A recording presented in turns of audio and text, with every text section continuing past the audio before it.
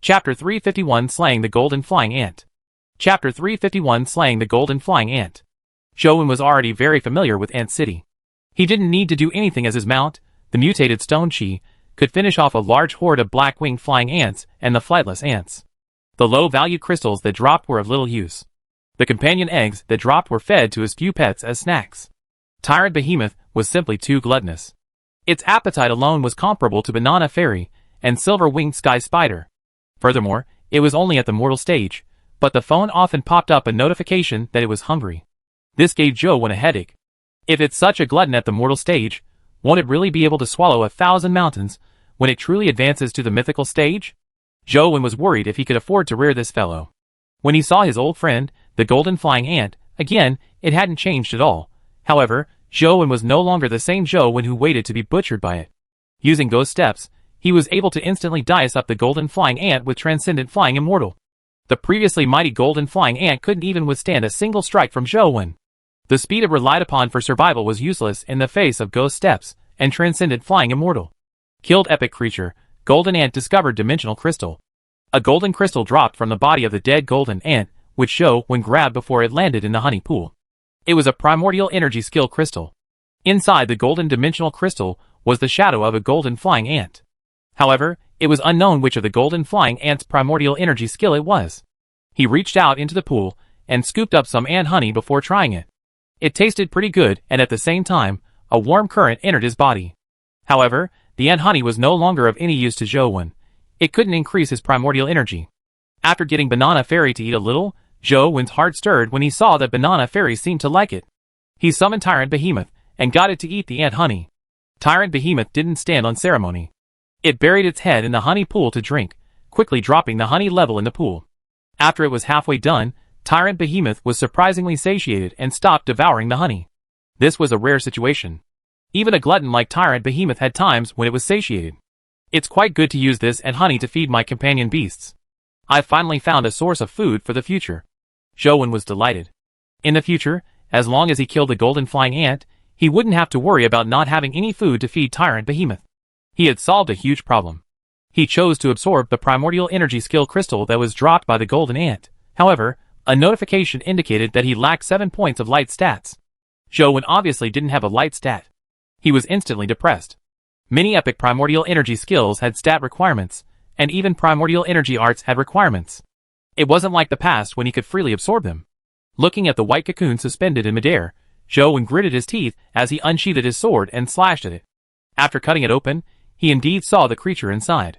She was the same as before. She was curled inside the white cocoon, but when Zhou saw her, he was alarmed. This was because he felt that the creature inside the cocoon seemed to have grown significantly. Even the wings on her back seemed to have expanded significantly, making her look less tender than before. She's growing up? Zhou was somewhat surprised. The dimensional creatures in the game were like NPCs. No matter how many times Zhou visited, their behavior and levels were the same. There wouldn't be any changes. However, the creature inside the cocoon actually grew. This was quite terrifying. Zhou was about to use Overlord's sword to slash at the creature inside the cocoon when she opened her eyes. She was originally hugging her knees with her face buried in her arms, but she tilted her head, revealing her side profile and an eye. She then glanced at the blood-colored avatar. Boom! The blood-colored avatar's body exploded as the game screen went black. How is this fellow so powerful? With my present strength, I can't even withstand a glance from her? Zhou was alarmed. This was probably the most terrifying dimensional creature he had ever seen. Whether it was the 9 black dragons, the white dragon under Dragon's Well, or even the 2 mythical creatures in the temple, they couldn't be compared to the creature inside the white cocoon. At the very least, the other mythical creatures couldn't instantly kill the blood-colored avatar with just a mere glance.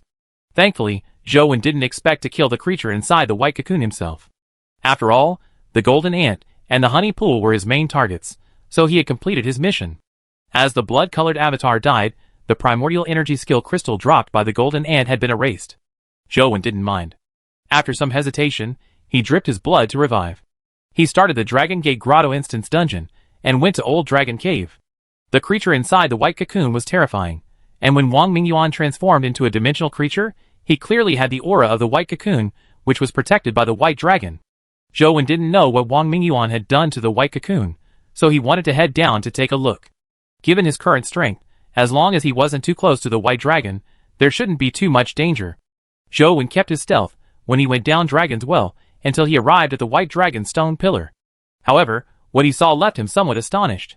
The white dragon was still coiled around the stone pillar, but the white cocoon above the stone pillar was gone. How did it disappear? Could it be that teacher really took away the white cocoon or killed the creature inside?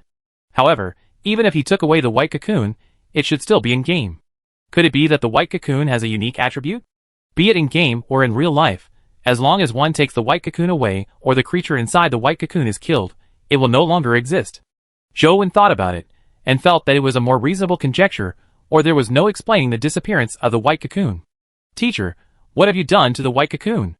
Zhou Wen still had some doubts, unsure how Wang Mingyuan had used the white cocoon to become a dimensional creature. Not daring to alarm the white dragon, Zhou Wen controlled the blood-colored avatar to secretly leave Dragon's Well. Ant Nest has already been cleared. Tiger Cage Pass only has that one boss left. Now, I should head to Zhuolu's back cave. I'll grind more stats crystals there, and raise my 4 basic stats. Then, I can head to the temple to give it a try. Although I doubt I can kill the 2 mythical creatures, I can try to find their weaknesses.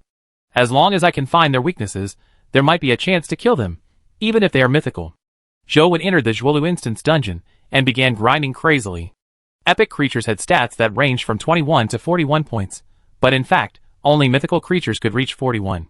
The highest attribute a typical epic creature had was 40 points. And this was even with a certain overdrive mutation. In fact, most epic creature stats only reached 36-37 points. That was already considered pretty good. Apart from dropping 36 valued speed crystals, the ordinary bats dropped relatively low valued stat crystals.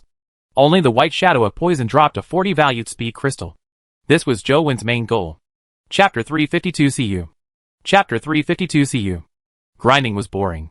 Spending at least 10 hours a day to grind the same monster was even more boring. Someone else would have vomited from this mindless grinding, but Zhou Wen kept on going. He only stopped to sleep. He didn't even waste time while brushing his teeth or using the toilet. Over the next few days, Zhou Wen rarely left his residence. He was like a daughter of an aristocratic family in ancient times, never taking a step out of the house. His stats slowly increased, but the slaughterer life soul showed no signs of evolution. There were a myriad of ways for a life soul to evolve. Everyone needed to find their own way. Some life souls would only be able to evolve after absorbing stat crystals, while others needed to be evolved in battle. There were some that needed special supplementary materials to evolve. In short, there were no 2 life souls that were completely identical in the world. Likewise, there was no completely identical evolutionary method. Zhou Wen had tried using stat crystals or engaging in combat with Slaughterer tagging along, but nothing worked. Slaughterer remained a primordial body. I'm just too anxious. To be able to advance to the epic stage at 17 years of age is already staggeringly fast. The average person would probably exceed 30 years of age by the time they advance to the epic stage. Geniuses would usually have to finish university before they advance to the epic stage in their 20s. Compared to them, my advancement speed is sick, Zhou Wen consoled himself. However, he also knew that although his advancement was fast, it was still insufficient. He still didn't have the ability to storm into the Zhuolu battlefield and find his former principal. Furthermore, dimensional zones could lose their binding restrictions at any moment. When that happened, having epic combat strength might not be considered weak, but it was definitely not strong. While grinding the stat crystals, Zhou Wen attempted to switch to other life providences. He realized that when he switched to other life providences, he was unable to summon the Slaughterer life soul, nor could he use it. Clearly, the Slaughterer life soul could only match with the Sai of the King life providence. When he used other primordial energy arts, he only had a life providence and no life soul. Zhou Wen still remembered the last time he had read the tablet text and condensed a life providence. Therefore, he went to the Fire God platform to check on the Ancient Sovereign Sutra, but he was greatly disappointed. Nothing happened when he looked at the Ancient Sovereign Sutra stone monument. Zhou Wen didn't give up, and went to Mount Laojun to look at the worthless monument. He also went to Small Buddha Temple to read the Small Perfection of Wisdom Sutra, and the Bronze Lamp's God-Fiend Era. The outcome was the same nothing. Could it be that the primordial energy art simulated by the Lost Immortal Sutra isn't able to produce a life soul? Zhou Wen found it very likely. After all, it was only a simulation, and not a primordial energy art that he had truly mastered. It was like a building in the sky. Without a foundation, it was normal for him not to be able to condense a life soul. Although he had expected it, he couldn't help but feel a little disappointed. He felt that it would be a pity to just let the 4 life providences go to waste. After all, All 4 life providences had their own unique characteristics. If he could condense a life soul, it would definitely be a very unique one. However, since he couldn't condense a life soul, Zhou didn't think too much about it. He continued grinding stat crystals daily, trying his best to raise his stats before finding a way to evolve Slaughterer. One day, while Zhou was grinding, his phone suddenly rang. He glanced at the screen and saw an unknown number. When the call connected, a rather charming man's voice sounded. Is this Zhou? I'm Zhou. Who are you? Zhou had a vague impression of the voice, but he couldn't recall where he had heard it before. I'm Li Xian's second brother, Li Mabai. We met previously at the auction, Li Mabai said. What's the matter? Zhou frowned slightly, unsure what Li Mabai was up to by contacting him. Are you free soon? I want to have a chat with you, Li Mabai said. Sorry, I'm very busy with my studies. I don't have much time. With that said, Zhou hung up. Li Mabai and Li Xian were enemies. Since Zhou treated Li Xian as a friend, he naturally couldn't have anything to do with him. Although Zhou had never dealt with Li Mabai, the methods the latter employed allowed him to know that he was terrifying. Otherwise, it would have been impossible for Li Xian's 2 childhood friends to betray him. Zhou was a very lazy person to begin with, so he didn't wish to waste his time dealing with such a person. However, his phone quickly rang again. Zhou glanced at it. It was still the same number. Zhou didn't pick up the first time, but Li Mabai called again. After some thought, Zhou answered the call and planned on telling Li Mabai not to call again. However, before Zhou could say a word, Li Mabai said, Do you want to know what the experts like old Mr. Ouyang and the rest studied at the Zhuolu battlefield? Zhou was rendered speechless when he heard that. He asked with a frown. What do you mean? Li Mabai continued. The League has invited many experts to go to Zhuolu for research. Besides old Mr. Ouyang, there are also people of his caliber. Having spent so much money, don't tell me you think that the League's brass doesn't have any requests. Regardless of their goal, there's no need to pursue it now, Zhou said. That's where you are wrong. In fact, the research of old Mr. Ouyang and the rest had borne fruit long ago. They dug out quite a number of things from the Zhuolu battlefield and also made some inferences. The garrison stationed at Zhuolu didn't tell you these things, right? Li Mabai said. Are you done? If you are done, let's leave it at that. Don't call me again. With that said, Zhou prepared to hang up. Even if what Li Mabai said was true, Zhou could have Sheng investigate. There was no need to establish ties with Li Mabai. Do you know that there's a locked companion beast in basement 4 of the Shiyuan crystal shop? Li Mabai suddenly said. What? Zhou asked in feigned ignorance. Do you want to know the origins of that companion beast? Do you want to know its relationship with old Mr. Ouyang? I'll wait for you at the west entrance of your college at 8 p.m. tonight. See you. Li Mabai hung up after saying that. Zhou looked at the phone as several thoughts ran through his mind. What exactly is Li Mabai up to? Did he throw out so much bait just to meet me? Zhou pondered for a moment before making a phone call to Li Xian. Then, he recounted what Li Mabai had said to him. You want to go? Li Xian fell silent for a moment before saying, I do want to know the answers to those questions, Zhou said. Then go. However, you have to be careful. My brother is truly terrifying, Li Xian said. I know.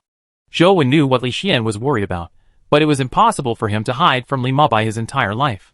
It was better to meet him openly and see what he was up to. Chapter 353 Stone Artifact Pill. It was late summer, and daylight didn't last long. By 8 in the evening, the sky had already darkened, and the street lamps outside the college's walls that were modeled as wrought iron lamps had already lit up. The west gate was a side gate of Sunset College. It wasn't as grand as the main entrance, but it wasn't small either. After Zhou showed his pass to the soldiers guarding the gate, he walked past the west gate and saw a garden trail that was about 3 meters wide. Li Mabai was standing under a street lamp and holding his phone in his hand as he browsed through something. Li Mabai, why are you looking for me? Zhou walked in front of Li Mabai and asked directly. Li Mabai lowered his phone and looked at Zhou. Wang Mingyuan betrayed humanity and entered a dimensional zone. Although it was his choice, it implicated the Wang family and his few students. It's fine if the Yan family protects you in Luoyang, but it's impossible for you to stay in Luoyang forever. It's also impossible for you to be taken under the wing of others forever. Once you leave Luoyang, the road ahead of you will be thorny. No matter what you do, you will be labeled as a traitor student. Everyone will look at you as a horse of another color. No matter what you do, it'll be harder than others. Can I always stay in Luoyang? Zhou said indifferently. Although he indeed planned on leaving Luoyang after graduation, he naturally wouldn't say this to Li Mabai. Li Mabai smiled and said, If you were such a person, you wouldn't be my brother's friend. My brother's ability to read people is terrible, and he's always muddle-headed in whatever he does. He thinks he's free and easy, but in reality, he's just avoiding problems. There are only two kinds of people who are willing to be friends with him. One is someone who covets his identity as the third scion of the Lee family and wants to take advantage of him.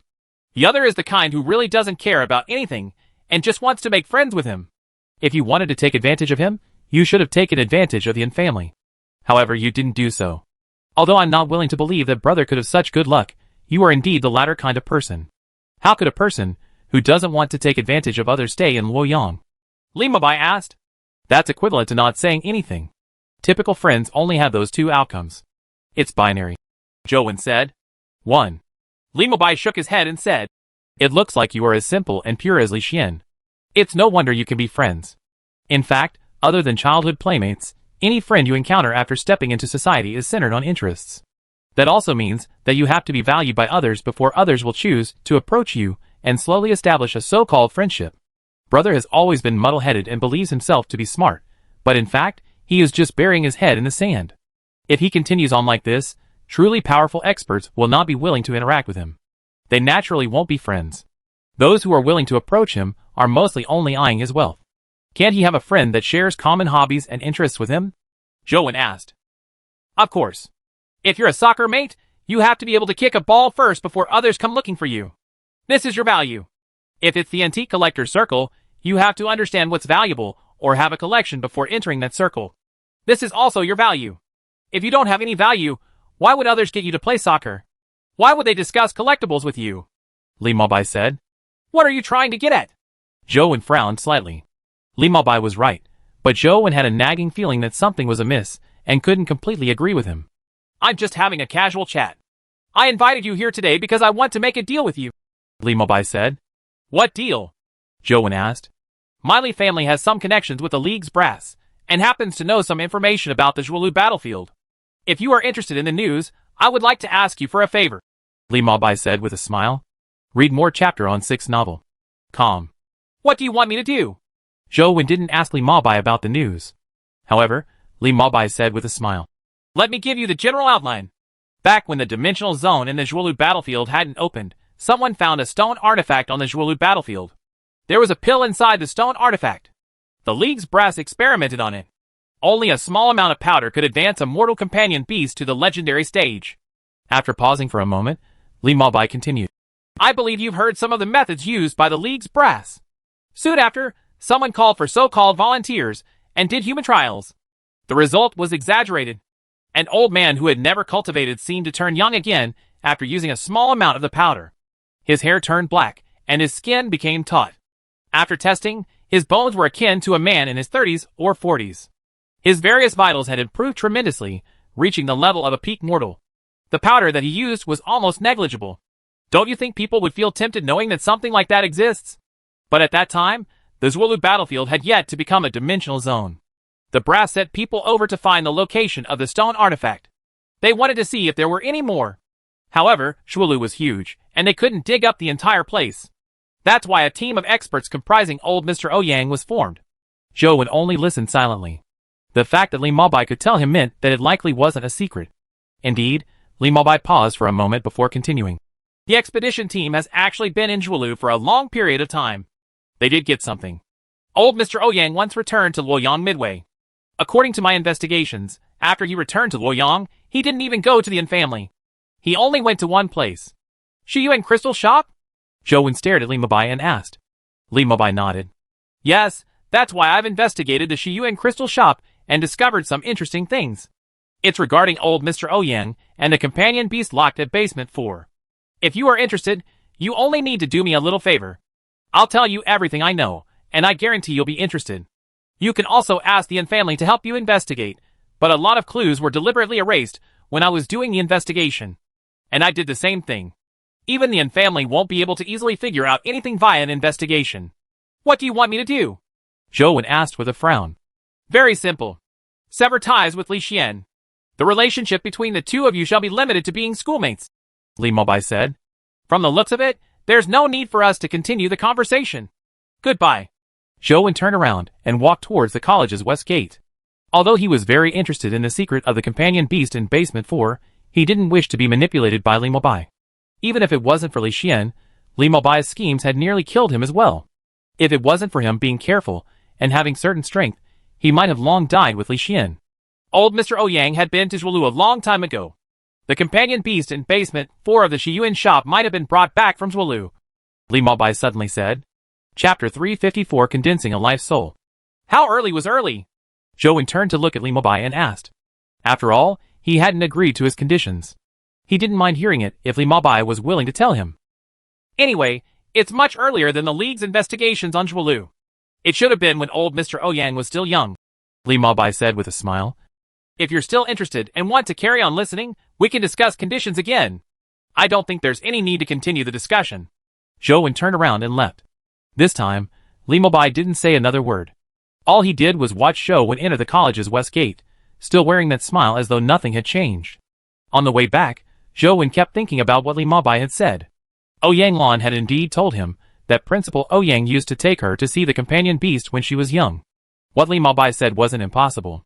It was only recently that the Zhuolu battlefield had a dimensional zone appear. When Principal Ouyang was young, Zhuolu didn't have any dimensional zones. Where did he get the companion beast? Zhou Wen couldn't figure it out. Since he couldn't figure it out, Zhou Wen didn't think about it any longer. As long as he could find the former principal from the Zhuolu battlefield, all his doubts would be resolved. Therefore, Zhou Wen only wanted to quickly raise his stats and find a way to advance his life soul. Then, he would head to the two temples and attempt to find the weaknesses of the mythical creatures. How was it? What did my brother say to you? When Zhou Wen returned to his dorm, Li Xian was waiting for him at the entrance. Zhou Wen recounted the encounter between them, and Li Xian heaved a sigh of relief when he heard that. I never expected him to do this much investigation. However, why don't you directly ask Qin Shiyuan? Since the former principal stored his pet with him, he should know something. Zhou Wen shook his head. I've seen Qin Shiyuan before, and always have a bad feeling about this person. Later on, after careful thought, I realized that he might have appeared too warm. It made me feel a little uncomfortable. The next morning, Zhou Wen woke up as usual and took out his phone to game. However, he heard hurried knocks on the door. When he opened it, he saw Feng Qiuyan standing outside the door, looking delighted.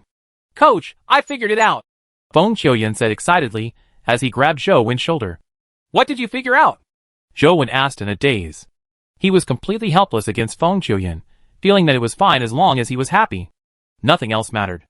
I seem to have figured out one saber art that I've been practicing. I think I might be advancing to the epic stage, but I'm not sure, Feng Qiuyan said. Read more chapter on 6th novel. Calm. You're about to advance to the epic stage? Zhou Wen was slightly taken aback. Feng Qiuyan nodded and shook his head again as he said incoherently. I'm not too sure either. I feel like I'm about to break through, but the old man who taught me the one saber art said that it would take at least 5 to 6 years for me to advance to the epic stage from the legendary stage, and to figure out the true meaning of the one saber art. From that, I would condense a life soul and advance to the epic stage. However, I've only been at the legendary stage for just over a year now, so I shouldn't have advanced so quickly. But I feel like I'm about to break through. In what way do you feel like you are about to have a breakthrough? Zhou Wen's heart stirred as he asked Feng Qiuyan. I don't know either. I just kept practicing. By the way, didn't you specially instruct me in the past? I've been practicing my saber techniques recently, trying to resolve the problems with it. I finally came up with a solution. It was at that moment that I felt like I was about to break through. That feeling was very clear to me, that if I continued practicing, I would be able to break through a critical point.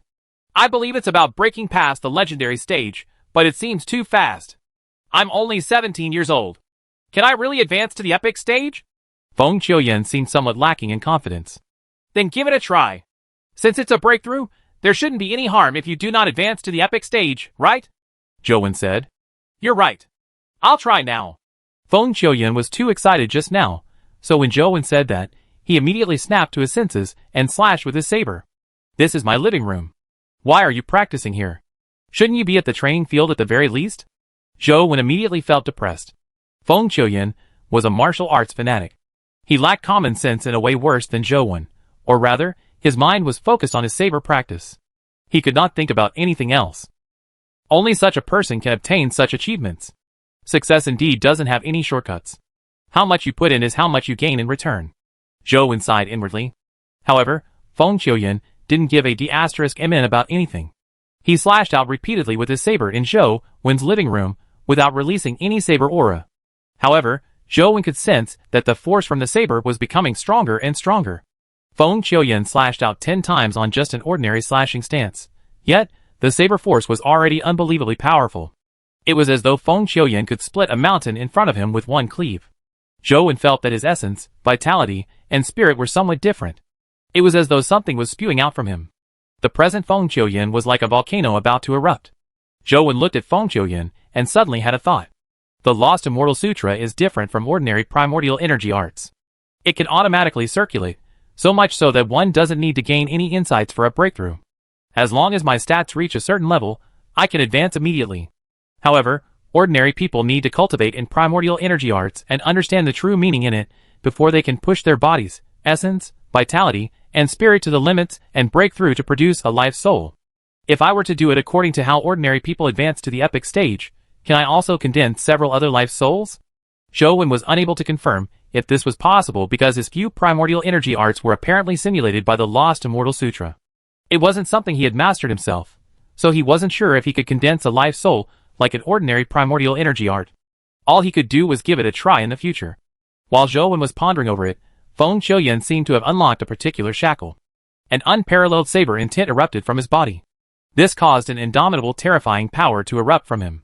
The power grew stronger and stronger, condensing above Feng Qiuyan's head, transforming into a corporeal saber. The blade was very pure, and the design was the simplest saber often seen in the Tang dynasty. It didn't look fancy, but it was sharp. It looked as if no one in the world could block its sharpness once it moved. Zhou Wen wasn't surprised when he saw that Feng Qiuyan's life soul was a saber. This person probably only had his heart occupied by sabers. It couldn't be any more normal to have a saber for his life soul. It would be odd otherwise. Chapter 355 Regicide. Chapter 355 Regicide. I've really advanced to the epic stage? With a thought, the saber flew to Feng Qiuyan.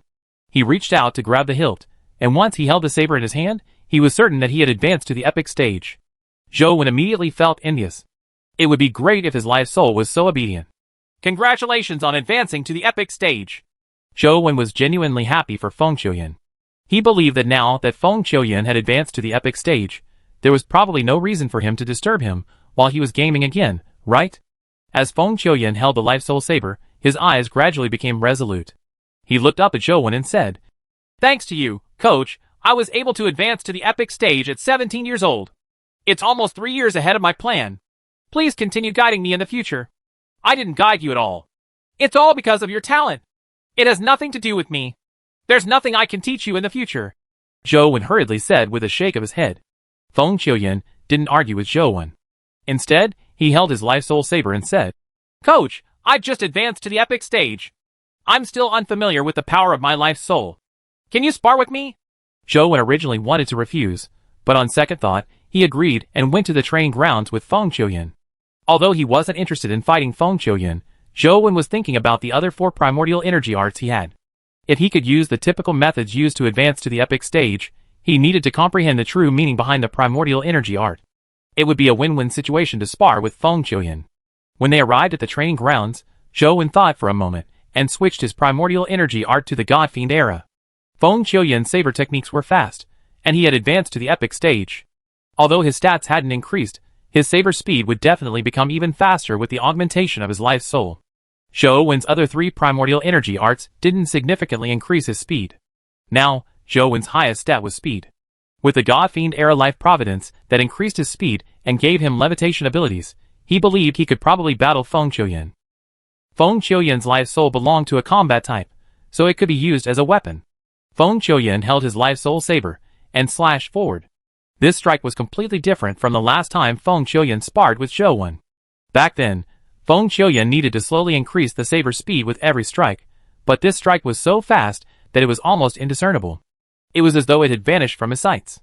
If he hadn't advanced to the epic stage and raised his speed stat, he probably could only have a chance at dodging the strike with ghost steps. However, things were different now. Zhou Wen's speed stat had increased to 36 points. Feng Qiuyan had just advanced to the epic stage and was likely only at 21 points of speed. The difference was still huge. Without using ghost steps, Zhou Wen took a step forward and his speed soared to an extreme. He followed up with Dragon Gate Fairy skill, dodging Feng Qiuyan's attack in an unfazed manner. Coach, you have to be careful. My soul is known as the Regicide, and what I'm sensing is that it's unmatchable. Feng Qiuyan didn't guard against Zhou Wen at all, as he shared his life soul's name and ability. The life providence and life soul were the greatest dependence a person had, so most people wouldn't easily let others know about their life providences and life soul's ability. Regicide? Why does it sound a little inauspicious? My life providence has the word king. Doesn't regicide mean killing a king? Zhou Wen made connections. Feng Qiuyan had mastered his saber techniques, and he had showcased the standards with his first strike. It exceeded the speed his body could control, the standard back when he delivered more than 100 strikes. If he continued slashing, his strikes would become faster. Having already exceeded his physical limits, Feng Qiuyan shouldn't have been able to control such speeds. However, he was using the Life Soul Saber. It was almost one with him, greatly enhancing his control. This allowed each strike to exceed his limits, thus becoming stronger and faster without losing control. Thankfully, Zhou Wen's speed stat was much higher than Feng Qiuyan's. With the God Fiend era as his foundation, it wasn't difficult for him to dodge Feng Qiuyan's swift saber. However, Zhou Wen couldn't help but praise Feng Qiuyan. If Feng Qiuyan didn't die because of a mishap, he would definitely be a great saber expert in the future. His life providence as Swift Saber Heavenly King allowed him to have a talent of having no upper limit when it came to saber speed. Now that he had the Regicide Life Soul, it gave him a saber that was most suitable for him. In addition, with his innate concentration and perceptivity towards sabers, no one could stop him from advancing as long as he didn't die. Perhaps he might one day really advance to the mythical stage. Feng Qiuyan's saber was getting faster and faster, and becoming more and more dangerous. His saber techniques were no longer like the past, deliberately seeking out perfection. One could see many flaws in his saber techniques, but all of them were concealed under his swift saber speed. Even though Zhou Wen could see through the flaws, Feng Qiuyan was too fast. Seeing it but not being able to act on it was equivalent to not having any flaws. In the past, Feng Qiuyan's saber techniques had some commonplace triteness, and he had deliberately pursued the limits. Although he wasn't as perfect now, he had some of the traits of it being all so natural. The triteness was gone, and there was some finesse. At first, Zhou Wen didn't feel any pressure. After all, his speed was much higher. However, slowly, Feng Qiuyan's saber techniques made him feel pressured. It was a saber technique that exceeded the limits. It had infinite possibilities, but it also required Zhou Wen to give him an opportunity to showcase it. Otherwise, Feng Qiuyan wouldn't have any infinite possibilities if he was defeated in the first strike. Under the swift saber that could kill in the blink of an eye, Zhou Wen was as graceful as an immortal, dodging the saber strikes repeatedly with his feet not touching the ground. While fighting Feng Qiuyan, he also sensed the characteristics of the God Fiend era and God Fiend Life Providence. The God Fiend era primordial energy art was unpredictable. The God Fiend Life Providence gave Zhou Wen the ability to control space. With the God Fiend Life Providence, Zhou Wen could treat the sky as flat ground. To him, there was no such thing as direction. Wherever he stood, the infinite worlds were beneath his feet as the ground. With such an ability, Zhou Wen had a lot more choices than the average person when using movement techniques. Zhou Wen could easily do something that many others could not.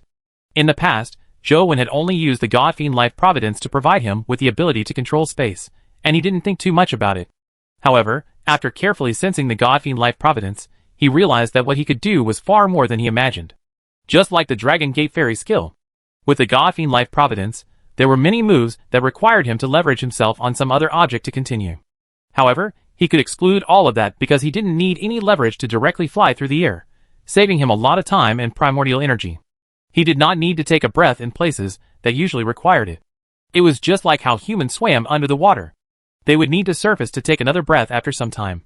However, if humans could breathe underwater, why would they need to waste time to surface and get another mouthful of breath?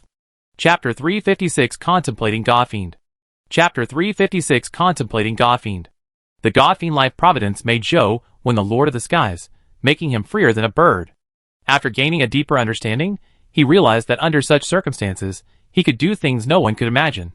Feng Qiuyan had restrained himself in the beginning, afraid that he would injure Zhou Wen with his saber. However, the more he battled, the more he realized that Zhou Wen's movement techniques were unique and unbelievable. He had never seen a person actually have the ability to float upside down in the air and fight in battle. It was as though the laws of science didn't rule over Zhou Wen at all. It completely crushed all the experience he had gained in his previous battles with humans. The many movement techniques Zhou Wen displayed were things he had never imagined before. They practically exceeded humanity's imagination. As expected of Coach, this left Feng Qiuyan excited. He brandished his saber and fought Zhou Wen to his heart's content so that he could see more of Zhou Wen's strange movement techniques. Zhou Wen's movement techniques became stranger and more bizarre as time passed. As for Feng Qiuyan's saber techniques, they were becoming calmer, using permanence to counter impermanence. It was as though Feng Qiuyan was truly comprehending the profoundness of countering movement with stillness. With the God Fiend Life Providence, Zhou Wen began to gain an advantage. However, he gradually realized that every strike from Feng Qiuyan made him feel extremely uncomfortable. It was as though he had sealed off all the changes in his movement techniques, giving him a feeling of returning to the basics. Zhou Wen was already immersed and focused on the battle. As he fought, he pondered how to escape the present predicament. However, no matter what kind of changes Zhou Wen's movement technique did, no matter how unique, it was difficult to waver Feng Qiuyan's saber. Every strike from Feng Qiuyan had turned simple. He had seen through the myriad of changes to finally decide on one saber strike.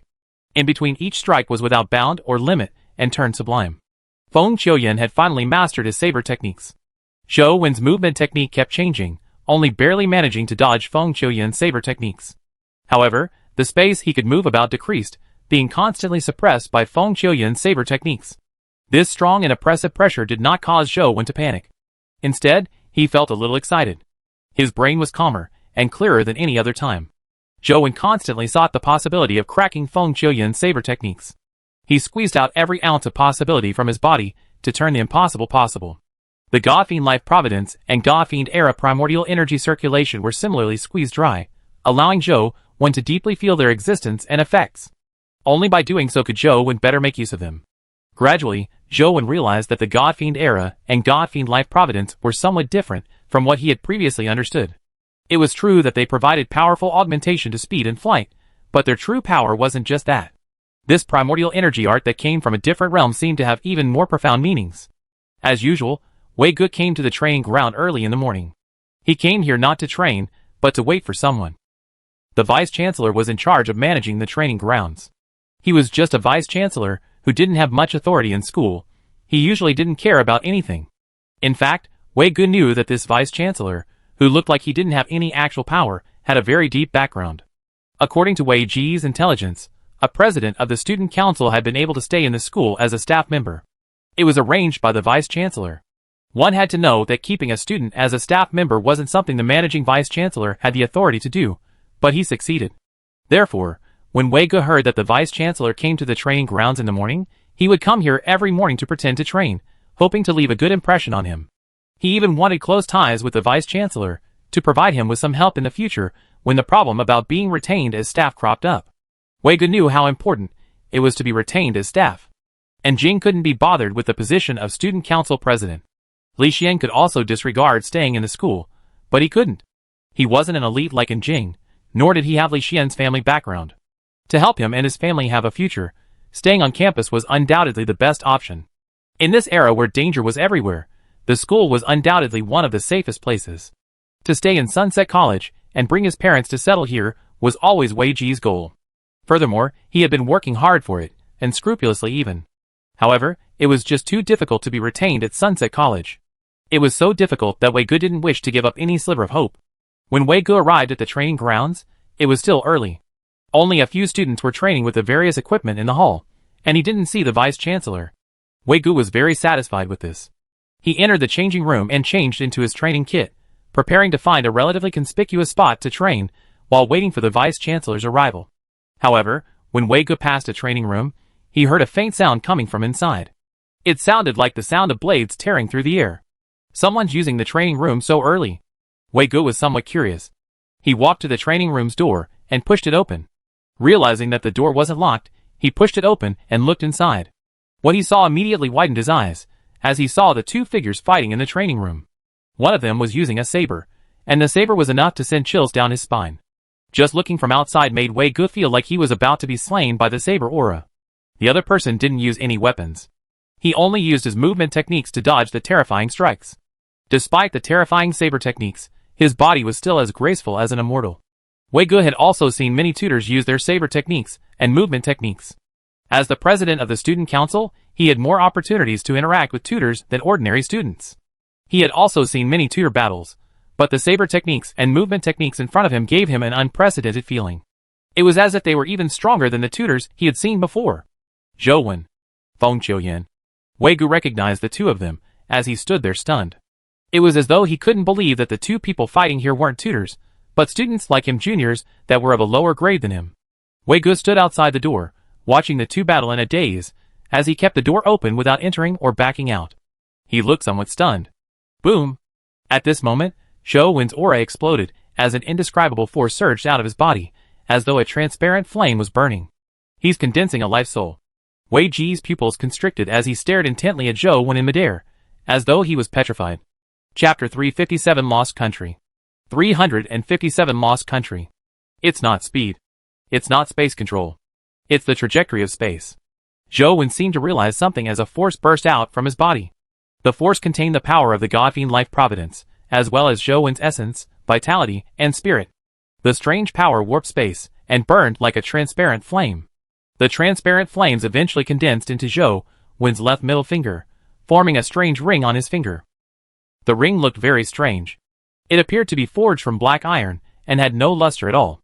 It didn't look gorgeous, not even exquisite. A simple metal ring had a ghostly face appear on it.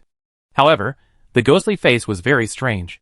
Half of its face looked extremely ugly, like a devil's, while the other half looked beautiful. While Zhou Wen looked at the strange ring on his left finger, information seemed to enter his mind. He immediately knew the name and use of the ring. Lost Country? Zhou Wen was somewhat puzzled. Why was the life soul condensed by the God-fiend era a ring? Furthermore, its name was Lost Country. It had absolutely nothing to do with the God-fiend era primordial energy art, nor the God-fiend life providence. Feng Qiuyan's saber did not give him time to think carefully. The swift saber had already slashed in front of him. Zhou Wen was momentarily distracted looking at the life soul ring, Lost Country, that he had condensed. By the time he snapped to his senses, the saber was already in front of him. Seeing that Zhou Wen had not dodged, Feng Qiuyan was also taken aback. He wanted to retract his saber, but he had struck out too quickly. It was almost reaching Zhou Wen's clothes, and there was no space for him to retract the saber at such a short distance.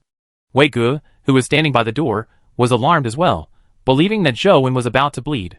However, in the next second, they saw Zhou Wen vanish into thin air in front of Feng Qiuyan. When the latter slashed down, he touched nothing. Feng Qiuyan couldn't help but be taken aback. Zhou Wen had really vanished. It wasn't just a false impression due to excessive speed. No matter how fast one would still leave trajectory, but he didn't see Zhou Wen's trajectory. He had no idea where Zhou Wen had gone. Feng Qiuyan stopped and looked around, only to see Zhou Wen standing less than a meter behind him. He had no idea how or when Zhou Wen had arrived there. Coach, you also condensed a live soul to advance to the epic stage? Feng Qiuyan asked in delight. From his point of view, it was only natural for Zhou Wen to advance to the epic stage by condensing a live soul. However, he had forgotten that Zhou Wen was actually around his age. It was indeed rather astonishing to be able to condense a live soul at this age.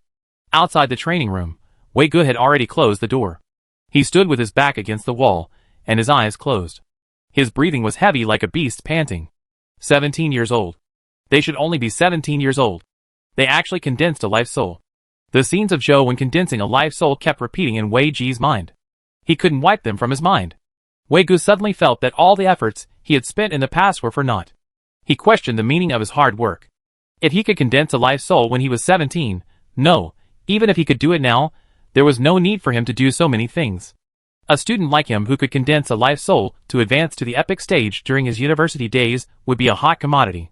The school would even take the initiative to request that he remain in school. If they can do it, I can do it as well. Wei Gu clenched his fists as he opened his eyes shined. He suddenly came to a realization. Over the past 2 years, he had spent too much effort on managing his social connections, but he had forgotten how he had managed to get admitted to Sunset College, or what he had relied on to become the president of the student council. Genius. I'm also a genius. Wei Gu recalled the time when he had just enrolled in Sunset College by being first in his city. In just a year, he had relied on his passion and drive to defeat many competitors before becoming the president of the student council. However, after he became the president of the student council and came into contact with things that he had not been able to interact with before, he learned a lot of new things. Power and wealth had a strong influence on the world, making him feel lost for a period of time. He yearned to get close to power and wealth, and gradually forgot his roots. But today, after seeing Zhou Wen condense his life soul to advance to the epic stage, as well as Feng Qiuyan having similarly advanced to the epic stage, he suddenly woke up. Without a foundation, no matter how hard I work, I can't enter the center seat of power and wealth. I don't have a background like Li Xian and Jing. All I can rely on is myself. But what have I done in the past 2 years? I've actually wasted my most precious things in exchange for a tiny bit of pity from those people high above. Wei Ji's fists clenched tighter, and his gaze became sharper. After some time, Wei Ji's eyes gradually calmed down. He turned around and took a deep look at Zhou Wen and Feng Qiuyan, who were once again sparring in the training room. Then, he calmly turned and left. Wei Gu was still as relaxed and confident as before, but he seemed to be somewhat different from before. There seemed to be something additional in his eyes.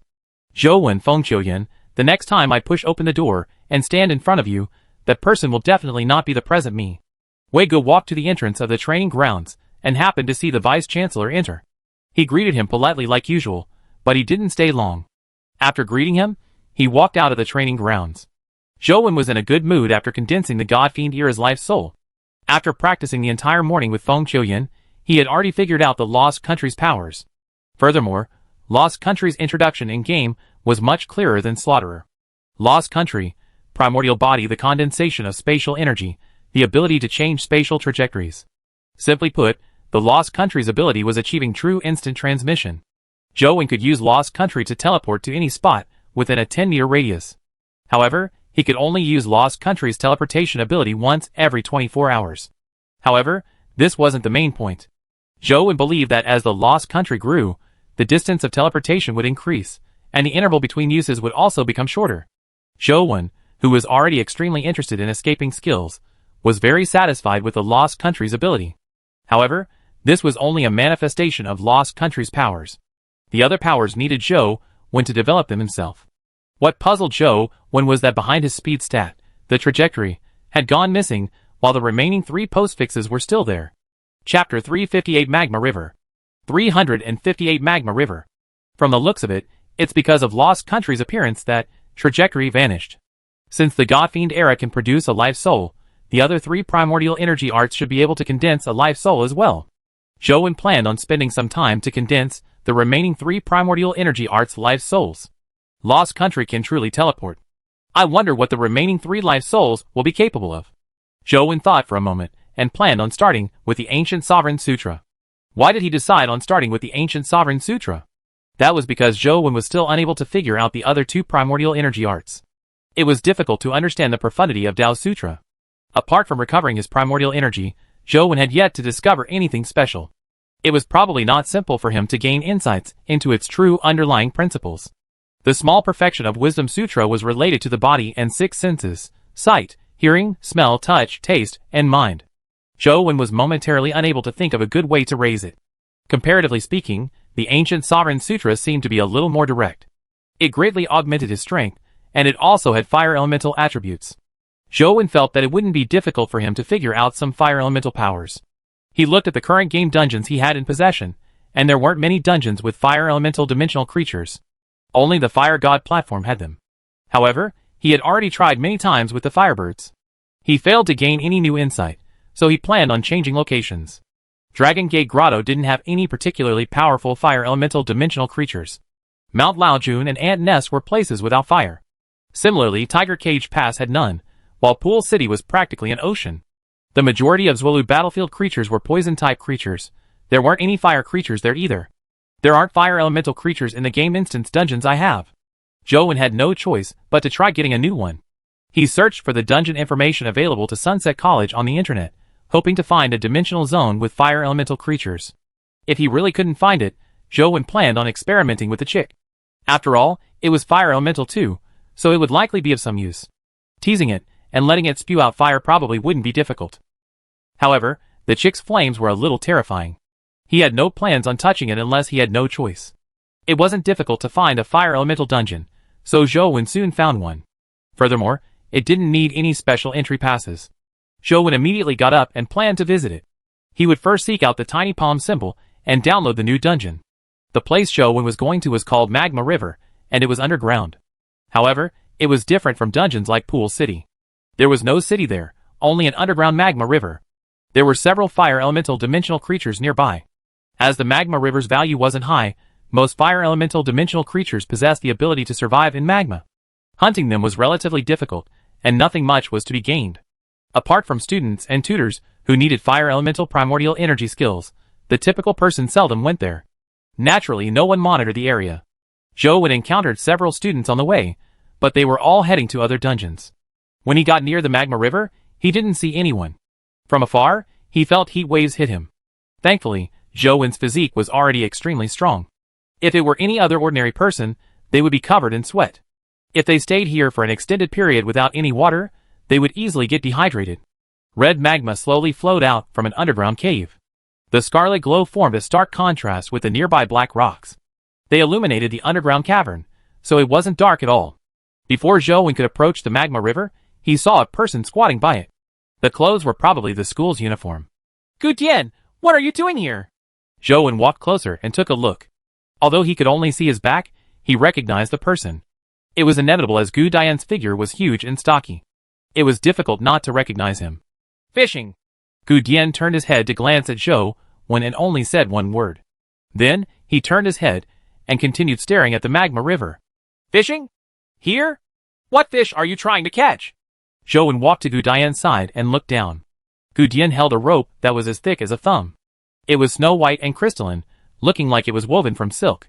The rope drooped to the magma below, but it wasn't burned by the magma. It likely wasn't ordinary silk. This place was about 3 to 4 meters from the magma, but the heat was intense. Yet, Gu Dian didn't break a sweat as he stared expressionlessly at the magma river. Goldfish. Gu Dian spat out one word again, as though his words were very valuable. It was as though he was afraid of losing out if he said too much. There are goldfish in such a place? Zhou didn't believe that there were any goldfish here. He had only heard sightings of fire-armored crocodiles and magma worms here. If a crocodile was considered a fish, it could be said that there were fish here. However, the fire-armored crocodile was black and had fiery patterns that resembled magma. It wasn't golden. Yes, Gu Dian replied with certainty. Then take your time. I'll head elsewhere to see if there are fire-armored crocodiles. Zhou was about to follow the magma river to see if there were any tiny palm symbols nearby, when he suddenly saw the rope in Gu Dian's hand shake violently. Gu Dian's hands gripped the rope tightly, as his legs stood rooted to the rock. The rope was taut and extended straight into the other end of the magma, but it kept moving as though something was pulling at it from inside the magma. Zhou was attracted by Gu Dian's situation and couldn't help but stop walking to observe. Crack! The rock beneath Gu Dian's feet shattered as his legs sank deep into the rock. His entire calf sank in. What immense strength. This fellow should be at the peak of the legendary stage, right? Zhou had always been curious about Gu Dian's strength.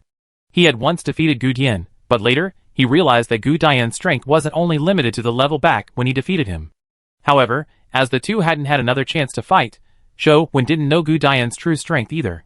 From the looks of it, it definitely isn't just the tiny bit that he had shown back then. Gu Dian had probably held back.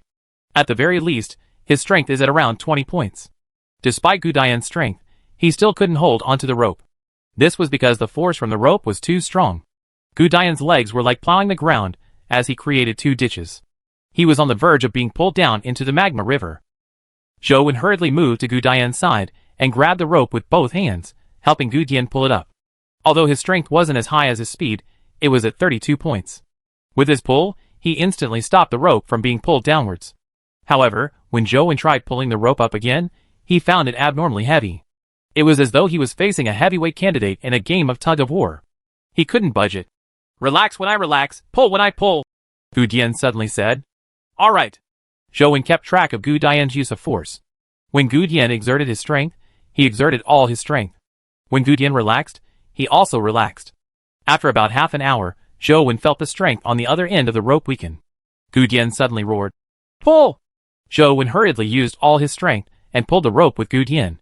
The rope was pulled out of the magma, and on the other end was a golden scaled fish, with a tail resembling chiffon, jumping out of the magma. Its body was still burning with golden flames. Chapter 359 Fire Armored Crocodile. 359 Fire Armored Crocodile. Plop! After the goldfish leaped out of the magma, it violently flicked its tail and landed back into the magma, nearly dragging Zhou and Gu Dian in. The two of them used their strength together. But with a snap, the rope, that was made of white silk, broke. Gu Dian pulled the remaining white silk rope up.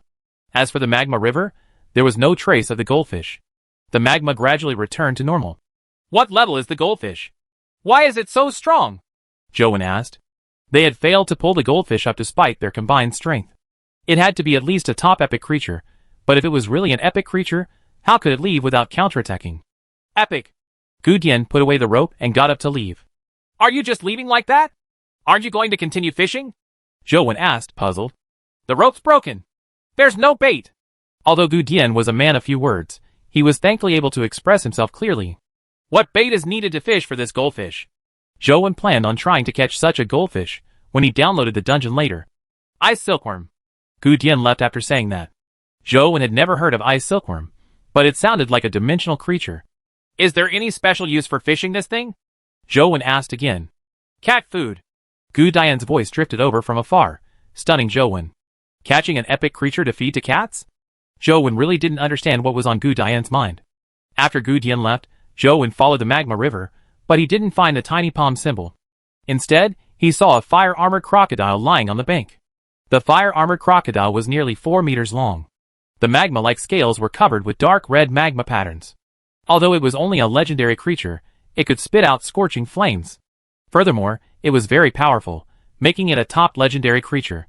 The fire-armored crocodile discovered Zhou Wen before he could even get close. It opened its mouth and spat out a flame, spraying it several meters away like a flamethrower. Zhou Wen didn't dodge a flame at this level. Wearing the armor manifested by the stone chi, he circulated the ancient Sovereign Sutra and threw a punch at the flames. Boom! The flames were immediately blasted apart as magma at its core splattered in every direction. Such flames were unable to injure Zhou Wen at all. The fire-armored crocodile spewed out flames once again. Since Zhou Wen didn't kill it, it kept spewing fire, allowing Zhou Wen to use the ancient Sovereign Sutra's powers to blast through the flames. This allowed him to sense the profundity in the ancient Sovereign Sutra's fire elemental powers. But soon, Zhou Wen realized that apart from the heat, he couldn't sense any profundity in the flame. It only had a high temperature. After this continued for some time, Zhou Wen didn't feel anything, but the fire-armored crocodile was so exhausted that it couldn't spit out any flames. It turned around and fled into the magma river, swimming into the distance. Perhaps the flame isn't strong enough. Let's see if I can encounter a magma worm. It's an epic fire elemental creature. Its flame should be much stronger than a fire-armored crocodile. Zhou Wen didn't chase after the fire-armored crocodile. Killing a legendary creature was now meaningless to him, so he couldn't be bothered to.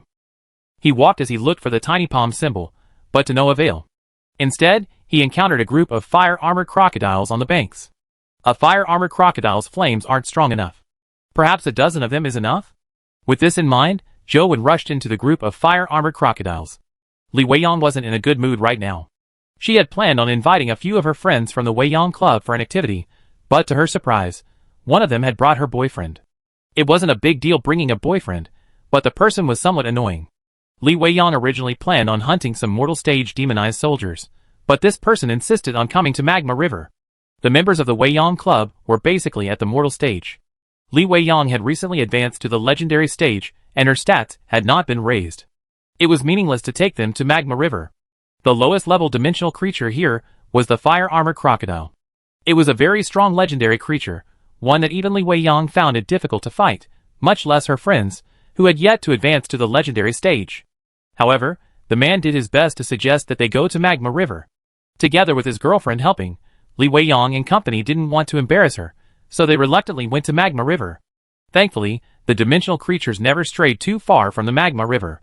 Although they were no match for the creatures, as long as they didn't approach the Magma River, they wouldn't be in any danger. Although they didn't need to worry about safety, Li Weiyang had originally organized a hunt. Now, all they could do was watch the man fight the fire-armored crocodile. Apart from his girlfriend, Sully, who was constantly praising her boyfriend, the others felt bored. Zheng Tianluan killed a fire-armored crocodile, and was lucky to have a strength crystal drop. He returned to the girl's side, and handed the strength crystal to his girlfriend, Sully. He said, Sully, this strength crystal is for you. That's inappropriate, right? I'm still at the mortal stage. Isn't using a legendary crystal a waste? Although Sully said that, she couldn't hide her delight. Take it. Killing legendary creatures isn't difficult for me. It's very easy to obtain legendary crystals. Today, I'm just here to have fun with you. Anything that drops is yours. Zheng Tianluan stuffed the strength crystal into Sully's hand, but he couldn't help but feel his heart ache. Zheng Tianluan had only advanced to the legendary stage in recent months, so killing a legendary creature wasn't as easy as he claimed. The reason he had brought Sully and company to Magma River instead of somewhere else was that it was relatively safe here. Furthermore, he had a snow snake companion beast. The snow snake saber it manifested was the nemesis of fire elemental creatures, so killing a fire armored crocodile was easier than killing other legendary creatures. Li Weiyang found it very boring. She wasn't a beggar who needed others to provide her alms. Besides, this didn't meet the objective of training. If it wasn't for the sake of her friends, she would have turned around and left. Zhang Tianluan led them forward, but for some reason, the fire-armored crocodiles, which were commonly seen on the shore, were almost nowhere in sight today. There was one in the magma river, but Zhang Tianluan didn't have the ability to enter the magma river to kill it. Zhang Tianluan led them for a few miles without finding any fire-armored crocodiles by the bank. He muttered to himself awkwardly. That's strange. Why are all the fire-armored crocodiles in the river today? They probably ran into the river after knowing that you came to kill them, Sully said, in consideration of his feelings. Zhang Tianluan laughed out loud when he heard that. Then they are really smart. There seems to be something up ahead. A girl suddenly pointed ahead. Li Weiyang could no longer continue to listen to the couple. When she heard that, she looked ahead. Indeed, she saw a figure walking by the magma river. She could vaguely tell that the person was wearing their school uniform. Chapter 360 Escape. 360 Escape. He should be a student from our college. Let's head over to take a look. Li Weiyang felt bored. Upon seeing a schoolmate here, she suggested that they head over. Everyone agreed. Zhang Tianluan was a little unhappy. He had been the only blade of grass amidst a bed of roses. If the person up ahead was male, wouldn't there be an additional blade of grass that would share in his glory? However, they were bound to meet if they wanted to continue moving forward. Therefore, he didn't object to it. Li Weiyang sped up, as she led everyone over. Soon, she recognized the person who was walking slowly along the river bank to be Zhou Wen. Li Weiyang was delighted as she shouted at Zhou Wen. Zhou Wen, what are you doing here alone? Zhou Wen had long heard their footsteps, but he couldn't be bothered about them at all. Therefore, he didn't look back. Only when he heard Li Weiyang scream did he stop and turn around. What else can you do here? Li Weiyang came in front of Zhou Wen and said, I was wondering why I haven't seen fire-armored crocodiles on the bank. You killed them all, right? No, I haven't killed any fire-armored crocodiles. Zhou Wen shook his head. He really hadn't killed a single one. Zhang Tianluan heaved a sigh of relief when he heard that. He smiled and said, See? What did I say? For some reason, the fire-armored crocodiles have all run into the river and aren't coming out. Zhou Wen, let's go together. Li Weiyang invited him. I still have something on. You guys can go ahead. Zhou Wen still needed to find the tiny palm symbol, so it wasn't convenient for him to go with them. Li Weiyang was helpless against Zhou Wen. This fellow was completely different from her brother, Li Xian. She did not know how they had become friends. Since Zhou Wen is very busy, let's not disturb him. Zhang Tianluan was overjoyed when he heard that. Although something had happened to Zhou Wen recently, Zhang Tianluan didn't believe that he could steal the limelight from him. Since Zhou Wen wasn't willing to go with them, it was naturally a boon for him.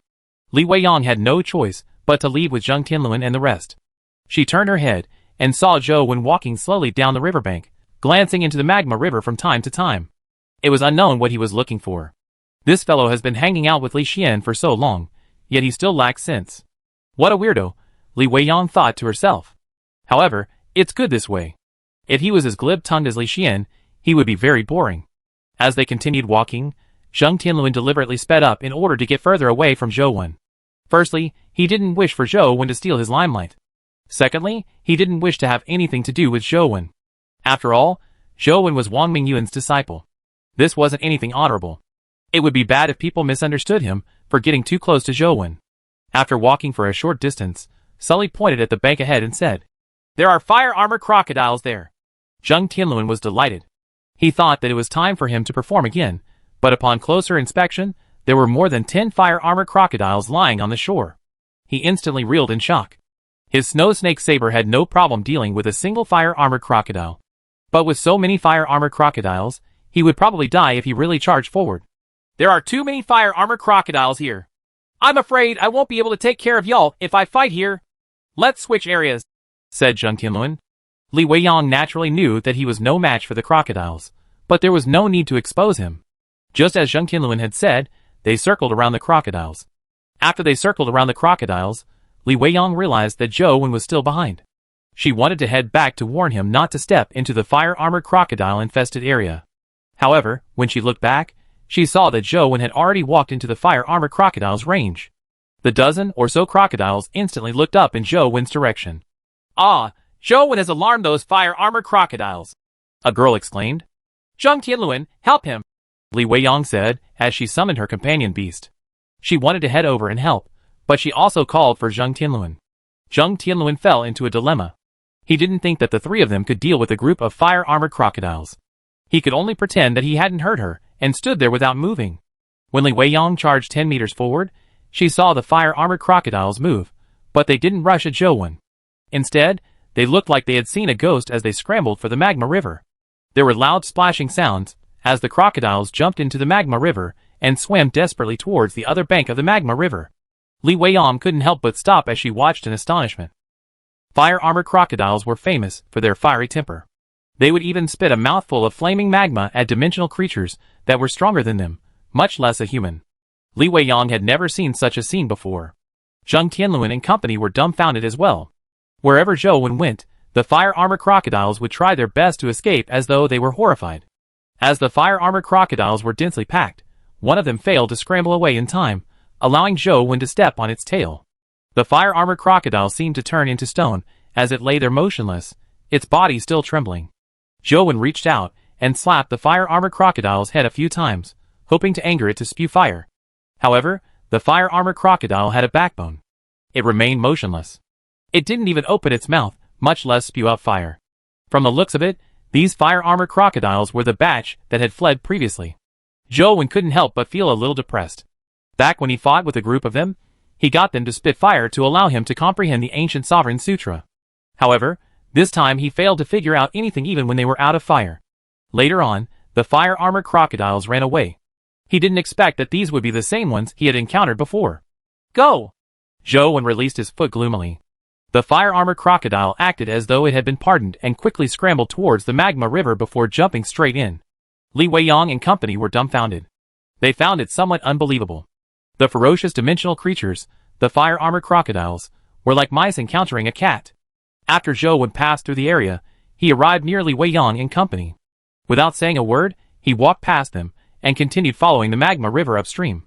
He's so cool! Does Zhou have a girlfriend? A girl said with hearts filling her eyes. Of course not. I heard he's a famous gaming nerd. Another girl said. What gaming nerd? It should be a gaming god.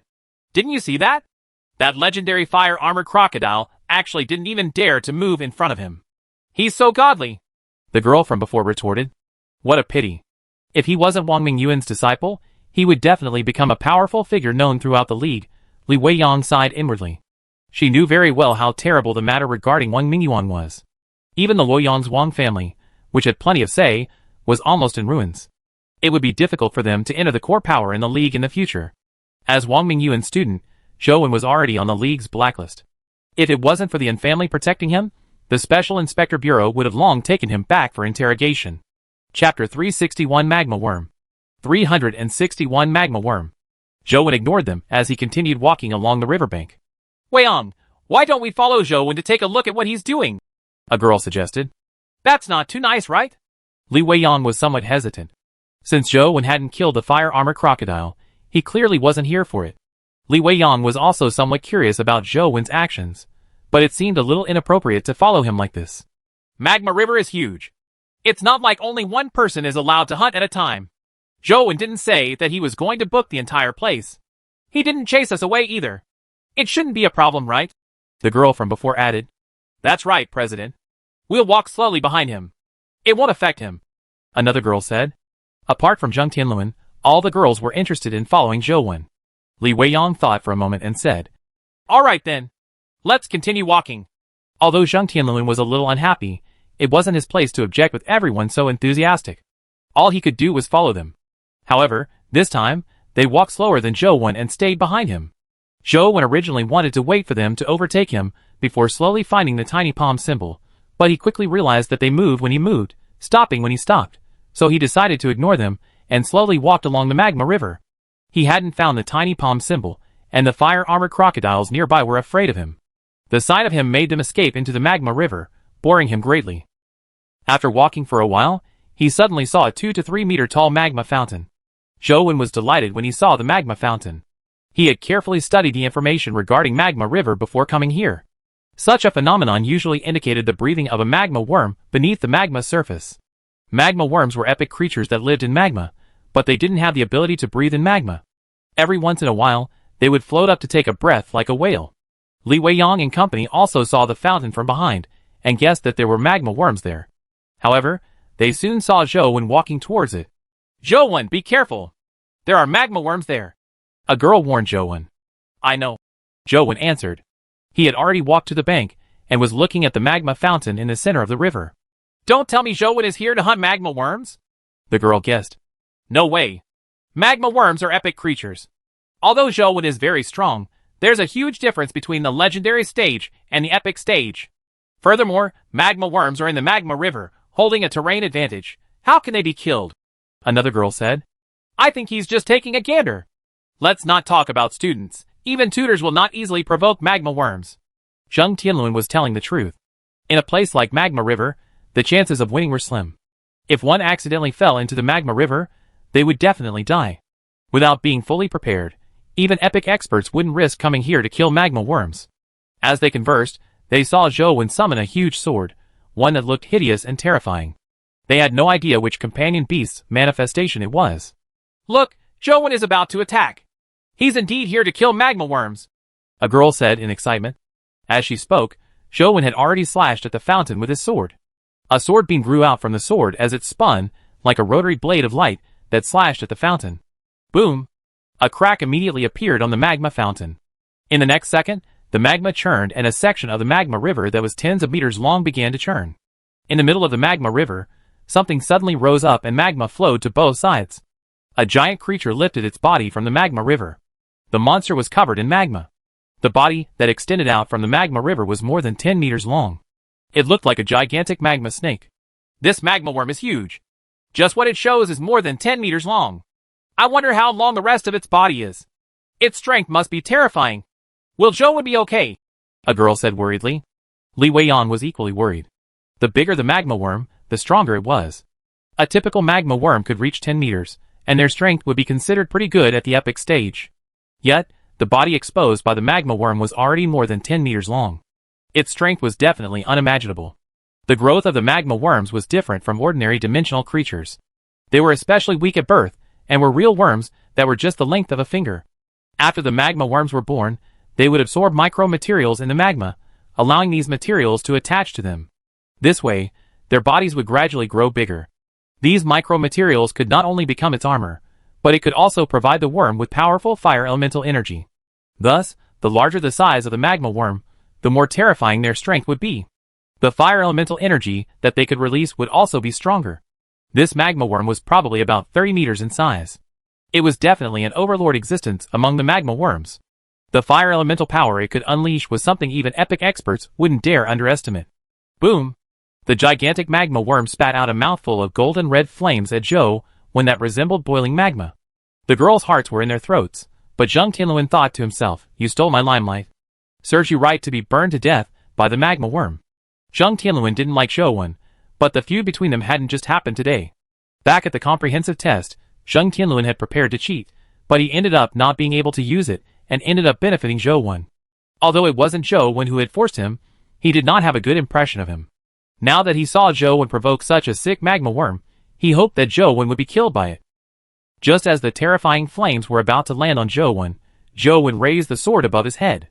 He circulated the ancient Sovereign Sutra and injected primordial energy into the sword as he slashed out at the flames that filled the sky. A sword beam tore out of his sword, striking the terrifying flames. It can't be. Does Zhou Wen want to forcibly withstand the flames of the magma worm? Li Weiyang was alarmed. After all, it was an epic creature. She originally imagined that Zhou Wen would think of a way to dodge, but she never expected him to face the attack head-on. She didn't know that Zhou Wen had advanced to the epic stage and felt that it was too rash for him to confront the epic magma worm as a legendary. The other girls were also alarmed by what they saw, but the sword beam had already struck the flame. In the next second, they saw a dazzling scene. The rotary-like sword beam sliced the sea of flames into two. It did not stop as it slashed at the body of the magma worm. Chapter 362 Slaying the Worm with One Strike. 362 Slaying the Worm with One Strike. The rotary-like sword beam struck the magma worm's body like an electric saw cutting through steel. Sparks flew everywhere. The golden crystal-like body was sliced apart by the sword beam, splitting into two before falling into the magma river. Boom! The carapace of the magma worm landed in the magma river, stirring up magma waves that were several feet high. Li Weiyang and company were already dumbfounded when they saw this. They felt like Zhou Wen, who was standing by the riverbank with his sword, was a god. He's so strong. He killed the magma worm with one strike. He doesn't seem like a student at all. A girl stared at Zhou Wen with her eyes glowing as she muttered to herself. He's indeed not a student. Don't forget who his teacher is, Zheng Tianluan added coldly. Seeing the girls staring at Zhou Wen like they were infatuated with him, his girlfriend, Sully, being no exception, Zheng Tianluan was extremely displeased. When Li Weiyang heard Zheng Tianluan say that, her expression immediately sank. Zheng Tianluan, don't spout nonsense. Zhou Wen is Zhou Wen. He has nothing to do with what kind of teacher he has. That's right. Zhou Wen is so handsome. He definitely has nothing to do with those terrifying people. The girls began speaking up for him. When Zhou Wen slashed open the body of the magma worm, he saw a white baby silkworm, like worm, drop near the carapace's head. Although Zhou Wen was taught by his teachers in school that silkworm babies were adorable, he had never found them adorable. Instead, he found them rather frightening. Therefore, Zhou Wen didn't hesitate to strike out with his sword onto the main body of the magma worm. However, before Zhou Wen's sword beam could land, the magma river suddenly exploded into a pillar of magma. A golden figure leaped out of the waves. It had golden scales, with a tail resembling chiffon. It looked exceptionally enchanting. Goldfish. Zhou Wen immediately recognized what it was. It was the goldfish that Gu Dian had been trying to fish, but he didn't know if it was the same fish. The goldfish leaped up from the magma river and swallowed the magma worm in one mouthful. Then, it fell into the magma, and with a flick of its tail, it was gone. Holy sh*t, it actually stole my prey. Zhou Wen widened his eyes. He never expected that the magma worm he was about to kill would be snatched away by a goldfish. With a thought, he made the white shadow of poison transform into an arm wing and brought him flying over the magma river, slashing at the place where the goldfish had landed. Boom! Deep rifts more than 10 meters long were carved out in the magma when the goldfish leaped up and landed elsewhere in the magma river. Zhou Wen chased after it and slashed, but the goldfish had switched locations. Zhou Wen chased the goldfish via air as he slashed out his sword beams, but the goldfish was extremely slippery and crafty. Despite several slashes, Zhou Wen failed to hit it. Instead, it continued swimming upstream. Li Weiyang and company chased after Zhou Wen from the bank as they moved upstream. However, Zhou Wen was flying much faster than them. Soon, he had left them far behind them, preventing them from seeing him again. Realizing that they couldn't catch up, they stopped. We are all students of Sunset College, and Zhou Wen is only a first-year student. How is he so strong? A girl sighed. That's right. He's really too strong. He's even stronger than President Wei Ge. Killing a 30-meter-long magma worm with one strike is godly. Another girl said from the bottom of her heart. Zheng Tianluan said coldly. I don't think it's anything special. Although he's indeed very strong, he's still far inferior to President Wei. President Wei relied on his own efforts to obtain his present results. Zhou Wen just has a good family background and has many powerful companion beasts. Family? What family background? I heard Zhou Wen came from a small city. What family background does he have? Most students weren't very aware of Zhou Wen's situation, so the girls looked at Zheng Tianluan curiously. Zheng Tianluan curled his lips and said, You probably don't know yet, right? Zhou Wen was originally from a single-parent family, and his father remarried not long ago. Do you know who his stepmother is? Who is it? The girls were indeed curious. His stepmother is Overseer N's mother, the First Lady of Luoyang City, Ouyang Lan. Zheng Tianluan said. Ah, I never expected that. Doesn't that make him Overseer N's younger brother? The girl covered her mouth with a look of disbelief. That's why it's easy for Zhou Wen to get whatever resources he wants. I heard that Ouyang Lan dotes on him a lot, far more than in Jing. He gets whatever he needs. Otherwise, where do you think he got so many powerful pets from? What student could have the ability to obtain such powerful companion beasts? You saw his sword earlier. He was able to kill such a powerful magma worm, which makes it without a doubt that it's an excellent great epic companion beast. Do you think a legendary student could incubate such companion beasts? It must be Ouyang Lan, who got a certain epic expert to sacrifice himself and transfer the companion beast to Zhou Wen. Zheng Tianluan knew something about Zhou Wen, but he wasn't too familiar with the details. Half of it was hearsay, and the other half were guesses. I never expected it to be like this. It turns out Zhou Wen has such a powerful background. It's no wonder Wang Mingyuan's matter didn't implicate him. The girls wore enlightened expressions. Now you know. It's not that Zhou Wen is strong, but it's his background that's strong. Zheng Tianluan struck while the iron was hot and continued smearing Zhou Wen. However, a girl held her cheek and said, I find Joe so pitiful. As a stepson, he must have suffered a lot with his father marrying into such a large family clan. I wonder how many hardships and grievances he suffered before he gained the family's and Ouyang land's acknowledgement. That's right. It's no wonder Joe is so solitary. So it's because of this. We should give him more love and care. President, isn't your younger brother the president of the Xianwen Club? He has a good relationship with Zhou, right? Why don't you discuss it with your younger brother? Our club should hold more joint activities. We can provide Zhou more love and concern, or he will be too pitiful. Another girl said. That's right. The children of the stepmother's family are all so outstanding. He must have put in an unimaginable effort to be able to achieve his current achievements. This is so touching. President, we must protect him even more. Please allow us to have a joint social event with the Xianwen Club. No. I mean a joint event. Zheng Tianluan opened his mouth wide and stared at the girls in a daze. He really couldn't understand what kind of logic these girls had. Chapter 363 363 Goldfish. 363 Goldfish. Zhou chased after the goldfish as he slashed, but the goldfish was very agile. It scurried in the magma repeatedly. Zhou lost sight of it several times, but it jumped out of the magma itself, as though it was provoking him. Zhou found it odd. The goldfish was undoubtedly a top-notch epic creature, but it never counterattacked. It only swam through the magma without spewing flames, like the magma worm or fire-armored crocodiles. Zhou didn't believe the notion that it couldn't breathe fire. This was because the fellow's body was burning with terrifying golden flames. Molten rock that touched its body would directly melt. How could it not possess fire attacks? Back when Gu Dian was fishing for it, the goldfish hadn't counterattacked. That had already puzzled Zhou, so he was even more puzzled now. Could it be that this is a dimensional creature that can't attack? Zhou felt that something was amiss when he thought about it. This fellow wasn't a vegetarian, having swallowed the magma worm as food. It also ate something known as ice silkworm. When he thought of ice silkworm, Zhou's eyes lit up. Could it be that the goldfish lost its ability to spew fire because it ate Gu Dian's ice silkworm? The more Zhou thought about it, the more he was convinced of his conjecture. Although Gu Dian was powerful, he had yet to advance to the epic stage. He would definitely have made some special preparations to fish an epic goldfish. Perhaps the ice silkworm was its nemesis, making the goldfish temporarily lose the ability to control fire. From the looks of it, this goldfish is very likely the one Gu Dian caught. Zhou once again lost sight of the goldfish, but shortly after, the fish jumped out of the nearby magma provocatively. When it jumped into the magma, it deliberately shook its chiffon-like tail and sent magma splattering in all directions. I originally wanted to use you to gain insights into the profundity of fire elemental powers. Since you are courting death, don't blame me. With a thought, Zhou switched his primordial energy art to Godfiend era. A Godfiend life providence appeared, and he summoned the lost country life soul. A strange ring appeared on Zhou's finger. Zhou stared at the magma surface and, indeed, it didn't take long before the goldfish jumped out again.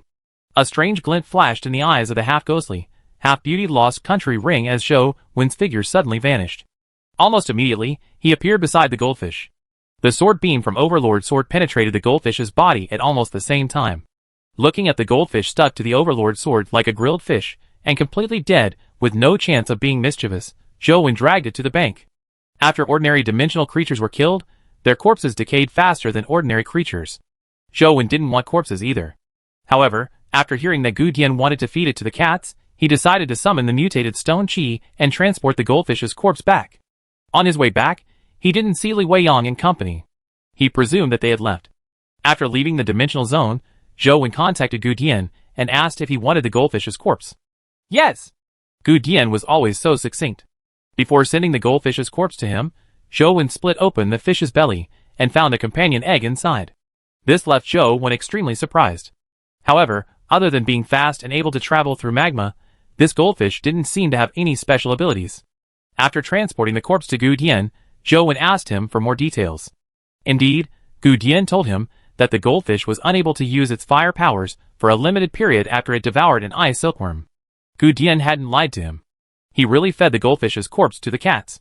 Furthermore, it was the same litter that Zhou had seen previously. However, the kittens had grown quite large over the past few months, and they were almost the size of an adult cat. The adult cat ate with the kittens the pieces of fish that Gu Dian sliced off for them. They looked rather blissful. Gu Dian now seemed to have transformed into a 3-star chef. He was meticulous while having extraordinary patience. Even his ferocious appearance did not seem that frightening. Instead, he looked gentler.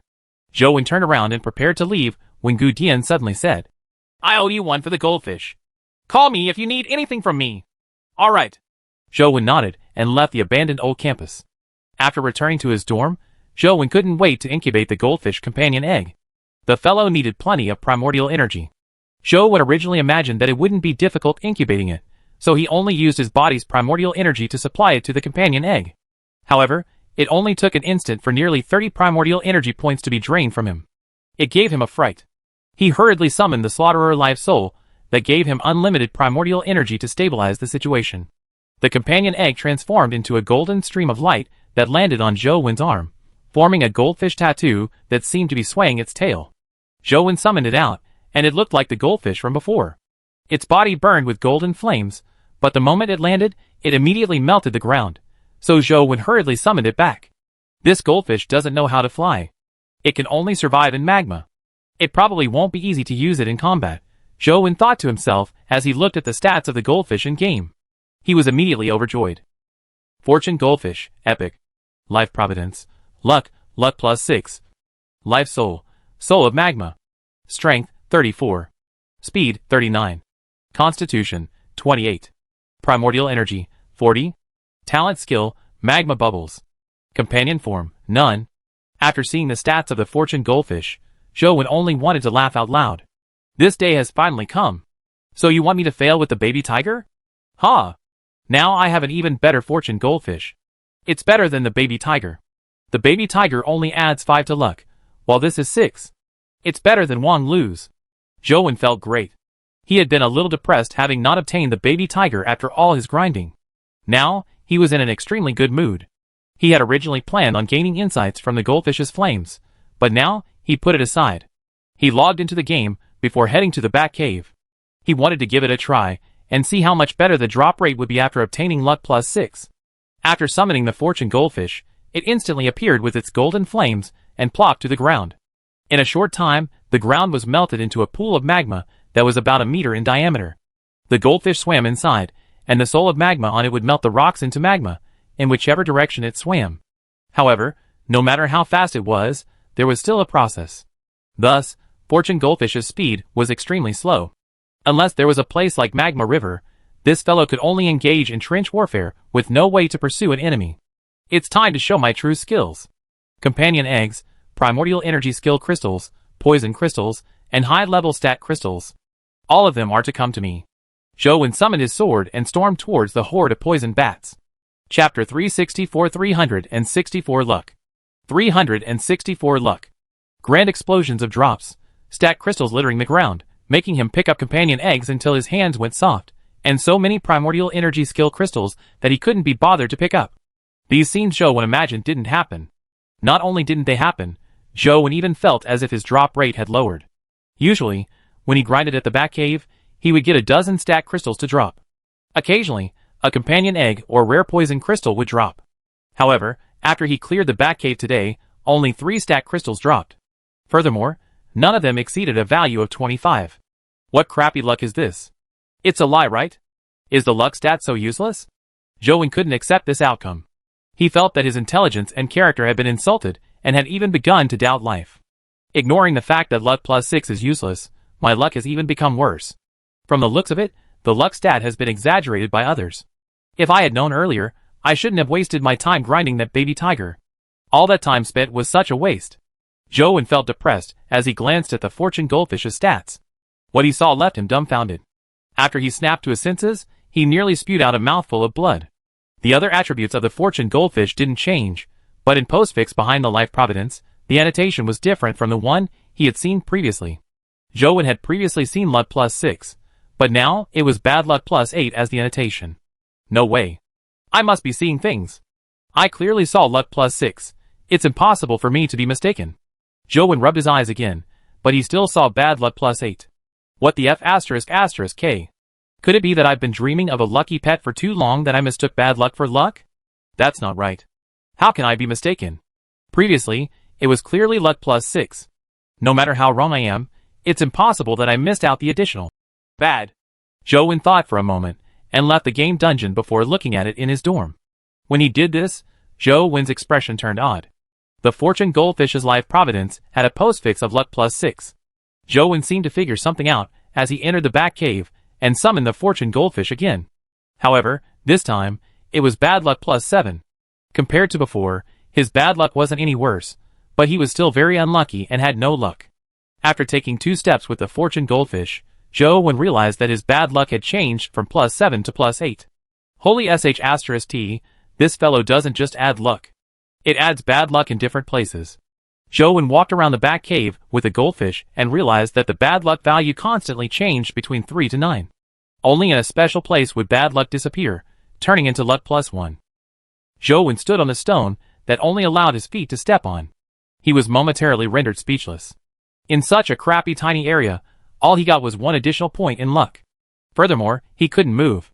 Just moving a tiny bit caused his luck to immediately turn into bad luck. Zhou left the back cave and went to the other instant dungeons with the goldfish to test them out. Soon, he realized that the goldfish was stranger than he had imagined. In Dragon Gate Grotto, the goldfish added monetary luck most of the time.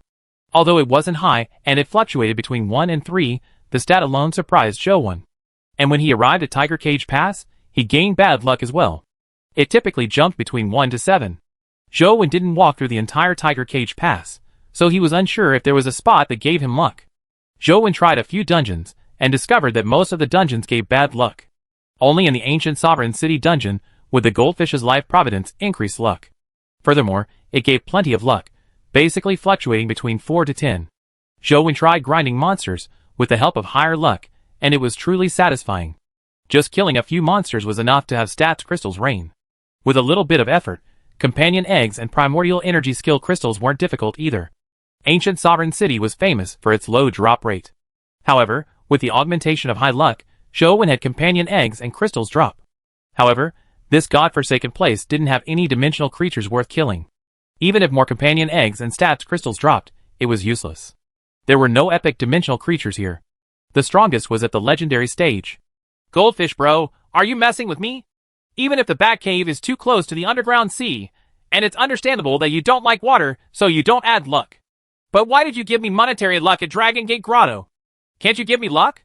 Zhou's words clearly had no effect on the goldfish. When he arrived at Dragon Gate Grotto, the goldfish still added monetary luck. Zhou didn't know what it was for. Instead, he spent some time grinding Overlord snakes in Dragon Gate Grotto, and didn't see any increase in his drop rates. It was about the same as usual. Where can I find a place to use the goldfish? Zhou had a headache. He felt that the Fortune Goldfish was a scam. The baby tiger was more reliable. For the moment, he couldn't find a dungeon that could allow the goldfish to be of use. All he could do was temporarily give up on the goldfish's functions. He found a spot in-game, and got the goldfish to constantly release its fire elemental powers. Zhou tried to gain insights into the profundity of the Ancient Sovereign Sutra. The golden flames on the goldfish's body belonged to its life soul, soul of magma. It was a kind of fire of a piece of golden rock that could easily melt rocks or metal. Its primordial energy skill, magma bubbles, was also a similar type of fire. It spat out a magma fireball, possessing a powerful explosive power, similar to a powerful missile. However, Zhou didn't gain any insights from it. Strange, could it be that I'm wrong? Although the Ancient Sovereign Sutra has fire attributes, the true profoundness behind it isn't fire, Zhou thought to himself. Zhou, quickly come to our activity room. Something serious has happened. Li Xian called, sounding alarmed. What happened? Zhou hurriedly asked. It's difficult to say over the phone. Come to the forest on the old campus. There's too many of them. I can't handle them. Come quickly. With that said, Li Xian hung up. Is Li Maobai here to stir trouble again? But what can he do on campus? Is someone willing to help him kill in school? I heard from Li Xian that there are quite a number of people. Zhou felt that the situation was a little serious as he rushed over. Li Maobai had recently looked for him. Now that something had happened, there was a high chance that these two matters were related. Zhou anxiously rushed over to Li Xian, but the sight before him nearly angered him to death. He saw Li Xian and the few members of the Xianwen Club eating barbecue with a group of girls. Li Xian was surrounded by many girls, and it did seem as though he couldn't handle them. Chapter 365 Joint Activity 365 Joint Activity. Zhou, what took you so long? The meat is almost done. Come over quickly. Li Xian waved at Zhou. What the hell are you doing? Didn't you say something serious happened? Is this what you call serious? Zhou walked to Li Xian's side and looked at the roasted meat in his hand. Would you have come if I didn't say so? Today is a joint activity between our Xianwen Club and the Weiyang Club. All these things are provided by the Weiyang Club. Since they sincerely invited us, it wouldn't be nice for us to reject their kind intentions, right? Li Xian got up and pointed to the girls beside him. My sister, Li Weiyang, you know her? She's a tigress, so ignore her. Do you have a death wish? Li Weiyang glared at him. My sister is a little fierce, but she's pretty enough. Just based on her looks, I've tolerated her for more than 10 years. If not, I would have fallen out with her. Li Xian pointed at the girl beside and said, This is Zhang Miaomu. She's the vice president of the Weiyang Club. Just now, she told me that she wants you to give her some pointers in swordplay. Teach her when you have the time. Hello, I'm Zhang Miaomu. I'm good at finance and management. The girl had quite a swell nature as she stood up and extended her hand. Zhou. Zhou reached out and shook her hand. Our Weiyang Club welcomes you at all times. I have to learn some sword techniques from you, but if you need any help in finance and investments, come look for me. I guarantee that I won't disappoint you. Zhang Miaomiao continued as she held Zhou Wen's hand without letting it go. I don't have much spare money to invest. Zhou Wen pulled his hand back. Li Xian shook his head, thinking, Zhou Wen is really a born virgin. I should let him cultivate my invincible Kane divine art. However, Zhang Miaomiao didn't seem to mind at all. She smiled and said, It's all right. You can look for me whenever you have the money in the future. Li Xian was taken aback as he wondered what was happening. Since when did these women become so good-tempered? Following that, he introduced the other Weiyang Club members to Zhou Wen. All of them were female students. Furthermore, they all expressed their goodwill towards him. Sis, what's the situation? Tell me honestly, did your Weiyang Club take the initiative to hold a joint activity with us because you have your sights on Zhou Wen? Are you thinking of poaching him from me? Li Xian couldn't help but secretly ask Li Weiyang when he saw the girls surrounding Zhou Wen and asking questions. Even Zhou Wen, who was so insensitive and impervious to the questions, didn't scare them away. It's none of my business. They were the ones who said that Zhou Wen is too pitiful. He must have suffered terribly at his stepmother's house and ended up having such a teacher. Therefore, they want to show Zhou Wen some love and concern and let him know that there's still human warmth present in the world. Li Weiyang said as she shrugged. Pitiful? Suffered? Li Xian found his brain lacking. He looked at Zhou Wen, who was surrounded by all the ladies, and thought, what do you mean pitiful? What suffering? You have no idea how nice Ouyang Lan is to him. Whatever dimensional crystals he needs can be given to him, but he doesn't want them. Also, Wang Mingyuan, although he really is a great devil, he was really nice to his students. I heard from Zhou Wen that he was able to advance to the epic stage thanks to Wang Mingyuan's help. Of course, Li Xian didn't tell Li Weiyang that. Another thought ran through his mind and he said, That's good. Otherwise, with Zhou Wen's character, which woman would be able to take it? He would probably spend his entire life alone. It's just nice now. If someone is willing to take the initiative to accommodate him, who knows, he might hook up with someone. However, Li Xian clearly underestimated Zhou Wen's lethality. Zhou Wen sat there, barbecuing meat, while several girls sat beside him to chat with him. However, Zhou Wen only responded with a grunt and kept twirling the metal skewer in his hand as he focused on barbecuing the meat over the charcoal fire, as though his interest in barbecued meat was far greater than a conversation with the girls. In the beginning, the girls didn't mind. They imagined that the topic might not have interested him, so they changed the topic to matters like games and companion beasts. They had clearly come prepared. They mentioned some of the recently popular games, but it wasn't as though Zhou Wen really enjoyed gaming. He had never played those games before, nor had he heard of them. All he could do was directly tell them that he had never played those games before, causing the chatty girls to be at a loss. The scene turned awkward, as the girls could only chat with each other. Your friend is truly one of a kind. If he can find a girlfriend, I'll take your surname, Li Weiyang said to Li Xian with a smile when she saw the situation. Stop kidding. We have the same surname, to begin with, so what's the point in taking my surname? Li Xian shook his head and said, There's nothing we can do about it. Zhou Wen's personality is a little introverted. He's also quite insensitive. In a peaceful era, he would definitely be a homebody. I'm a little curious. How did you become friends with him? The two of you have such different personalities, Li Weiyang asked curiously. Li Xian smiled and said, Actually, making friends has nothing to do with personalities. It's just like finding a girlfriend. As long as one catches the eye at a particular moment, it doesn't matter what flaws they have. One will just feel that they can be friends. So that's how you make friends? It's no wonder you got cheated. Li Weiyang rolled her eyes at him. The girls on the other side no longer came up to Zhou to chat. It wasn't because they didn't wish to talk, but because there was no way they could continue the conversation. Zhou was a topic terminator. Any topic that was raised with him would come to an end, as though sucked into a black hole. With no one speaking to him again, Zhou was happy to be free. He continued roasting meat with the metal skewers while pondering over his next step into gaining insight into the Ancient Sovereign Sutra. The Ancient Sovereign Sutra does have fire elemental augmentation. Why can't I figure out anything related to the Ancient Sovereign Sutra from fire? Is my knowledge of fire not deep enough? Or is the true power of the Ancient Sovereign Sutra not fire elemental? Zhou roasted the meat as he pondered. In fact, Zhou was a little too anxious. How could it be easy to gain insight into the profundity of a primordial energy art? The average person began cultivating primordial energy arts from the moment they started schooling until their college graduation. Then, they would enter society to learn. In their 30s, those with good talent would be able to comprehend the true meaning of their primordial energy arts. Children of large families, like Feng Qiuyan, began training their primordial energy arts from a young age. Their families invested massive amounts of manpower and resources in them, and there were also seniors who had cultivated the same primordial energy arts to pass on their insights. Typically, they would only comprehend the true meaning of the primordial energy arts after they were 20. And someone like Feng Qiuyan, who could comprehend it so quickly, could be said to be a genius among geniuses. However, Feng Qiuyan had trained his saber techniques since he was young. This was the result of all his efforts culminating together. Zhou had previously cultivated ascetic meditation, but it was replaced by the Lost Immortal Sutra. He hadn't cultivated it for less than a year before he advanced to the epic stage. It could be said to be a heaven-defying advancement speed. As for the primordial energy art like the Ancient Sovereign Sutra and the God-Fiend Era, he had never cultivated it before. They were only simulated by the Lost Immortal Sutra. Under normal circumstances, it would take Zhou at least a few years to slowly familiarize himself with them and ponder over them before he could understand their true meaning. Figuring out the true meaning of the God-Fiend Era in his battle with Feng Qiuyan was already considered lucky.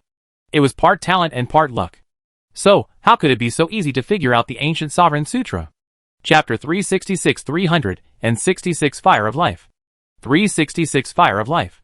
That's not how you roast meat. Look at you, you burn it. As Zhou was in thought, he was jolted awake by a woman's voice. Looking up, he saw that it was Li Weiyang sitting down on a chair beside him. The girls from before had already gone elsewhere to play with Li Xian and company, leaving him and Li Weiyang behind. Give it to me. Li Weiyang extended her hand in front of Zhou Wen. Zhou was engrossed in his thoughts, and forgot that he was still holding a skewer. The meat had been roasted for too long, and the outside was charred black. Zhou handed the skewers to Li Weiyang in embarrassment. Li Weiyang placed the charred meat to the side, and took a few fresh skewers before placing them over the charcoal fire. One look and I know you're a scion who hasn't experienced much hardship. You don't even know how to roast meat. Although this isn't considered a skill, food is the foundation of human survival. Without food, even epic experts would starve to death. Large swaths of land are now occupied by dimensional zones. The area where humans can harvest food has been greatly reduced. There's still a need to avoid unnecessary waste. As Li Weiyang roasted the meat, she said, "Let me teach you how to roast meat. In the future, when you leave school and really enter the dimensional zones in the wilderness, the food you receive will probably mostly be raw meat. Roasting meat is also an essential skill, so at the very least, it can make you have a better time eating while outside. The most important thing about roasting meat is the control of the heat."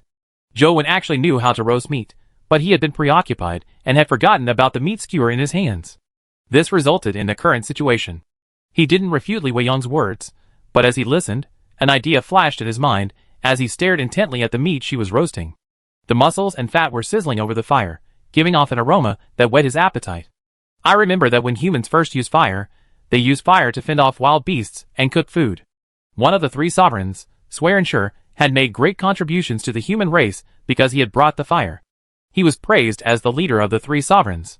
Could it be that the fire elemental power in the Ancient Sovereign Sutra is not the destructive power of fire, but the vitality of fire? The more Zhou thought about it, the more he found it correct. He had been trying to find an inkling of the Ancient Sovereign Sutra through the power of fires, but its fire elemental powers didn't lean towards lethal power. Typical fire elemental primordial energy arts could achieve a projection effect of fire elemental power when advancing to the legendary stage. However, the Ancient Sovereign Sutra didn't have such an effect. Its fire elemental power was converged and restrained. People say that water is the source of life, but they don't know that fire is the source of civilization. Without fire, perhaps the cold world wouldn't give birth to life. Without fire, humans wouldn't be able to eat cooked food or kill most of the parasites in it. Zhou looked at the charcoal fire burning as more and more thoughts flashed through his mind. They were scattered, and he wasn't able to find the main point. Hey, I'm talking to you. Can you hear me? Don't burn the meat when you roast it in the future, Li Weiyang said as she roasted the meat. It's just too beautiful, Zhou said as he looked at the flames. At that moment, he felt that the flames were somewhat different from usual as they emitted a moving radiance. Usually, when Zhou looked at flames, he would only sense their heat and lethality. But now, when he looked at the flames again, he felt that there was a rhythm to life in them. Although Zhou was still unable to grasp the essence of the flames' influence on life, the flames in his eyes were no longer as simple as lethal force. What did you say? Li Weiyang was slightly taken aback as she turned to look at Zhou. It's just too beautiful. I never noticed that something that usually looks so hot inside can have such a beautiful and touching side, Zhou said as he stared at the roasted meat. He was naturally referring to the flames. Li Weiyang wasn't an immortal, so she naturally couldn't read Zhou's mind. She imagined that Zhou was referring to her when she heard him say that. Her face blushed slightly as she said in embarrassment, It's just roasting meat. It's nothing serious. It's not as grand as you put it. No, to me, this is the most important thing. It's just too beautiful, Zhou said as he stared at the flames. His body and mind had already been attracted by the dancing flames. You? Stop talking nonsense. Eat your barbecue meat. Li Weiyang handed the barbecue meat to Zhou. She was a little shy after being praised like that, especially by a man.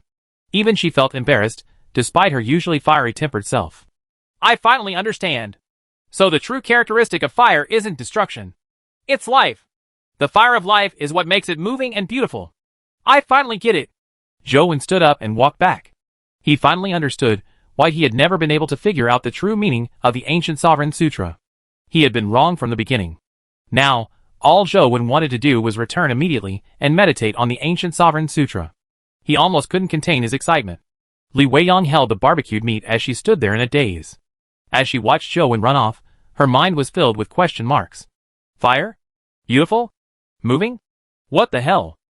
What happened to Zhou? Li Xian walked over and asked Li Weiyang. How would I know what's wrong with that lunatic? I'm not a lunatic.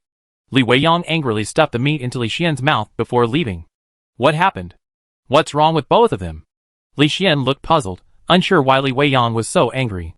After Zhou returned to his dorm, he began meditating over the ancient Sovereign Sutra in the training room. He quickly realized why the fire elemental powers that came with the ancient Sovereign Sutra were so weak. It wasn't that the ancient Sovereign Sutra was not strong, but because excess was just as bad as a deficiency. The true essence of the ancient Sovereign Sutra was life. If the power of fire was too strong, it would destroy everything, including life. Therefore, the power of fire was necessary, but it couldn't cross a certain boundary. It was akin to the sun's effect on humans. With the sun, there was the night and day, the 4 seasons. It was only with the sun that life was possible. However, if the ground was too close to the sun, all the plants and animals on the ground would be burnt to death. No life could withstand it. This is the same as barbecuing. It will be inedible if it's too raw, but it can't be eaten if it's charred. The most touching thing about life is that tiny bit of spark. Zhou vaguely felt as though he had grasped something, but he was momentarily unable to grasp it accurately. Over the next few days, Zhou spent all his time in the training room studying the ancient Sovereign Sutra. He began to understand more and more of the ancient Sovereign Sutra's true meaning. Chapter 367 Condensing a Life Soul Again. And Jing had been practicing the Sun Strafe art recently. Although she had improved greatly, she still failed to grasp the true meaning of the Sun Strafe art required to advance to the epic stage. With her talent, it shouldn't have been difficult for her to advance to the epic stage. However, due to her body's chronic ailment, she was unable to sense the underlying sublimity of the Sun Strafe art. And Jing wasn't afraid of hardship. Every time she cultivated the Sun Strafe art, she could endure the inhuman pain caused by the chronic ailment. However, gaining insight into something like this couldn't be resolved just by suffering. The untalented might not even be able to match a day's enlightenment of someone even after 10 years of training. And Jing had talent, perceptivity, and diligence. She could be said to be a rare genius in the world, but her body wasn't suitable for practicing the Sun Strafe art.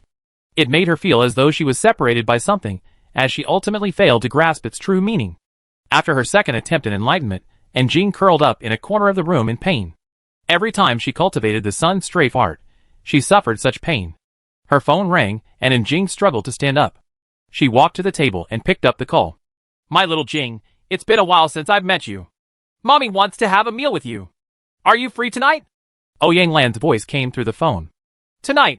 And Jing had just cultivated the sun strafe art, and the pain in her body hadn't subsided that quickly. Now, she really didn't want to move a step. Mommy only has you and Tianzua as my two precious treasures. Tianzua is busy with military matters, and I haven't seen him for days. You have to stay on campus, leaving me all alone at home every day. I am so lonely. As Ouyang Lan spoke, she gave off the feeling like she was on the brink of tears. It was sad and tear-inducing hearing her. Got it. I'll head back tonight. And Jing said helplessly. Ouyang Lan immediately brightened up and said happily. Then I'll wait for you at MG Restaurant. By the way, remember to bring little one along and have him eat dinner with me. I haven't seen him in a long time. I'll get Ah Shun to come to the school gates to pick you up. Can't you? Before Jing could finish her sentence, Ouyang Lan hung up. And Jing frowned slightly. Although she had gotten Zhou Wen to take her place in the Holy Land, and was over the nomination, she still wasn't willing to face him. She still had a knot in her heart when she saw him. She had always felt that if her body wasn't problematic, she would be the most suitable candidate. She thought about not calling Zhou Wen, but Ouyang Lan had already mentioned it. And Jing hesitated for a moment, washed up, changed her clothes, walked out of her building, and over to Zhou Wen's building. She pressed the doorbell, but didn't see Zhou Wen come out. It's not that I didn't get him, he's not around. And Jing pressed 3 times, but no one answered. Thus, she turned to leave. Bang! At that moment, Jing suddenly heard something from Zhou Wen's building. It sounded odd, as though something had been smashed. Could something have happened? She glanced at Zhou Wen's building, but she had second thoughts. What has he got to do with me? He can die for all I care. She turned around and walked a few steps. When she was about to return to her yard, Jing turned her head and walked to Zhou Wen's door again. She pressed the doorbell again as she mumbled to herself, as though trying to convince herself, he lives next door. It's just a wall separating us. What if he implicates me because of something he does? I have to figure it out. But after pressing the doorbell a few times, there was still no response. Instead, there was the sound of something shattering coming from inside the house. And Jing looked up and saw that the balcony door on the second floor wasn't locked. She leaped up and landed on the balcony before pushing the door open and entering. Zhou Wen, what are you doing? And Jing walked inside as she spoke. No one answered her, but there was another loud bang. And Jing heard it clearly this time. The sound came from the training room. There's soundproofing in the training room. Even boxing sandbags wouldn't leak any sound. What's he doing? Had something really happened? And Jing thought to herself as she looked around. Suddenly, she saw a spot in the ground that had signs of heat warping. It seemed to have solidified after melting. Immediately feeling something amiss, she was certain that something had happened. And Jing naturally didn't know that the floor was damaged due to Zhou Wen's summoning of the goldfish. She had imagined that Zhou Wen had been attacked. Don't tell me the League's Special Inspector Bureau attacked him? She quickly rushed to the training room and pushed the door. It was locked from the inside and didn't budge. And Jing knocked on the door and called out Zhou Wen's name a few times, but no one answered. She was even more certain that something had happened to him. Without any hesitation, she summoned a sword and sliced through the training room's steel door and rushed in. The scene she saw when she entered left her slightly taken aback. The scene in the training room wasn't as she had imagined. There were no men from the bureau, no signs of fighting, nor were there any signs of items shattering. The only thing she could see was Zhou Wen floating in midair, his entire body emitting light and heat like a sun. Although the light was a little blinding, it didn't cause any harm. The temperature made her feel hot, but it wasn't unbearable. Instead, it was comfortable, akin to sunbathing. He's condensing a life soul. And Jing stared at Zhou Wen as her pupils constricted. Back when she had defeated Zhou Wen with one strike, he was only at the mortal stage, worthless. In less than a year, Zhou Wen was already condensing a life soul to advance to the epic stage. Such a speed was too fast, so fast that it left Jing jealous. If it weren't for my chronic ailment, I would have advanced to the epic stage a long time ago. If not for the fact that I can't go to the Holy Land, his sun god bloodline would have belonged to me. And Jing looked at Zhou Wen and thought to herself. But soon, Jing realized that something was amiss with Zhou Wen's situation. Zhou Wen's strength looked like it was a result of the sun god bloodline being suitable with the sun strafe art, but upon careful inspection, she realized that it wasn't the case. It looked a little different. What's happening? Did he not cultivate the sun strafe art? Then what did he cultivate in? How did he obtain the sun god bloodline? And Jing was puzzled. She stared at Zhou Wen, who was condensing his life soul, and carefully observed him. Bang! Bang! And Jing heard the sound again, but she realized that the sound came from Zhou Wen's body, from his chest.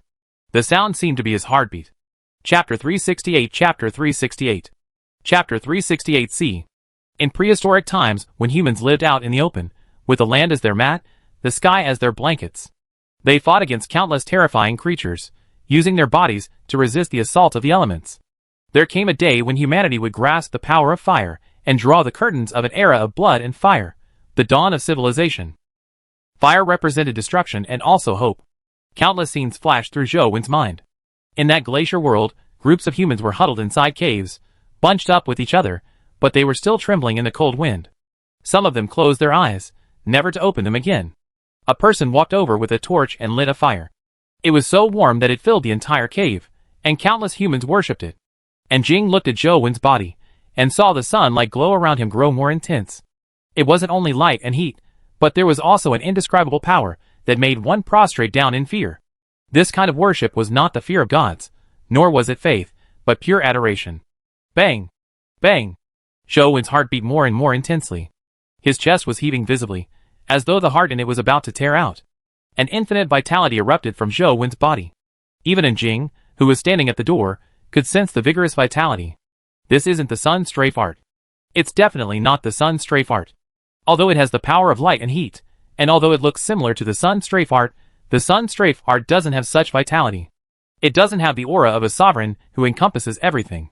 And Jing stared intently at Zhou Wen as she was extremely alarmed. She originally believed that Zhou Wen only had the chance of obtaining the sun god body in the Holy Land after cultivating the sun strafe art. However, Zhou Wen was now telling her that he could obtain the sun god body even if he didn't cultivate the sun strafe art. Zhou Wen's life force had almost materialized as it illuminated the entire room like sunlight.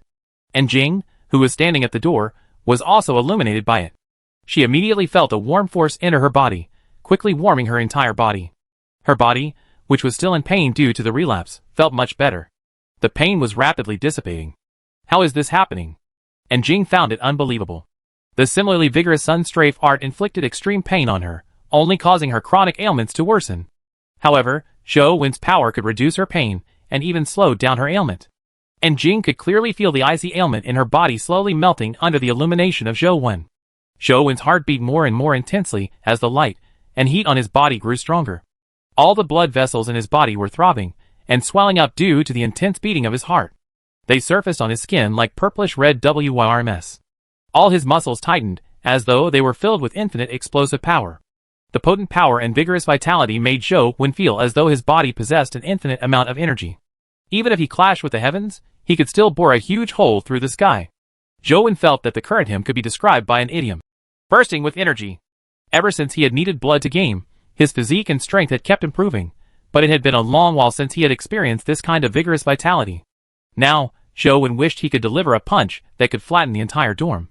Whatever house, whatever blanket, my body temperature can melt ice and snow and illuminate the entire world. Let the tempest come strike harder. The gushing primordial energy, essence, vitality, and spirit constantly condensed over Zhou Wen's body before flowing towards his heart. It made his entire chest emit light and heat as though there was a sun in it. And Jing stared blankly at the floating Zhou Wen. The intense light illuminated her body, rapidly melting the ice, as warmth spread across her body. And Jing had an urge to cry. From the moment she came of age, she had never felt warmth. It was as if ice had frozen in her body. Even when it was summer, while everyone was drenched in sweat due to the heat, she would only feel the coldness lessen a little. She didn't feel warm at all. But now, the ice in her body was melting. An unprecedented warmth spread throughout her body. Boom! Boom! Boom! Boom! Zhou Wen felt as though a strange object had condensed in his heart. The item fused with his heart as it spread across his body, forming a strange physical system. Zhou Wen felt as though the physical system with the heart as the center was an engine that gave him infinite motivation. I have to leave immediately. Even if I suffer a lifetime of chronic ailments. I will not accept Zhou Wen's powers to heal my body. And Jing turned around and left. Although she knew that staying behind would rid her of the ailment that had troubled her for years, and Jing's pride prevented her from accepting Zhou Wen's treatment. It would be fine if it were anyone else. Just not Zhou Wen. She was in Jing, the family's in Jing. Even if Zhou Wen took away her nomination to enter the Holy Land, she could proudly tell everyone that she was better than Zhou Wen and could defeat him. However, if she were to accept Zhou Wen's powers, How was she to deal with herself in the future even if her ailments were cured? She would never be able to look up at Zhou Wen again, forever unable to confidently tell everyone that she was better than Zhou Wen, that as long as she wished, she could defeat him. There was no way she could live such a proud life again. This was more intolerable than the chronic ailment. Without any hesitation, Jing turned around and left. Although her body yearned for sunlight, she would rather walk into the darkness to preserve her pride. However, at the instant Jing turned around, Zhou Wen's strength completely erupted. The light on his chest spewed out like a blazing sun. Instantly, the resplendent light seemed to melt the entire room as Jing's body was devoured by the light. Jing felt a scorching force instantly fill her entire body. The coldness in her body was like a ball of snow that had been thrown into a furnace. It instantly melted, as though some chains had melted off her body. Her body turned limp, and she collapsed to the ground. Zhou Wen became completely conscious as he saw a humanoid glow floating in front of him like a sun. He knew that it was the life soul that he condensed from the ancient Sovereign Sutra. But other than the condensed life soul, there was also a woman sitting paralyzed by the door. She was struggling to stand up with her hands against the door frame. And Jing. Zhou Wen immediately recognized the person when their eyes met. Chapter 369 Ancient Sovereign. And Jing, why are you here? Zhou Wen felt puzzled when he looked at Jing. He didn't know what was happening. While condensing the ancient Sovereign Sutra's life soul, he had been immersed in it completely, without knowing what was happening around him. And Jing's body felt warm and weak. She had never experienced such a feeling before. She could no longer feel the cold energy in her body.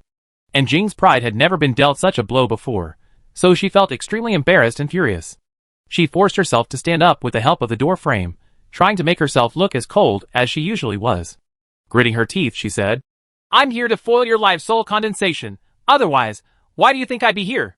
With that said, she ignored Zhou Wen's reaction and turned to leave. Zhou Wen watched Jing leave in a daze. He didn't quite believe her, but he couldn't figure out what she was here for. His phone suddenly rang. Zhou Wen picked up his phone and glanced at it. It was Sheng, so he chose to answer. Young Master One, are you ready? I'm waiting outside the school's main gate. Having waited for some time without Zhou Wen or Jing appearing, Sheng called Zhou Wen. What are you waiting for? Zhou Wen asked in puzzlement. Madam invited you and Miss Jing to dinner. Didn't Miss Jing inform you? Sheng asked. Oh yes. I was informed. Wait for me, I'll be right there. Zhou Wen was in a good mood right now. The ancient Sovereign Sutra had finally condensed a life soul, which was a great thing for him. Therefore, he didn't reject Ouyang Lan's invitation. He could have a good meal to reward himself. Zhou Wen first dripped his blood to revive and read the game's information. Indeed, when he used the ancient Sovereign Sutra, his life soul became a new one. Ancient Sovereign, primordial body, ancient life born from blood and fire, the Sovereign who fights against the heavens. Roughly knowing the ancient Sovereign's abilities, Zhou Wen didn't immediately study it. He quickly took a shower and changed his clothes before heading for the school's entrance. When Zhou Wen arrived at the school's entrance, he saw Sheng's car parked not far away. He walked over to the car and saw Jing sitting in the back with a deadpan expression. He pulled open the front door and sat in the front passenger seat. Sheng sized up Zhou Wen and revealed a look of surprise. Zhou Wen, you condensed a life soul? How do you know? Zhou Wen asked in puzzlement. Typically, as long as someone didn't summon a life soul, no one would be able to tell who was at the epic stage and who was at the legendary stage. It was rather odd that Sheng could tell at a glance that he had a life soul. Sheng smiled and explained. Didn't I tell you before that I'm especially sensitive to things like souls? However, if it's some time after a person condenses a life soul, their life soul would be more restrained, so I wouldn't be able to sense it. The life soul aura on you is still very strong, so it shouldn't have been long since you condensed it, right? I see. I just succeeded before coming here, Zhou Wen said. That's really great news. Madam sure chose a good time to invite you to a meal. She can celebrate for you. Sheng paused before continuing. For you to be able to condense a life soul so quickly, it's obvious that your talent is just like old Mr. Ouyang said. You are extremely outstanding. To condense a life soul after so many years of cultivation is already considered very slow, Zhou Wen said. Pretentious? Jing said from the back without looking at Zhou Wen. Zhou Wen was already used to Jing's snide remarks, so he simply ignored her. Sheng didn't respond and continued asking. Tell me what life soul you condensed if you don't mind.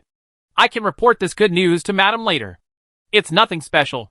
Previously, our Xianwen Club was organizing a joint activity with the Weiyang Club. Li Xian got me to join in the barbecue. While observing the charcoal fire, something struck me. When I returned and thought it through, I finally understood the true meaning to fire due to my good luck. I broke through my bottleneck and condensed a life soul. Zhou Wen explained simply. He definitely couldn't hide his advancement to the epic stage, so he might as well just tell them straight away. Furthermore, he could make the ancient Sovereign Sutra's life soul public while concealing the other life souls, especially Slaughterer. Zhou Wen didn't want anyone to know of the existence of this life soul. He had a nagging feeling that it was too bizarre. Figuring out a life soul from eating barbecue? And Jing didn't say a word, but the corners of her eyes twitched as she felt a huge blow to her heart. Principal Ouyang was right. You are indeed an extremely focused person. Such a person will succeed easily. No matter what you do, you can gain inspiration from it. And Sheng said, You are referring to Feng Qiuyan. He's that kind of person. However, Zhou Wen looked at it. He felt that Sheng's words described Feng Qiuyan. Feng Qiuyan from the Feng family? I really don't know about that. However, I'll pay attention to him in the future. And Sheng paused before saying to Zhou Wen, Young Master One, what plans do you have after graduation? With your talent, you will succeed no matter what you do. However, in this era, nothing you do will be stable. Do you want to consider joining the military? We'll talk again in the future. Zhou Wen didn't wish to continue the topic, and Sheng didn't mention it again. He drove the duo to MG Restaurant. Ouyang Lan was already waiting for them in a private room. The present Ouyang Lan looked a lot thinner than when Zhou Wen first visited the Yin family. However, she still wore a warm smile as she pulled in Jing and Zhou Wen to sit beside her. Ah Sheng, sit down too. We are all family, and there are no outsiders. Ouyang Lan said when she saw Sheng standing by the side. And Sheng didn't stand on ceremony either. He pulled a chair and sat beside Zhou Wen. He said to Ouyang Lan, Madam, young Master Wen condensed his life soul today and advanced to the epic stage. Is that so? Little one, you're really a genius. Ouyang Lan was delighted as she pinched Zhou Wen's cheeks with both hands. She tugged a few times with all her might, causing his face to distort. Zhou Wen looked at Ouyang Lan in a daze, momentarily at a loss for a response. Ouyang Lan seemed to realize that she had been too excited. She released her hands and said, Sorry, it's a habit of mine pinching little Jing. I couldn't help it. Zhou Wen was immediately rendered speechless. At the same time, he imagined what Jing would look like if she was pinched like that.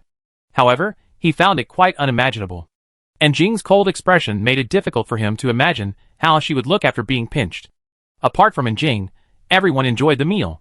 Only Jing felt extremely conflicted. She didn't know how she finished the meal because she had no idea how she could face Zhou Wen in the future. Chapter 370 Inside the Temple. After returning to his dorm, Zhou Wen carefully studied the ancient sovereign life soul and discovered that the sun, postfix of the strength stat also vanished like before. The ancient sovereign life soul could fuse with Zhou Wen's body and give him a powerful driving force. This was somewhat different from a traditional strength type life soul. When possessed by a traditional strength type life soul, strength was directly multiplied.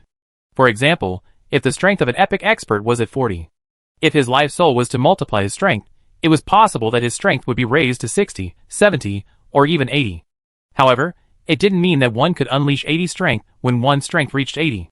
In reality, the power that a person could produce was largely related to their skills, stamina, and other factors. Without any training, even if they possessed 80 strength, the power that they could truly wield from throwing a punch was less than 60, or even less than half. Even a well-trained fighter couldn't unleash their peak combat power for prolonged periods. Usually, he would be able to maintain his peak strength output for 2 to 3 minutes. Those that didn't drop below 90% of their strength would be considered an extremely powerful individual. If this continued, their bodily functions would weaken, and they would need some buffer time to continue such explosive strength. However, that wasn't the case with the ancient sovereign life soul.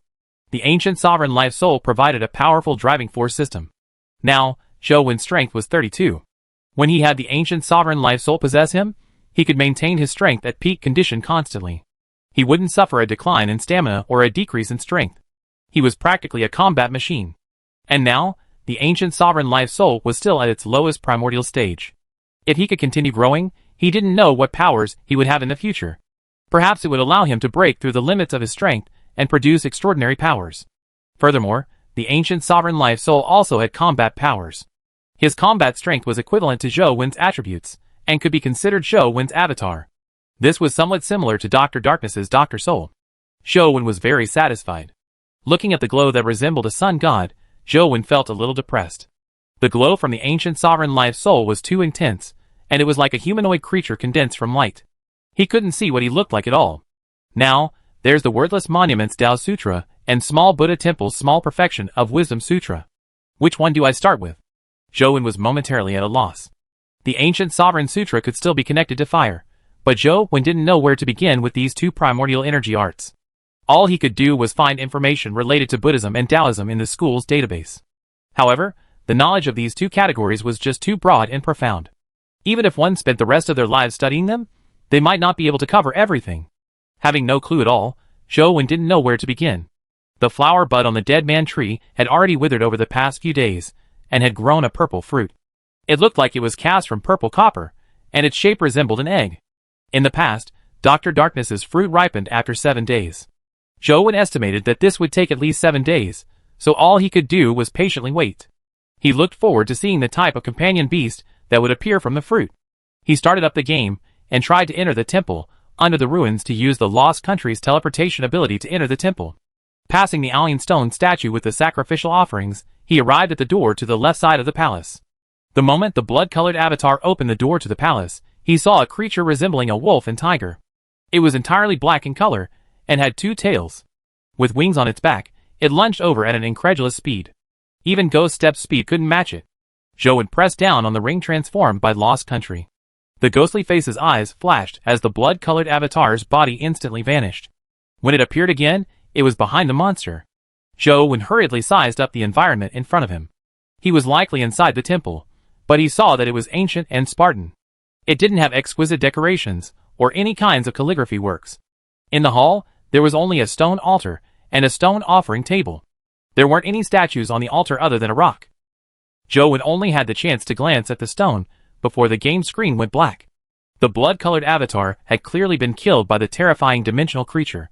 Even if the temple doesn't consecrate gods, they should consecrate some demons. Why would they consecrate a stone? Zhou was puzzled. He had only taken one look at the rock and felt that it looked like a boulder. It was about 3 meters tall, and it was shaped like a mountain. It didn't look anything special. After waiting for 24 hours, Zhou went to the temple on the right. The temple on the right was somewhat special. Zhou used teleportation, but he also only managed one glance. The palace's interior was filled with metal. Even the walls and pillars were made of metal. It also had altars and offerings, but they were made of metal as well. On the metal altar, the thing that was consecrated was a huge metal axe. The axe was double-edged, and it looked dark and sinister. It was even bigger than a door. The handle of the axe was like a metal pillar, and it looked heavy. There was probably no human who could use such a heavy weapon. Although he could enter the temple, he died upon entry. Apart from teleporting, even Ghost Steps couldn't dodge the attacks of the 2 mythical creatures. Zhou couldn't think of a way to fend them off. However, there were no hiding spots within the temple. If the former principal and the others had really entered the temple, they were likely doomed. Zhou grinded the dungeons daily, and read some relevant articles to study how to condense a life soul and level up one's life soul. A few days had unknowingly passed. One day, Zhou was grinding the tiger dungeon when his phone suddenly rang. He answered the call while grinding. "Zhou, are you alright?" A familiar voice sounded. It was Dong Zia. Zhou couldn't be bothered with grinding. He threw down the game and gripped his phone tightly. "I'm fine. I've returned to school. How are you?" After a moment of silence, Zhong Zia said, "I won't be able to return to school. If there's a chance, we'll meet again in the future. What plans do you have?" Zhou asked again. Although they hadn't spent much time with each other, he felt that Wang Mingyuan's students matched his personality. He had unknowingly become closer to them. "With the world so huge, it naturally has a place for me. For teacher to do something so earth-shattering, I can't embarrass him as his student. Naturally, I have to do something big as well," Zhong Zia said. "What are you going to do?" Zhou was a little worried. Zhong Zia had a strange temper, but he possessed an extraordinary talent. He was probably going to cause havoc if he really turned evil. "Let's talk about it when we meet in the future. I have something on campus. I won't be going back in the future. There's no point in keeping those things there. I'll give them to you. That item is at..." Zhong Zia told Zhou a place. "I'll get it and send it to you," Zhou said. "There's no need. Just treat it as a memento." Zhong Zia hung up after saying that. When Zhou called again, he heard the notification that the person he had just called had switched off their phone. Chapter 371 Spirit Casting. Zhou helplessly put away his phone and thought for a moment. He planned on heading to the location Zhong Zia mentioned to take a look. However, Zhou wasn't sure if the item was still there, because Zhong Zia's belongings were hidden in Dragon's Well. Back then, The Special Inspector Bureau's Director General had personally led a search and investigation, so it was very likely that they had already found the item. As for what it was, Zhong Zia didn't say, and Zhou Wen didn't have the time to ask. When he came to Old Dragon Cave again, Zhou Wen felt mixed feelings. He still remembered Wang Mingyuan cooking for the four of them, while wearing an apron. But now, it was a mess. He wanted to clean up the lab and make it return to its original appearance, but he felt uncomfortable. He picked up a few pieces of broken apparatus and put them down again. They're gone. So what if I tidy the place? Zhou Wen sighed inwardly. After putting down the item, he headed straight for Dragon's Well. The platform made of stone beside Dragon's Well had been dismantled, and the chain had long disappeared. This served to make Zhou Wen feel even more uncomfortable. Back then, he had pulled the chain quite a few times. The few of them had joked that they were fishing for dragons, but they had never really caught anything. They didn't even catch a single snake, much less a dragon.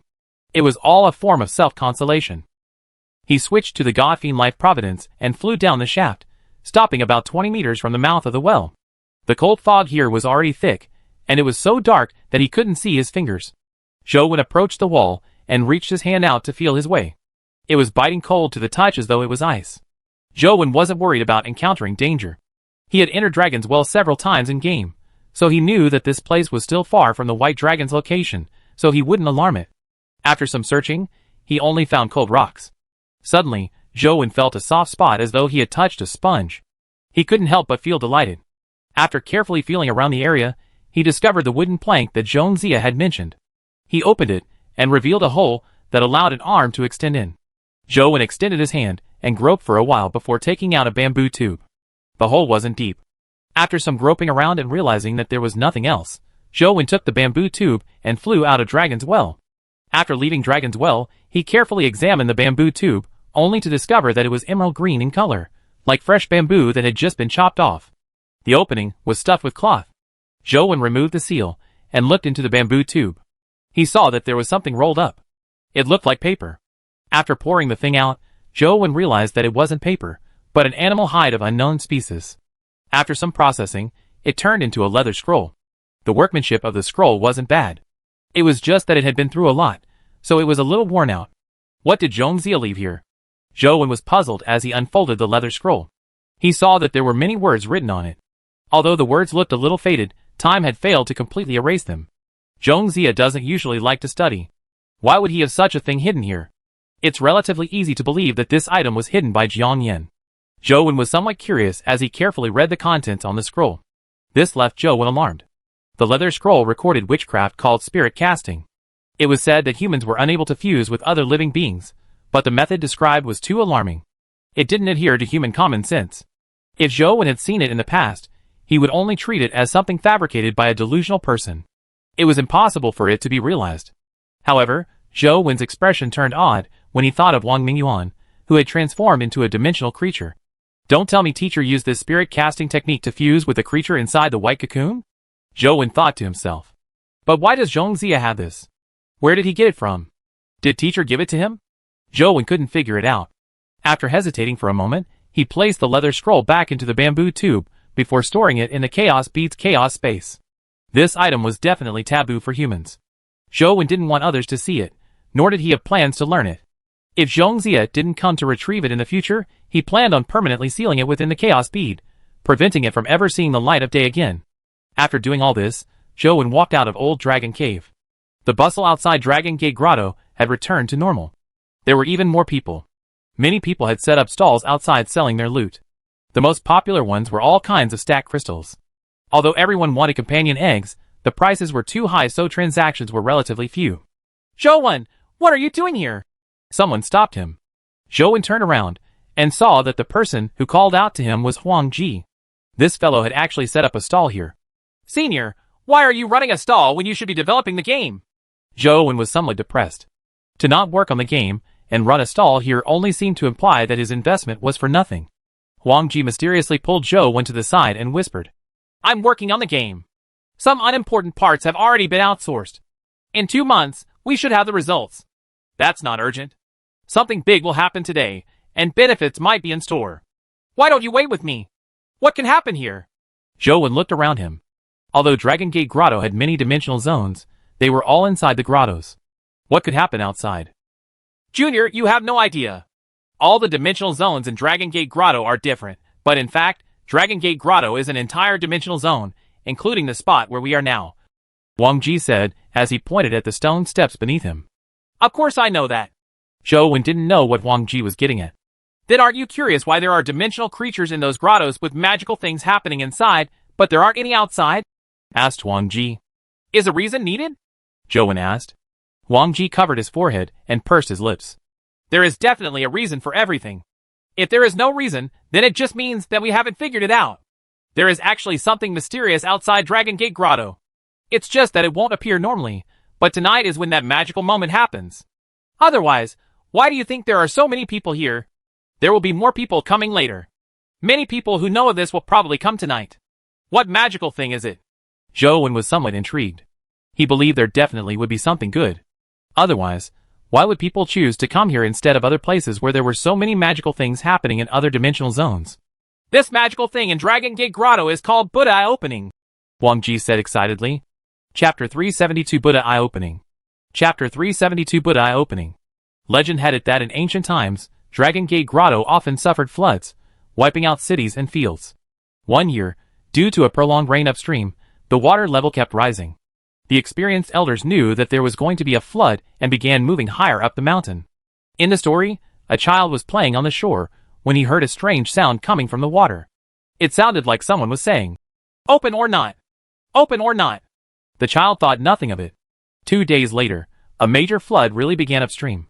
The commoners watched their fields and city flooding and felt extremely miserable. Although they had brought everything that they could bring with them, once the disaster was over, the fields would be ruined. There would be nothing to eat in the coming year, resulting in a definite famine.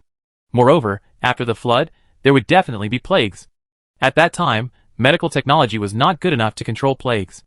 They could only survive it with numbers, which meant that in larger areas not everyone would die from the contagion. While everyone was filled with grief, the child heard that strange voice coming from the water again. It sounded like it was asking, "Open or not! Open or not!" The child was very curious and explained the matter to his parents. When his parents heard that, they were overjoyed and told the child that if he heard the voice again, he should answer, "Open." Not long after, the child heard that voice again. This time, he followed his parents' instructions and said, "Open." Then, the churning river split apart. The floodwater that flowed down from upstream actually split into 2 paths. One circled around the fields and city from the left, and the other circled around it from the right. A serious flood didn't happen. And in the area where the river split apart, the mountain walls that were beneath the river surfaced. Numerous Buddha statues and grottos of different sizes appeared. One of them was a Buddha statue with eyes staring straight at the sky. The river split into 2, with his eyes being the central axis. After the flood passed, the commoners realized that the Buddha statue's eyes had closed. Only then did they realize that the Buddha statue had saved their entire city. Ever since then, the Buddha statues and grottos appeared out of the water, the present Dragon Gate Grotto. Of course, this was just a legend that couldn't be taken seriously. However, the story of Buddha opening his eyes had spread around the area. Wang Ji told Zhou Wen that he didn't know if Buddha had really opened his eyes to save all those lives, but he was certain that after the dimensional storms, every time the river beside Dragon Gate Grotto exceeded a certain range, a Buddha statue would open its eyes. If one were to be looked at by the Buddha statue, there might be a huge fortuitous opportunity befalling them. What huge fortuitous opportunity? Zhou Wen asked curiously. Wang Ji shook his head and said, I don't know. I heard that there were several instances in Dragon Gate Grotto that had the Buddha open his eyes. Every time someone was glanced at by the Buddha statue, it was as though a Buddha's light had descended upon them. However, I don't know what benefits those people gained later on. It's just that I heard about a student with an average aptitude who had the lowest grades in school and always ranked in the bottom 3 in the comprehensive test. He was lucky enough to be looked at when the Buddha opened his eyes. From then on, it was as though he had cheated as his results shot up rapidly. He advanced to the legendary stage in just a few months. I heard that he advanced to the epic stage shortly after graduation. That godly? Zhou Wen was somewhat in disbelief. I don't believe it either. But that's the legend that's spreading. I've only heard people mention it. Recently, there's been a lot of rain, and the water level has already exceeded the legendary mark. Perhaps today will be the day the Buddha opens his eyes. If there's nothing else you need to do, just wait here. Who knows, if Buddha takes a look at you, you'll be in for a swell time, Wang Ji said. Upon hearing Wang Ji, Zhou Wen felt that he should stay behind to take a look. Even if the Buddha statue didn't fancy him, It was better to broaden his knowledge. Zhou Wen sat down beside Huang Ji, waiting for the so-called Buddha eye opening to happen. Which is the Buddha statue with the closed eyes as mentioned in the legend. Zhou Wen looked around him, but didn't see any Buddha statue with closed eyes. That one. Huang Ji pointed up. Thankfully, Zhou Wen's eyes were especially good, otherwise, he really wouldn't be able to see that Buddha statue. It was because the Buddha statue that Huang Ji pointed to was so inconspicuous. The more important Buddha statues were all full-body sculptures, but the Buddha statue in question was just a carving. Furthermore, it was only 1 foot tall, and was carved on a stone wall. The Buddha statues around it were several meters tall, or even more than 10 meters tall. This made it extremely inconspicuous. If one didn't pay attention, they would miss it. Zhou Wen scrutinized it, and realized that the Buddha statue did have its eyes closed, but after sizing it up for a while, he failed to discover anything magical about the stone statue. Li Xian and Li Weiyang walked over with a group of people. From afar, he saw Zhou Wen, ran over, and grumbled. Old Zhou, so you're here. That makes it easy for me. Why didn't you answer all my calls? Only then did Zhou Wen recall that he hadn't brought his ordinary phone when he came out. Why are you all here? Zhou Wen looked and realized that almost everyone from the Xianwen Club and the Weiyang Club was here. Even Gu Tian. Why else would we be here?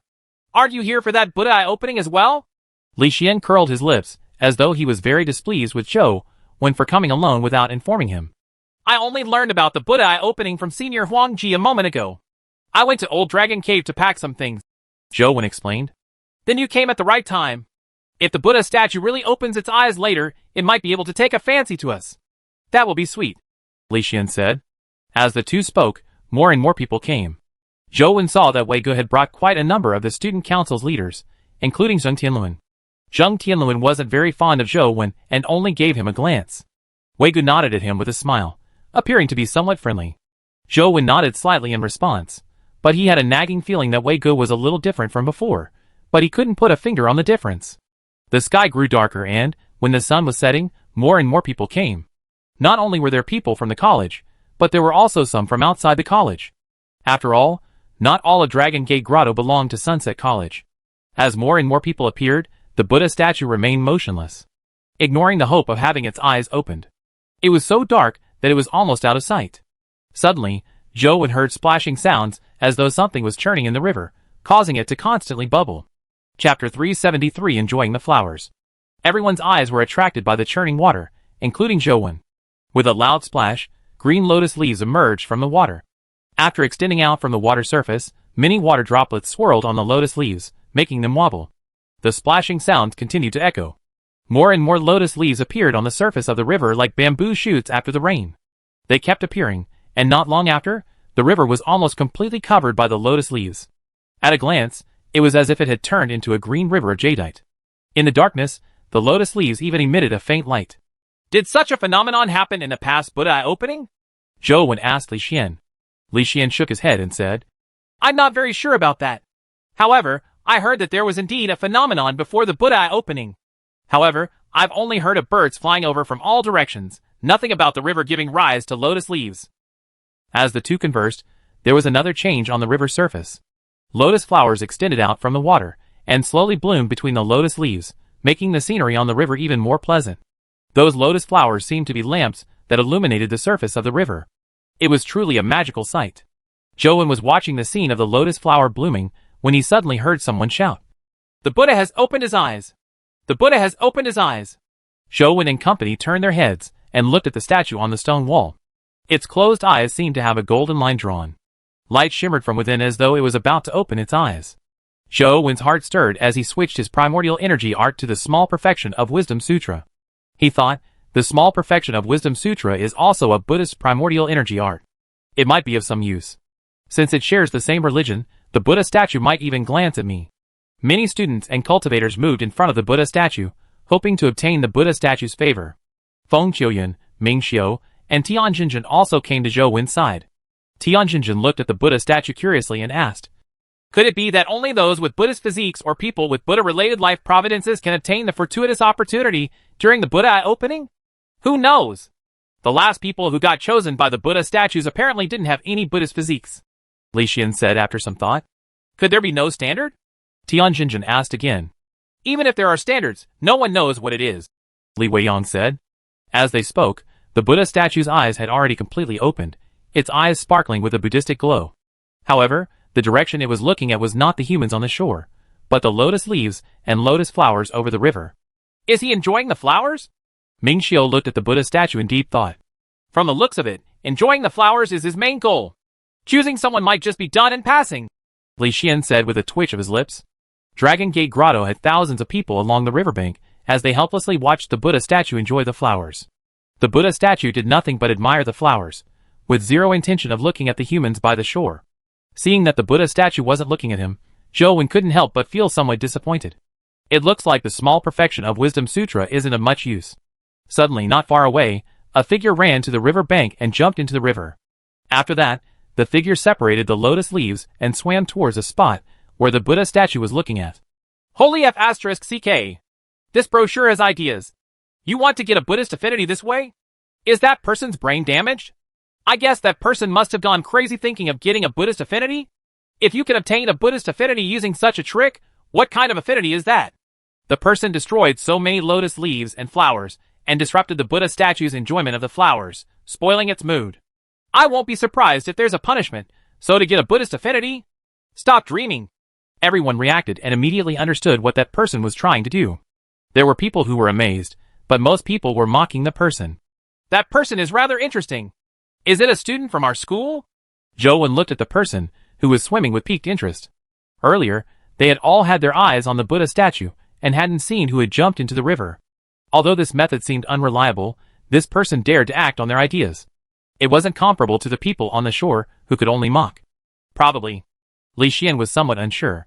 The person was swimming amongst lotus leaves, so they were blocked from view. Furthermore, the river's water had drenched the person's clothes, so it was impossible to tell if they were wearing the school uniform. Boom!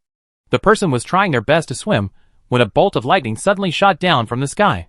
It hit the person who was swimming in the water. The surrounding river water rose a foot high because of the impact, and the lotus flowers nearby also suffered damage. An area was charred black after the lightning strike. I knew it. How dare you use such a trick before Buddha? You deserve to be struck by lightning. Some people only want to take shortcuts. Have you learned your lesson? You even dare to fool Buddha? Who else should be struck by lightning if not you? Many people who were watching were gloating. Even though there were people who were concerned about whether that person had died from the lightning strike, no one dared to save the person.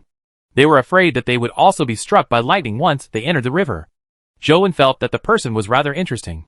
He had seen the might of the lightning, and it wasn't enough to hurt him. He said to Li Xian, "Wait here for me. I'll see if he's dead." Zhou Wen didn't summon his arm wing, but he used Dragon Gate's flying immortal skill. He stepped on the lotus leaves and headed for the lightning strike victim. As he stepped on the lotus leaves and landed on the spot where the person had been struck, he reached out to grab the person who was floating face down. Upon closer inspection, he was surprised. This person's hair and clothes had been charred black, but the person wasn't dead. The person had only fainted. That wasn't the main point. The main point was that Zhou Wen actually knew this person. She was none other than Fang Ruoxi, who had graduated from Guide High School with him. It's no wonder you jumped down from our side. It's her. Zhou Wen was looking at the Buddha statue just now, just like the others. He really didn't notice that Fang Ruoxi had disappeared. Just as he was about to bring Fang Ruoxi back to the shore, he suddenly saw a bolt of lightning appear out of nowhere. It descended from the void and struck Zhou Wen and Fang Ruoxi. "Zhou Wen, be careful!" Li Xian and company shouted. And among the other spectators, many gloated over Zhou Wen's predicament. They felt that he deserved being hit for his rash act. Zhou Wen naturally saw the lightning smite down as well. The lightning came quickly, preventing him from having any time to think. Zhou Wen summoned his overlord sword and slashed out the demonic astral wheel at the lightning. The blood-colored light wheel tore out and collided with the lightning. Immediately, a streak of blood-red light exploded. As the demonic astral wheel shattered, the lightning also shattered. It transformed into electric wisps that scattered across the river's surface, charring the lotus leaves and lotus flowers. Boom! Before Zhou Wen could retract the sword in his hand, another bolt of lightning came smiting down, preventing him from having a chance to return to the bank. Chapter 374 Who ended up with it? Zhou Wen held Fang Ruoxi in one hand and raised his overlord sword in the other, as he prepared to slash out a sword beam to shatter the incoming lightning. However, he had only raised his sword halfway when he suddenly felt his ears heat up. A golden earring appeared on his ear, producing a strange power. Truth Listener. Zhou Wen was delighted. He knew that Truth Listener had finished its incubation and had automatically returned to his ears. At the same time, it unleashed a strange power. This power extended all over Zhou Wen's body. Even the Overlord sword in his hand was enveloped by Truth Listener's power. The lightning struck the Overlord's sword, but it didn't produce any terrifying power. Instead, it transformed into a strange energy that was transmitted into Zhou Wen's body, giving him an indescribable sense of comfort. Not only did the lightning not harm him, it even seemed to replenish his energy. Boom! Boom! Boom! Lightning bolts fell from the sky one after another, as they struck the Overlord sword that Zhou Wen raised. It's over. Old Zhou is about to be charred to a crisp. Li Xian felt his heart chill when he saw the blinding lightning blast on Zhou Wen's body. Anyone would imagine that Zhou Wen would be electrocuted to death with such a terrifying electric blast. However, Zhou Wen didn't feel the pain of being struck by lightning. Instead, he felt his primordial energy fill. Every bolt of lightning that struck him added a little to his primordial energy. The excess primordial energy that his body couldn't contain seeped out from his pores. Almost instantly, 9 bolts of lightning fell. When the light from the lightning dimmed, the spectating students and crowd realized that Zhou Wen was still standing there with his sword raised. He hadn't been reduced to ashes as they had expected. Even his clothes weren't damaged at all. Zhou Wen, who was standing on a lotus leaf, held Fang Ruoshi in one hand and raised the Overlord sword in the other. He even emitted a faint golden luster. The visual effect was perfect, alarming and puzzling many students. The 9 golden lightning bolts were so terrifying. Why isn't Zhou Wen injured at all? Zheng Tianluan widened his eyes in disbelief. Wei Ge said indifferently. You underestimate Zhou Wen. How can such lightning hurt him? Zhou Wen walked towards the bank with Fang Ruoshi, but the lightning didn't descend from the void again. Zhou Wen landed on the shore, and just as he put Fang Ruoshi down, 2 golden beams shot out of the Buddha statue's eyes and headed straight for him. Is it finally coming? Zhou Wen felt a little excited. He didn't know what the Buddha Eye Opening's power would bring him. However, in the next second, Zhou Wen was stunned. The golden beam from the Buddha's eyes didn't shine on him, but on Fang Ruoshi, who was on the ground. Fang Ruoshi's hair and skin that had been charred from the lightning strike rapidly healed under the golden light. Not only did she recover from her own injuries, but she also became even more crystalline. Amidst her black hair was a faint golden luster. From the looks of it, the Buddha statue chose Fang Ruoshi from the beginning. After all, she was the first person to enter the river. Zhou Wen guessed the reason why the Buddha statue had chosen Fang Ruoshi. He wasn't envious at all. Fang Ruoshi had such an opportunity because she had pursued it with all her might. Fang Ruoshi opened her eyes. Even her pupils seemed to glow with a faint golden luster. It made her seem a little different from before. Why am I here? Didn't I get struck by lightning? Fang Ruoshi sat up and looked around in a daze. It was old Zhou who saved you. Furthermore, you were lucky to have received the Buddha statue's gaze. However, you need to thank old Zhou. If he hadn't helped you block 8 bolts of lightning, you would probably have lost your life instead of enjoying the Buddha affinity, Li Xian said jealously. Thank you, Zhou Wen. Fang Ruoshi stood up and stood in front of him. It's nothing. It's nothing. Zhou Wen shook his head slightly and turned to look at the Buddha statue on the stone wall. However, the Buddha statue had already closed its eyes and returned to its normal appearance. The lotus flowers and leaves in the river also withered in an instant. In the end, they all melted into the river, leaving nothing behind. When the crowd of onlookers saw that the Buddha statue had lost its divine glow and the surface of the river had returned to normal, they knew that they had missed the Buddha Eye Opening this time, and could not help but feel regret. Previously, they had not jumped into the river like Fang Ruoshi's search for a Buddhist affinity. Otherwise, they might have gotten it instead. A number of people left in disappointment, but there were also quite a number of people who looked over. Apart from asking about who had obtained the Buddhist affinity, they were mostly asking about Zhou Wen. Zhou Wen had managed to withstand 8 golden lightning bolts with a single sword without being injured at all. It was as though he was a god of combat embodied. It left people somewhat shocked. Zhou Wen wasn't in the mood to stay any longer. He informed Li Xian, Wang Ji, and company that he had something on before returning to his dorm. After returning to his dorm, Zhou Wen eagerly took out the mysterious phone and checked Truth Listener's information. A small golden monkey appeared on the screen. Its transformation wasn't too great, and its body was still rather miniature. However, the golden fur on its body had turned into a dark golden color, much more restrained than before. Furthermore, it had 4 ears when it advanced to the legendary stage. Now, it had 6 ears, 3 on each side. They were distributed in a triangular shape, like flower petals.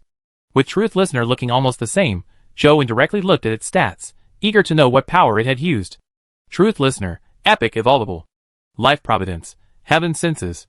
Life Soul, Evil Nullification. Strength, 41. Speed, 41. Constitution, 41.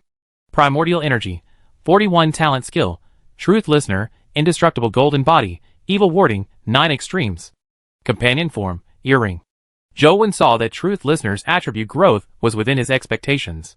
There weren't any changes in skills. However, there was an additional Life Soul Evil Nullification. It was likely the Evil Nullification Life Soul that nullified the lightning and turned it into primordial energy. However, Zhou was only able to sense a thing or two when it came to a companion beast's life soul. He had no way of completely figuring out what Evil Nullification's exact effects were. When he summoned Truth Listener, he saw a tiny six-eared, golden-haired monkey appear in his palm.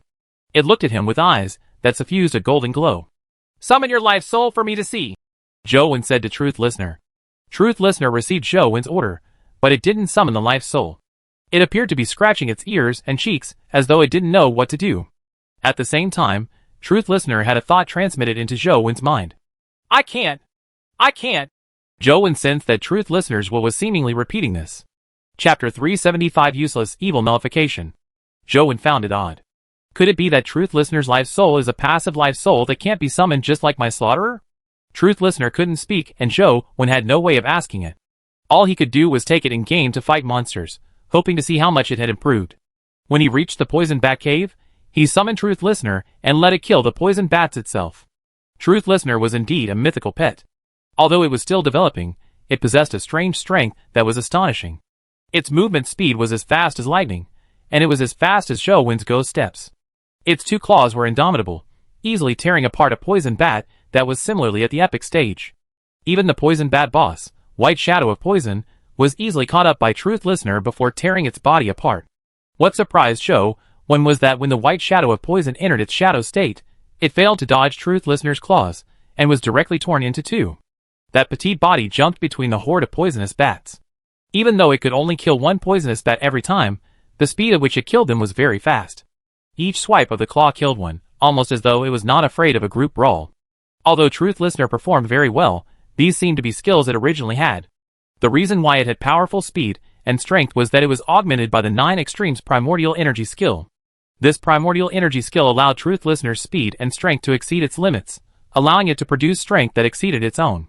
The indestructible golden body made Truth Listener hardly need to dodge attacks of the same level. It wouldn't even be easy for dimensional creatures of a higher level to kill it. Truth Listener could really be used as a tanking pet despite its extremely small body. Zhou had seen these powers before, but he didn't see the effects of its evil nullification life soul. Seeing that the experiment was useless, Zhou turned Truth Listener into an earring and went to the underground sea. Before Zhou descended to the sea, he summoned the goldfish to give it a try. The moment it landed in the seawater, it immediately vaporized immense amounts of water, producing white steam. It was like placing red-hot metal pieces into water. Then, Zhou hurriedly checked the goldfish's stats, and saw his bad luck instantly soar to plus 100. It frightened him so much that he hurriedly unsummoned it. You're clearly a fish, all right? How can you not like water? This is your fault. Zhou lampooned inwardly before he rushed into the sea. After switching back to the Slaughterer Life Soul, Zhou used his movement technique to circle around the 9 black dragons. He was ultimately no match for it, and was swallowed by a black dragon. Apart from the enhancement in my hearing range and the details I can make out, it doesn't seem to be of any special use. Back in Dragon Gate Grotto, it was able to turn the lightning into primordial energy. Why isn't it capable of doing so now? The black dragon spewed out a few rounds of dragon breath at me, but it failed to absorb the dragon breath and convert it to primordial energy when it landed on me. Could it be because the black dragon is too powerful that it isn't able to convert it in time? Zhou thought to himself as he headed to Ancient Sovereign City. He wanted to see if it could absorb the flames at the Fire God platform. However, when the firebirds hit the blood-colored avatar, Truth Listener didn't react at all and didn't absorb the flames. Could it be that it can only absorb the power of lightning? However, dimensional creatures with lightning elemental attributes seem a little difficult to find. Zhou thought for a moment and immediately thought of Li Xian. Li Xian had the Thunder God's sword. He just needed to try it out with him. He gave Li Xian a call and asked if he was free. Since Li Xian was free, the two of them decided to meet at the training grounds. Zhou, look who this is! When Li Xian came, he had actually brought someone over. Alai, why are you here? Zhou was somewhat surprised. This was because Alai wasn't a student at the college. Logically speaking, he shouldn't have been able to enter the school. Li Xian said smugly. I got him an identification card, and got him to be admitted into an ordinary university. Then, I used some connections to get him to come to our Sunset College as an exchange student. Awesome. Zhou Wen gave him a thumbs up. This wasn't something an ordinary person could do. All Lai was still very quiet. He didn't speak much. Back when Zhou Wen and Li Xian had taken him out of the Holy Land, his memory had been damaged greatly, so his memories were limited. Later, All Lai was taken back by Li Xian, and was arranged that he would stay in Li Xian's villa. This was the first time Zhou Wen had seen him since their farewell. All Lai is really strong. I got him to cultivate in a primordial energy art and gave him some crystals. It didn't take long for him to advance to the legendary stage. He's an absolute genius. Who knows, he might be able to advance to the epic stage in a short while, Li Xian said excitedly. In a certain sense, All Lai's primordial energy art and primordial energy skills were taught by Li Xian. It was enough to view All Lai as his student, so Li Xian was very happy with All Lai's achievements. If you need money, go to Li Xian. If you want to beat up monsters or something, you can look for me, Zhou Wen said to All Lai with a smile. Li Xian rolled his eyes at Zhou Wen speechlessly. By the way, why were you looking for me? I want you to help me with a test. Use your Thunder God sword to smite me with lightning, Zhou Wen said. What's the point of me smiting you? Even the Void Lightning in Dragon Gate Grotto wasn't able to harm you at all. I doubt my lightning will do anything. Li Xian curled his lips and said, Don't tell me you are deliberately showing off. Just smite me. Why all the chatter? Zhou Wen said. On your guard. Li Xian suddenly unsheathed his sword and cleaved using the Thunder God's sword, slashing out a powerful lightning beam at Zhou Wen. Zhou Wen had no intention of being hit. All he did was hold his Overlord sword horizontally and block the lightning sword beam. Bam! The lightning exploded on his sword, spreading lightning across Zhou Wen that his hair stood on end. Thanks to the electric current, his body convulsed for quite some time before he stopped. Holy sh*t, it's useless. Zhou Wen was depressed. Why did it work previously, but not now? Old Zhou, what's wrong with you? Why didn't you use the method you used at Dragon Gate Grotto to block my lightning? Li Xian felt puzzled as he looked at Zhou Wen, unsure of what he was up to. Again, Zhou Wen said through gritted teeth. Old Zhou, when did you gain the hobby of being tortured? Li Xian said with a smile. However, he didn't idle as he struck out with another lightning sword beam. Zhou Wen raised his sword to block the lightning sword beam, but it was the same as the previous strike. His entire body turned numb from the lightning, and his hair resembled afro curls. Haha, Zhou Wen, do you really have sadomasochistic tendencies? Do you want me to strike you a few more times? Li Xian was in a good mood. He was eager to continue, as though he wanted to cleave out a few more times. Smite your A**s. Zhou Wen was now officially certain that Truth Listener's evil nullification life soul didn't have the ability to convert lightning. Chapter 376 White Immortal. Old Zhou, what were you trying to do? Li Xian asked with a smile. Nothing. I'm testing my companion beast abilities, but it's just a disappointment. Zhou Wen answered truthfully. What companion beast is it? Can it only show its strength after suffering abuse? Li Xian was even more curious. However, Zhou Wen wore a depressed look as he waved his hand. Forget it. I was wrong. Let's just leave it be. I'll head back now. I made an appointment with Feng Qiuyan and Gu Tian. I'll be taking all of you to somewhere nice later, Li Xian said. Where to? Zhou Wen asked. Li Xian took out a black entry pass and said, Do you see this? This is the entry pass to White Immortal Temple. It's very difficult to obtain it. Only 5 people can enter. You all lie, Feng Qiuyan, Gu Tian, and I will go together. White Immortal Temple. Is there such a dimensional zone on campus? Zhou Wen thought carefully but couldn't think of any dimensional zone of that name on campus. It's not in our college, but it's in Luoyang City. It's a great place. You will see later, Li Xian said mysteriously. The White Immortal Temple doesn't consecrate Madam White Snake, right? Zhou Wen had heard his grandfather tell him the story of Madam White Snake when he was young, so the name, White Immortal, reminded him of the story. What is on that head of yours? Madam White Snake is suppressed in a place called Leifeng Pagoda. It's far away in West Lake, Li Xian explained, even though Feng Qiuyan and Gu Tian haven't arrived yet. The so-called White Immortal is one of the 5 immortals in folklore: Fox, Yellow, White, Willow, and Gray. Fox refers to Fox Immortal. You should know that foxes can cultivate to become an immortal. It's a very common story. Yellow Immortal refers to a weasel. It's an extremely evil thing. Willow Immortal refers to a snake immortal. Gray Immortal is a mouse. As for White Immortal, it is actually a porcupine immortal. These 5 immortals are more well known in the north. We have fewer than 5 immortal temples in our area, but in Luoyang, there's a White Immortal Temple. It has turned into a dimensional zone, and has been under military control. The entry pass is hard to come by. I was lucky to get one by chance and can bring all of you to take a look. By chance? Zhou Wen stared at Li Xian with an odd expression. Li Xian knew what Zhou Wen was thinking and shook his head. Don't worry. This has nothing to do with my brother. Besides, death is virtually impossible in White Immortal Temple. You'll just suffer a little. What do you mean? Zhou Wen had zero ideas about White Immortal Temple. He had no idea what it looked like. There is a special power inside White Immortal Temple. Once you enter, every step you take will be like a needle prick. The further you go, the more intense the needle pricking pain is. Normal people won't go too deep, and at most, they will have many bloody holes in their soles. But if one barges in forcefully, that would be fun. I heard that an epic expert with great movement techniques flew into the White Immortal Temple's main hall by relying on his flying ability. However, as soon as he entered the hall, he let out a tragic cry and fell to the ground. His entire body was covered in needle holes, and he was severely mangled. His blood flooded the ground, and he died immediately. From the sound of it, this White Immortal Temple seems very dangerous. Zhou Wen didn't like to go to dangerous places. It's actually not a big problem as long as we don't force our way in. Just walk as far as you can go. If you can't withstand the pain, just turn around and come out. As long as you turn around and walk straight, you won't be injured. If you have a high tolerance threshold, you can walk to the incense burner in front of the hall and light a stick there. You might obtain a companion egg from the White Immortal, Li Xian said. What's the level of the White Immortal companion egg? Zhou Wen asked. The level doesn't matter. In fact, the White Immortal companion egg is only at the legendary stage. However, it has an extraordinary life providence. If you have a White Immortal companion beast, it might one day save your life. You can tell how good it is just by how much the military locks down the place. Having said that, Li Xian deliberately stopped. Clearly, he was waiting for Zhou Wen to ask him questions.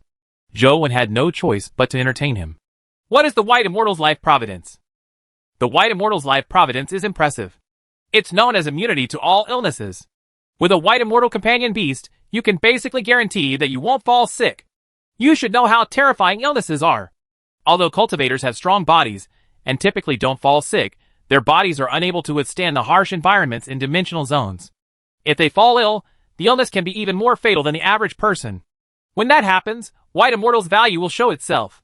Li Xian continued. Besides, the White Immortal companion beast has the ability to seek out herbs. Although it doesn't know how to fight, it can distinguish between the strange plants in a dimensional zone. It knows which ones are poisonous, and which ones are medicinal herbs. If there's nothing to eat, one can also rely on White Immortal's help to eat some herbs for survival. It's better than starving to death, and there's no need to worry about accidentally consuming poisonous plants. Now that you put it this way, this White Immortal sure is a good pet. Zhou Wen felt that Li Xian was right. Immunity to all illnesses was indeed a good life providence, especially when this life providence could aid its master. Even a cultivator couldn't guarantee that they wouldn't fall sick. In all kinds of harsh environments, if they fell sick, it would be very troublesome. With White Immortal, there was no need to worry about it. After a while, Feng Qiuyan and Gu Dian came one after another. The five of them successfully left the school together, as Li Xian had already prepared a permit for them to leave. Alai drove the four of them to the White Immortal Temple. The White Immortal Temple was much smaller than Zhou Wen had imagined. It was like a small courtyard house of an ordinary family. However, its design was slightly different. There was an old wooden plaque hanging on the dilapidated wooden door. The words, White Immortal Temple, were indeed written on it, but the paint on it was almost gone. After Li Xian handed over the pass, the five of them walked to the door of White Immortal Temple. The door was already open, and they could see the tiny courtyard inside with a single glance. There were all kinds of small houses, but they looked like they were only used to store miscellaneous things, and not meant to consecrate other immortals. A slightly bigger building that directly faced the door was the hall that worshipped White Immortal. In front of the big building was a stone incense burner. The incense inside was almost completely filled. Li Xian gave each of them 3 sticks of incense before taking 3 sticks of incense himself. After taking off his shoes at the door, he walked in. Why are you taking off your shoes?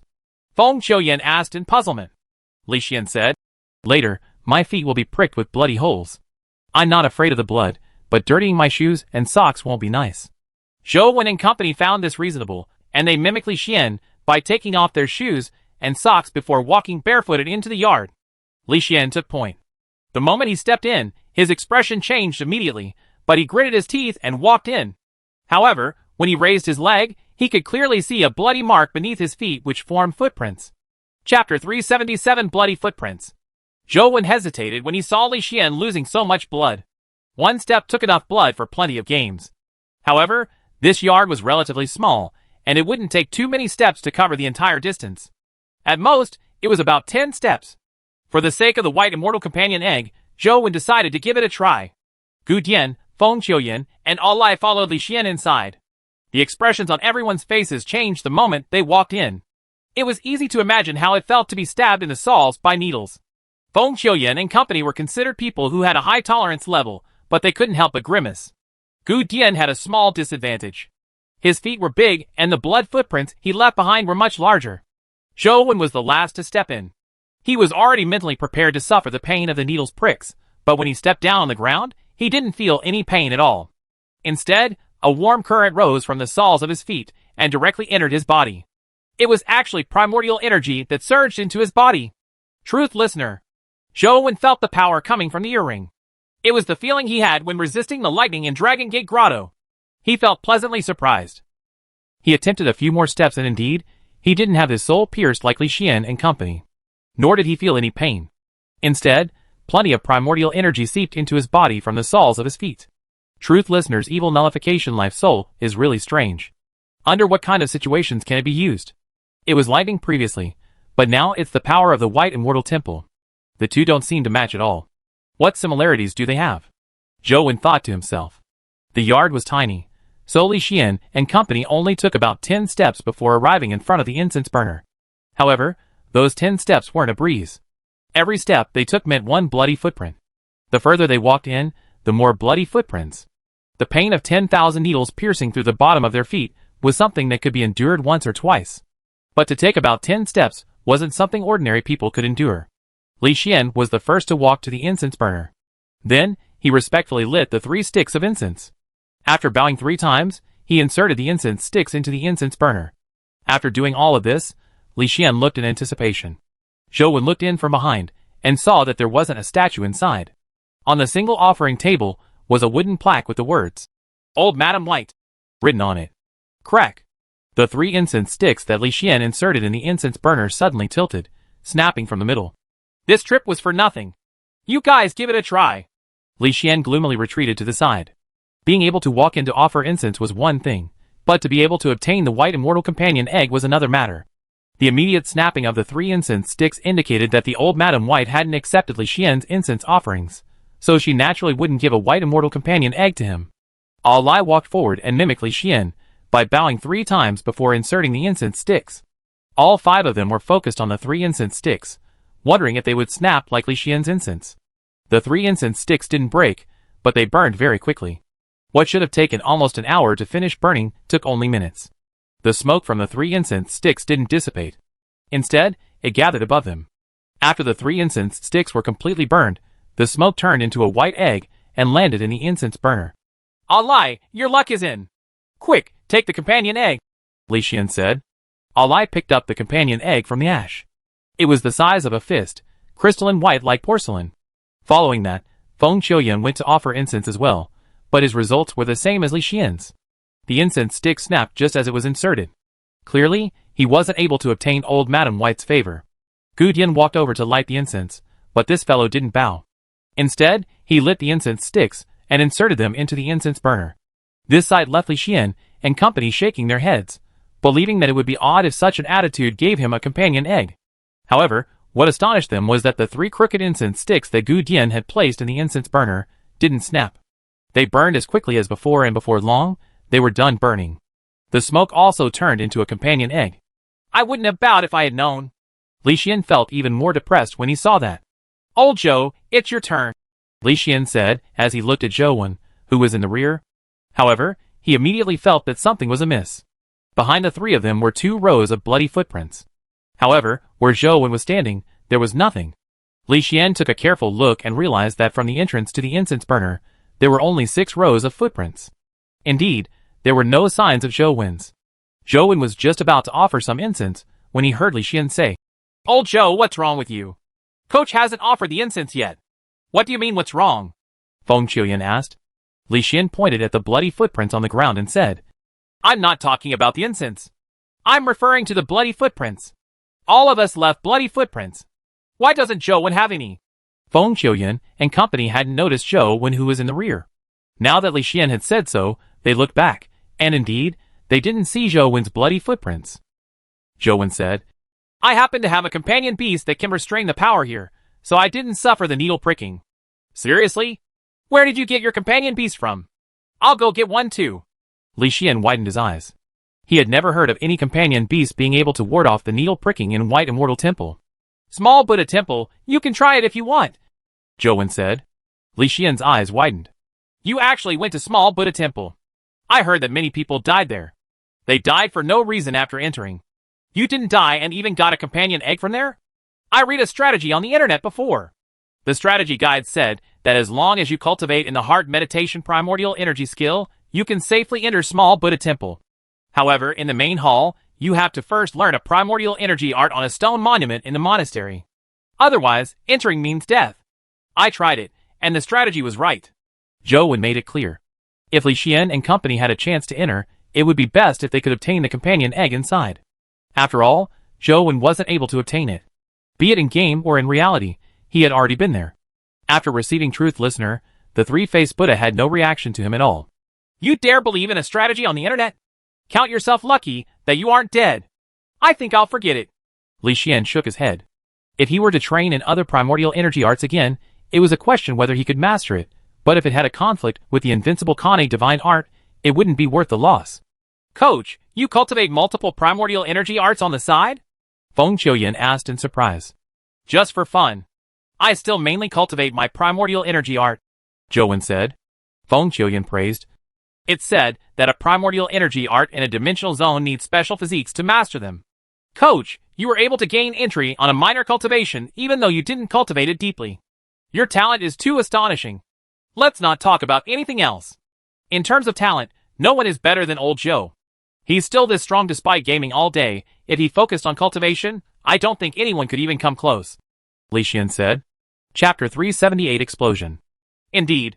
Coach is the rarest talent I've ever seen.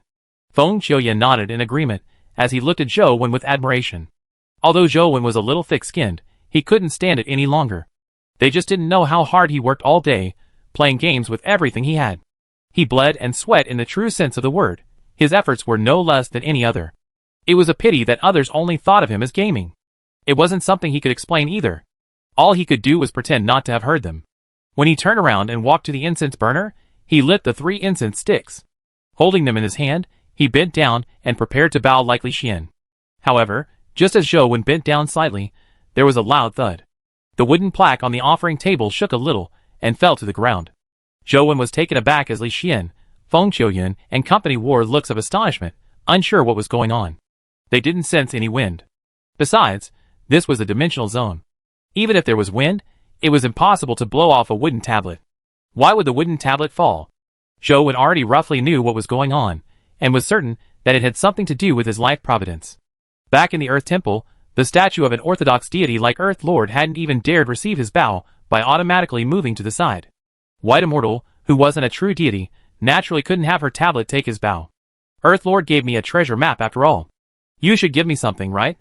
Zhou Wen didn't bow, and inserted the 3 incense sticks into the incense burner. And once this happened, there was a boom as the fallen wooden tablet exploded into wooden splinters. What?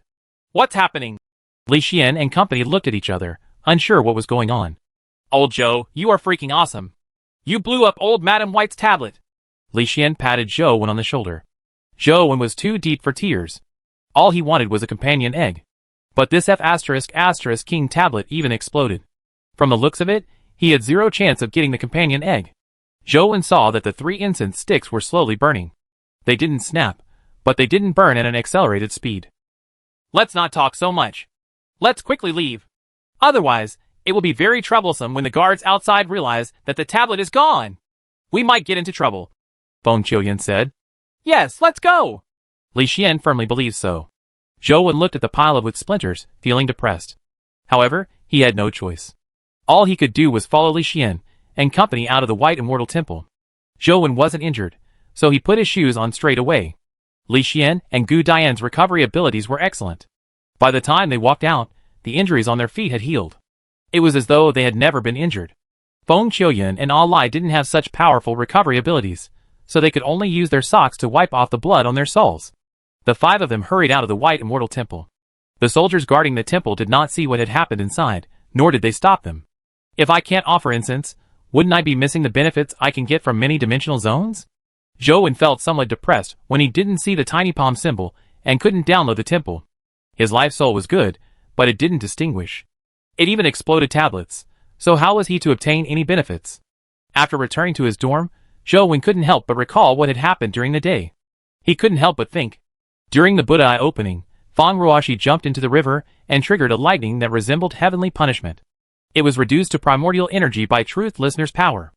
After walking into the White Immortal Temple today, the needle pricking power was resolved by Truth Listener's powers. It appears they aren't connected, but on second thought, they seem to be of the same origin. It's as though these two powers are punishment types. Could it be that the effects of the evil nullification life soul resist punishment type powers? It doesn't seem right. Zhou felt that something was amiss again, but an idea suddenly flashed in his mind as he thought of the tunnels protected by Aoyin. There were 2 tunnels that appeared to be similar in situation to White Immortal Temple. Zhou decided to try out to see if Truth Listener's evil nullification life soul was useful there. He directly activated the Zhuolu Instance Dungeon, controlled the blood-colored avatar, and stormed all the way to the ruins tunnels before arriving in front of the Aoyin Stone statue. This time, Zhou didn't take any poisoned bat to sacrifice. He summoned Truth Listener to transform into an earring before Zhou chose the right tunnel. Without a sacrifice, strange text would appear in the tunnel. Those words would turn into living beings that attacked anyone inside the tunnel. Even the armor formed by the mutated stone, she could not withstand their sharp teeth. If he attacked those text monsters, he would be injured instead. This time, Zhou didn't see the text when he walked in. Instead, a strange strength surging around him turned into primordial energy that surged into his body. It filled his primordial energy with the excess gushing out from all his pores. It really works. Zhou was delighted. Truth Listener's life soul seemed to be more useful than he had imagined. It even managed to convert the strange powers of the Aoyin Tunnel into primordial energy. What kind of power does evil nullification life soul possess?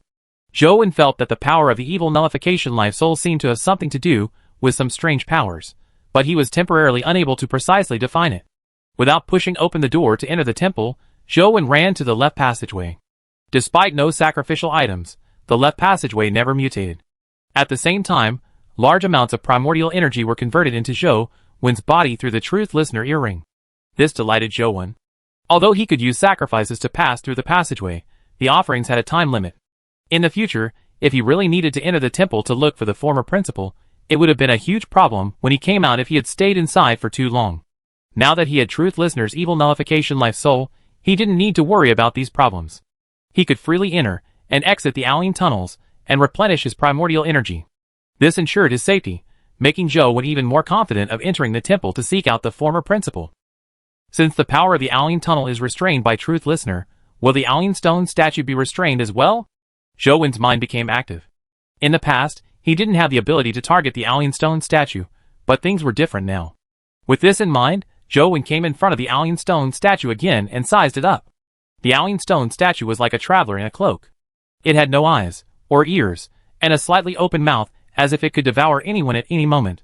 In the past, Zhou had tried attacking the Aoyin stone statue, but ended up being swallowed by it. No attack worked. Gritting his teeth, Zhou controlled the blood-colored avatar to summon his overlord sword. After gesturing at the Aoyin stone statue a few times, he slashed out with the demonic astral wheel. The blood-colored wheel of light slashed at the head of the sculpture. Chapter 379 Slaying Aoyin. The Aoyin stone statue's mouth suddenly split open, like a devil's mouth, reaching almost to its earlobes.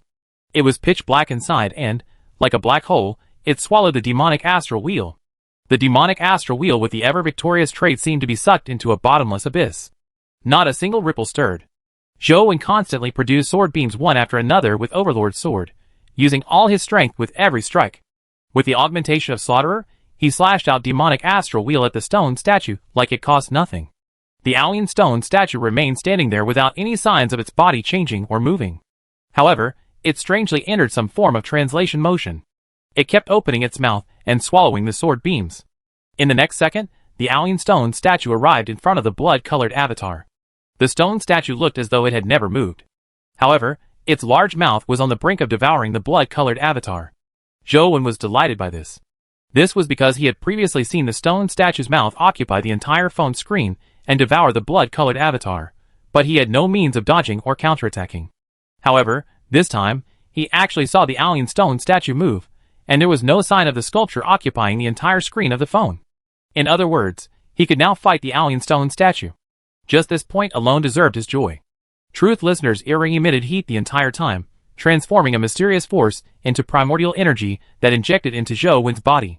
Zhou Wen knew that this was because Truth Listener had blocked a certain power from the alien stone statue.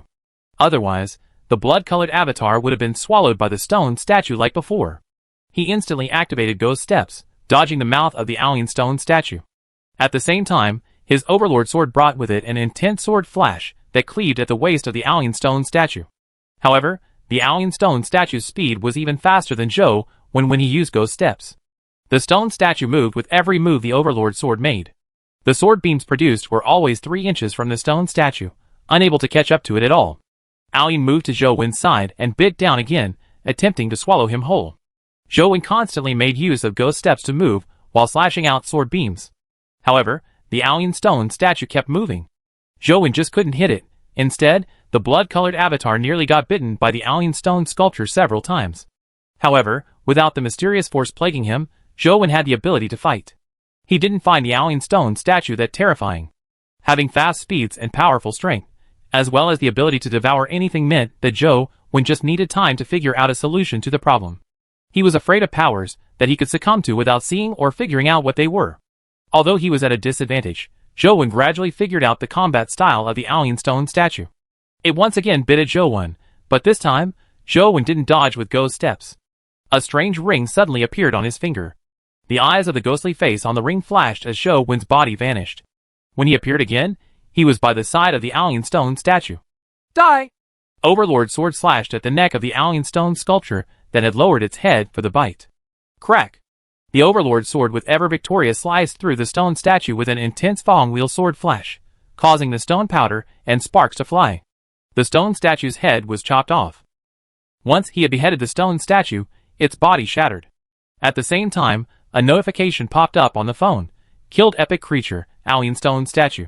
Discovered dimensional crystal. The alien stone statue is only at the epic stage. That's right. After all, it's only a stone statue. It isn't alien itself. Zhou Wen controlled the blood-colored avatar to walk over and pick up a dimensional crystal from the rubble. It was a gray crystal with an image of alien inside. It was actually a primordial energy skill crystal. Zhou Wen didn't know what skills alien had, and he couldn't be bothered to think further. He directly allowed the blood-colored avatar to absorb the primordial energy skill crystal. Soon, a strange energy emitted from the phone and flowed into Zhou Wen's body like a bolt of lightning. It surged through his meridians and formed a new primordial energy circulation in his body. At the same time, some vague information entered his brain. A notification popped up on his phone. Absorbed alien stone statue crystal. Attain primordial energy skill. Tongue blade, rank 9. Zhou Wen's expression turned odd. He had heard of primordial energy skills, like hand blades or arm blades, but this was the first time he had heard of tongue blades. Using one's tongue as a weapon. That's really... Zhou Wen was somewhat speechless. However, he was overjoyed when he carefully studied what it did. Tongue blades were essentially the same as primordial energy skills such as hand blades and arm blades. They used part of his body as a weapon, but the tongue was just too weak. Without bones in them, using tongues as weapons was even harder. Alien tongue blade wasn't really about using a tongue to lick the enemy.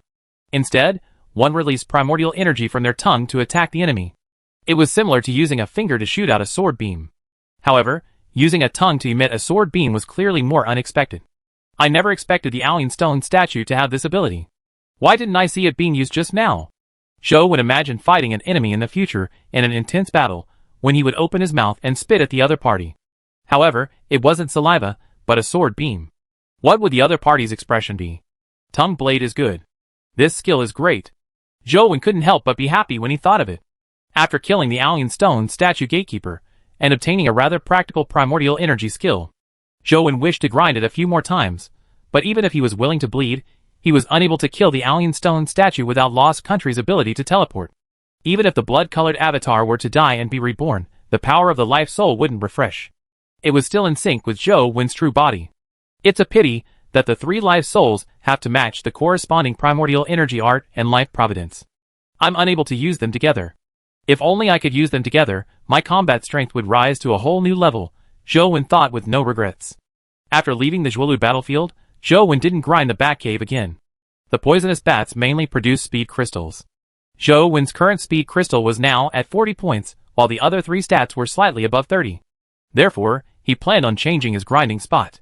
He didn't have any hopes of reaching 41. Before heading to Zhuolu, he had to at least raise his 4 basic stats to 40. Apart from the Zhuolu battlefield, Dragon Gate Grotto and Pool City were the only dungeons that had relatively more epic creatures. Dragon Gate Grotto's epic creatures were quite scattered, so it wasn't convenient grinding the map. Therefore, Zhou Wen planned on heading to the underground Pool City. Zhou Wen had been grinding the poison WRM pool for a very long time, but he was still lacking one of the poison dragon fingers to gather all 5. He didn't know what effects there would be if he gathered them all. Therefore, he could use this opportunity to grind them again. Other than the poison WRM pool, there were also many epic creatures, like the sword Fang Fish and electric eel in Pool City. There was also the most common Jade Toad. Chapter 380 A Way to Advance the Life Soul. Although there were quite a number of epic creatures like Jade Toad, and it could drop many good items, there were not many tutors in the college who were willing to kill one. The Jade Toad was poisonous. The blood and bodily fluids that spewed out were deathly poisonous if one managed to lacerate it. Just touching a little bit of it was enough to kill someone. Before its death, the Jade Toad would even self-destruct. Within a radius of tens of meters, the poison would spray everywhere. Touching any bit of it could result in death. If there wasn't a special need, who would risk their lives to kill such a dimensional creature? Humans were still humans after all. Even if they had the ability to kill Jade Toads, who could guarantee that they wouldn't be distracted for a moment? If they were stained with the poison, their outcome would be dire. Naturally, Zhou Wen didn't have any qualms about that. His poison stat was close to 20, so he didn't take to heart the typical poison. Furthermore, he wasn't afraid of death in game. Jade Toads and poison bats were poisonous creatures, but the crystals they dropped were mainly strength type. Occasionally, some high-level primordial energy crystals would drop, making them rather good options. Zhou Wen came to the underground Pool City and arrived at a region with shallow water. Indeed, there was a huge green toad sprawled on the roof. Although this fellow could stay in water, it didn't usually do so. Without a word, Zhou Wen controlled the blood-colored avatar to pull out the Overlord's sword and slashed out with a sword beam from afar. The sword beam was as fast as lightning. The Jade Toad's speed was too slow, and it was unable to dodge in time. All it could do was spit out venom to block the sword beam, but the sword beam sliced through the venom, slicing through its body. Bam! The Jade Toad exploded, and its poisonous green blood splattered everywhere, dyeing the nearby waters a dark green color. Zhou Wen was overjoyed when he saw a dimensional crystal drop, strength plus 36. He hurriedly sent the blood-colored avatar flying over to pick it up. There was also poisoned blood on the dimensional crystal. When the blood-colored avatar picked it up, it had dyed its hands with a little green poison. However, the poison didn't spread. After Zhou Wen washed away the poison on the dimensional crystal, the poison on the blood-colored avatar's finger also slowly subsided. The poison of this Jade Toad is even more powerful than the poison from the poison bat. It should also drop poison crystals, right? Zhou Wen was filled with anticipation when he saw this. Perhaps, he could obtain higher valued poison crystals here. Zhou Wen spent most of his time grinding Jade Toads. Before he dripped his blood to respawn the underground Pool City, he would kill the baby tiger and grind Tiger Cage Pass. The Tiger Cage demonized general was awesome. Furthermore, Zhou Wen also wanted to use the Warlock at Tiger Cage Pass to hone his combat skills. The Warlock was indeed powerful, making it difficult to kill him. However, using him to train his combat skills was better than using anyone else. Typical dimensional creatures didn't have high intelligence, making them mostly rely on their natural talents when it came to combat technique. It was very rare to have enemies like the Tiger Cage Pass Warlock. He had no clue about the small perfection of Wisdom Sutra or the Tao Sutra Life Soul, nor did he find a way to advance the Slaughterer Life Soul.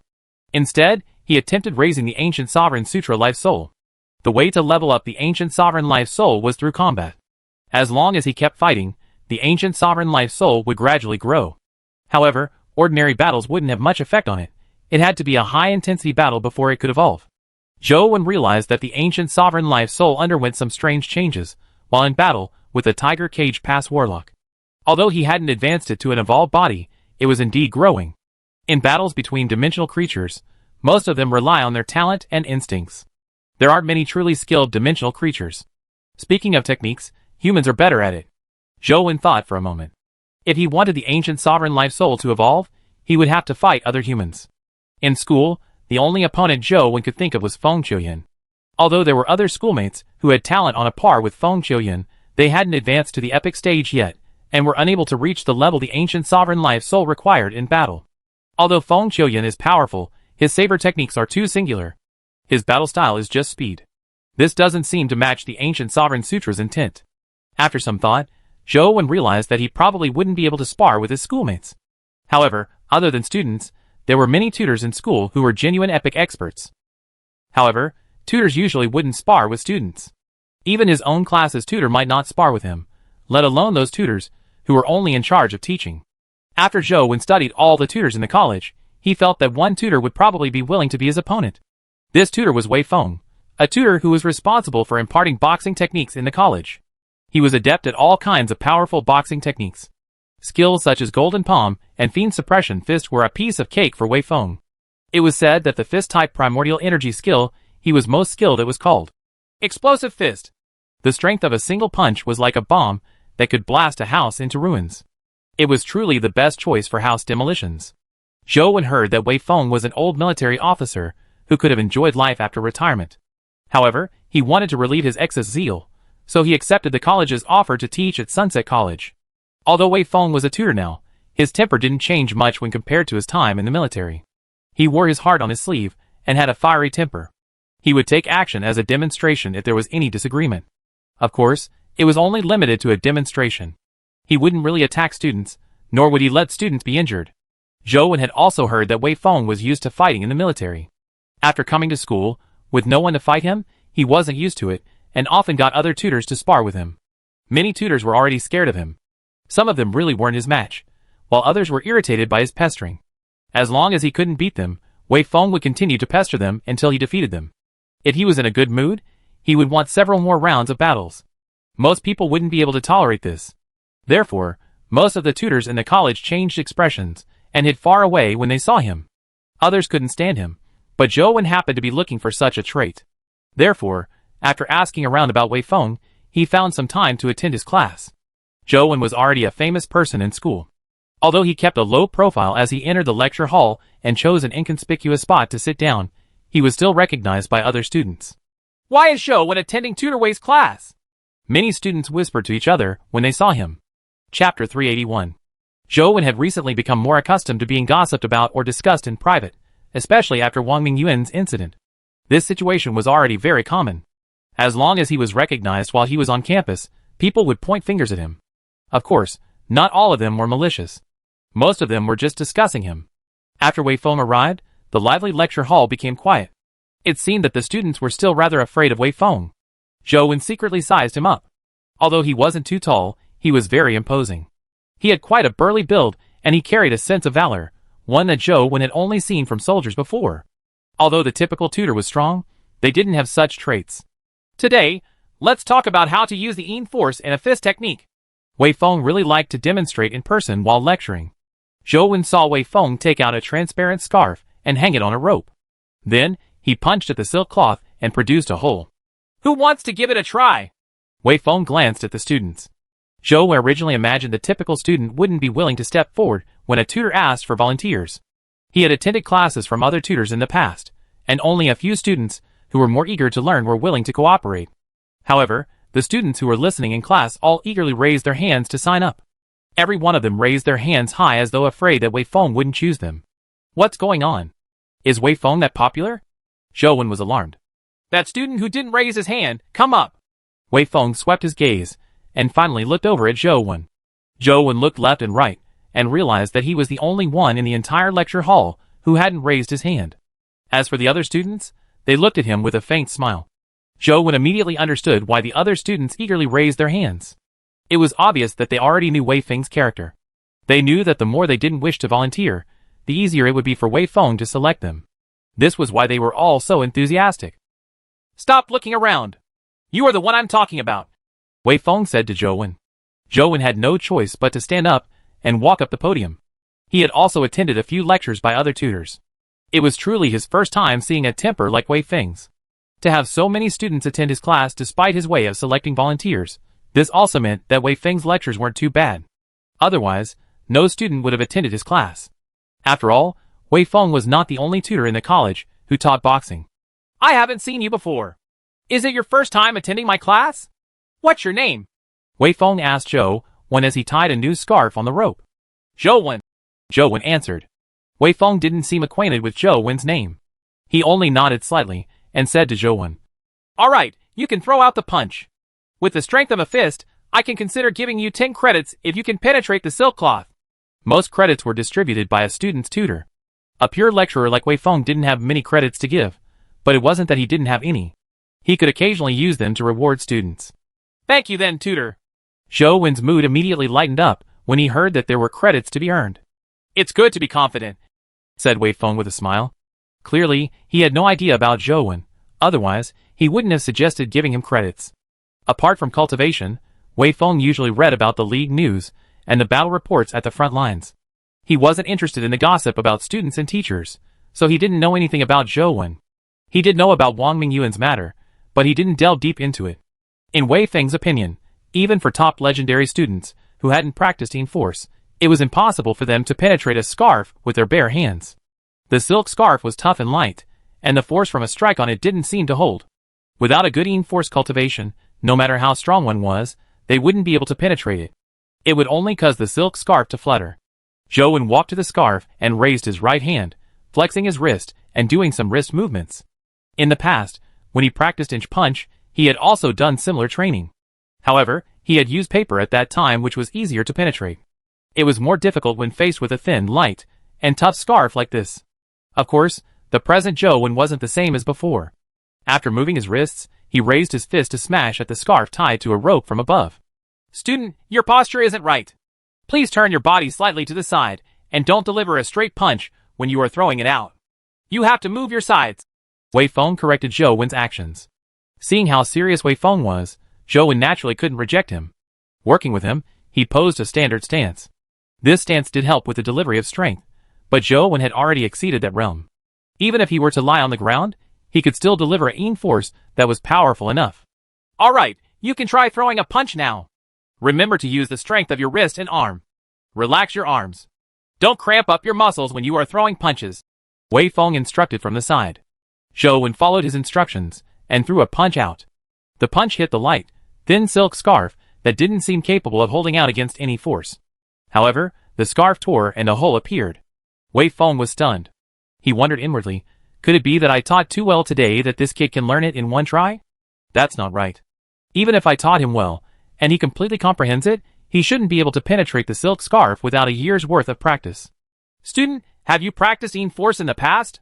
Wei Feng asked as he sized up Zhou Wen. I practiced inch force when I was in high school. Zhou Wen answered truthfully. No wonder. Wei Feng was enlightened. He smiled and said, Not bad. Give me your student number. I won't give you a single point less than the 10 academic credits I promised you. Tutor, can I request for these 10 credits to be changed for something else? Zhou Wen took the opportunity to ask. Wei Feng looked at Zhou Wen with interest and said, Tell me, what request do you have? I would like you to be my sparring partner and engage in actual combat when you are free. Is that okay? Zhou Wen asked. Sure, of course. I love students like you who are self-motivated the most. When I finish my lesson, you can train for as long as you want. Wei Feng narrowed his eyes, and the wrinkles on his face began to show. He was really very happy that a student wanted to spar with him in real combat. This was Wei Feng's favorite pastime. I hope you can hold on for a little longer. Don't try to run too soon, Wei Feng thought to himself. He wasn't afraid of Zhou Wen's enthusiasm for learning would rise, but he was afraid that Zhou Wen would cower back quickly.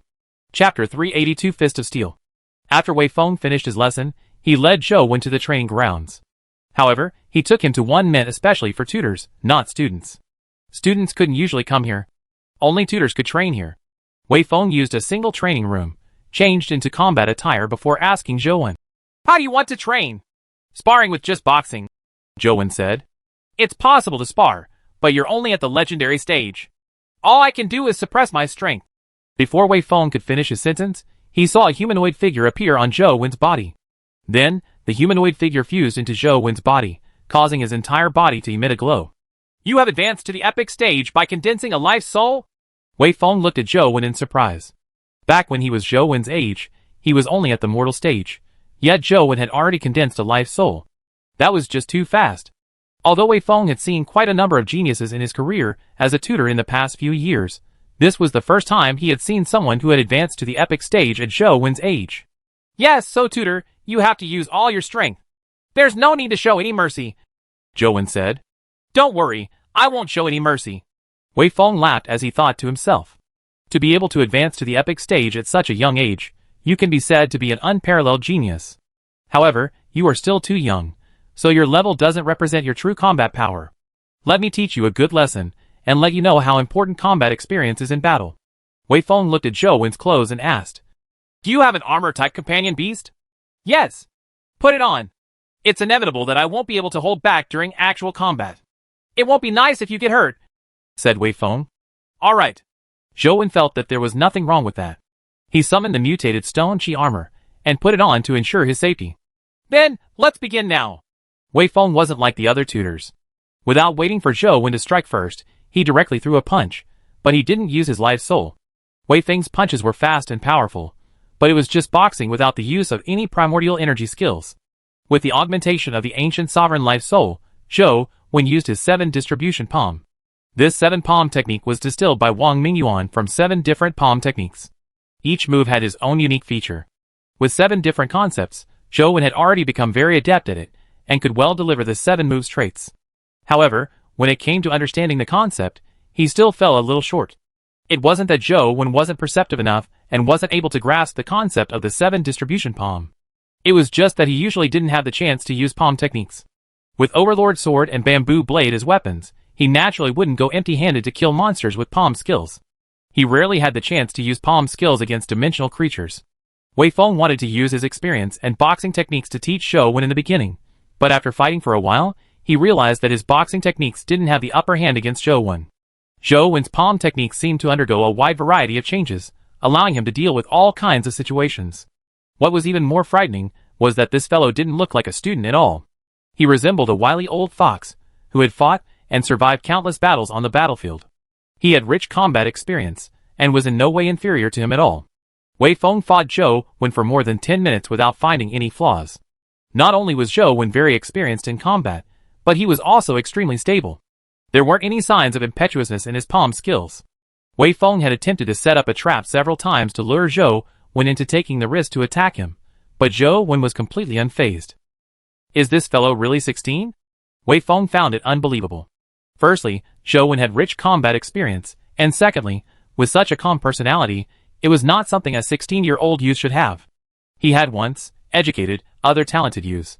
Even though those talented youths, who appeared calm and dignified on the surface, would become hot-blooded in actual combat. This allowed him to seize the opportunity to teach them a good lesson. However, Zhou Wen was completely different. He was calm like a mountain that was extremely stable. No matter how much Wei Feng tried to entice him, he remained unmoved. Unbeknown to Wei Feng was that although Zhou Wen was young, he had rich combat experience in game. One reason why he was so calm and composed was partly that his character was straightforward. However, the main reason was that he had experienced too many deaths in game, and had experienced all sorts of trials of death. It made him think more than the typical youth and gradually developed the habit of being cautious. Seeing Zhou Wen's appearance, Wei Feng knew that if he continued fighting him like this, there would probably be no outcome even if the apocalypse dawned. I really can't underestimate these young adults. Since he has already used his life soul, there's no need for me to be too polite. After some thought, Wei Feng summoned his life soul. His life soul was a boxing glove that appeared on his right hand. It looked like it was made of steel, one that wrapped his entire right fist and the forearm.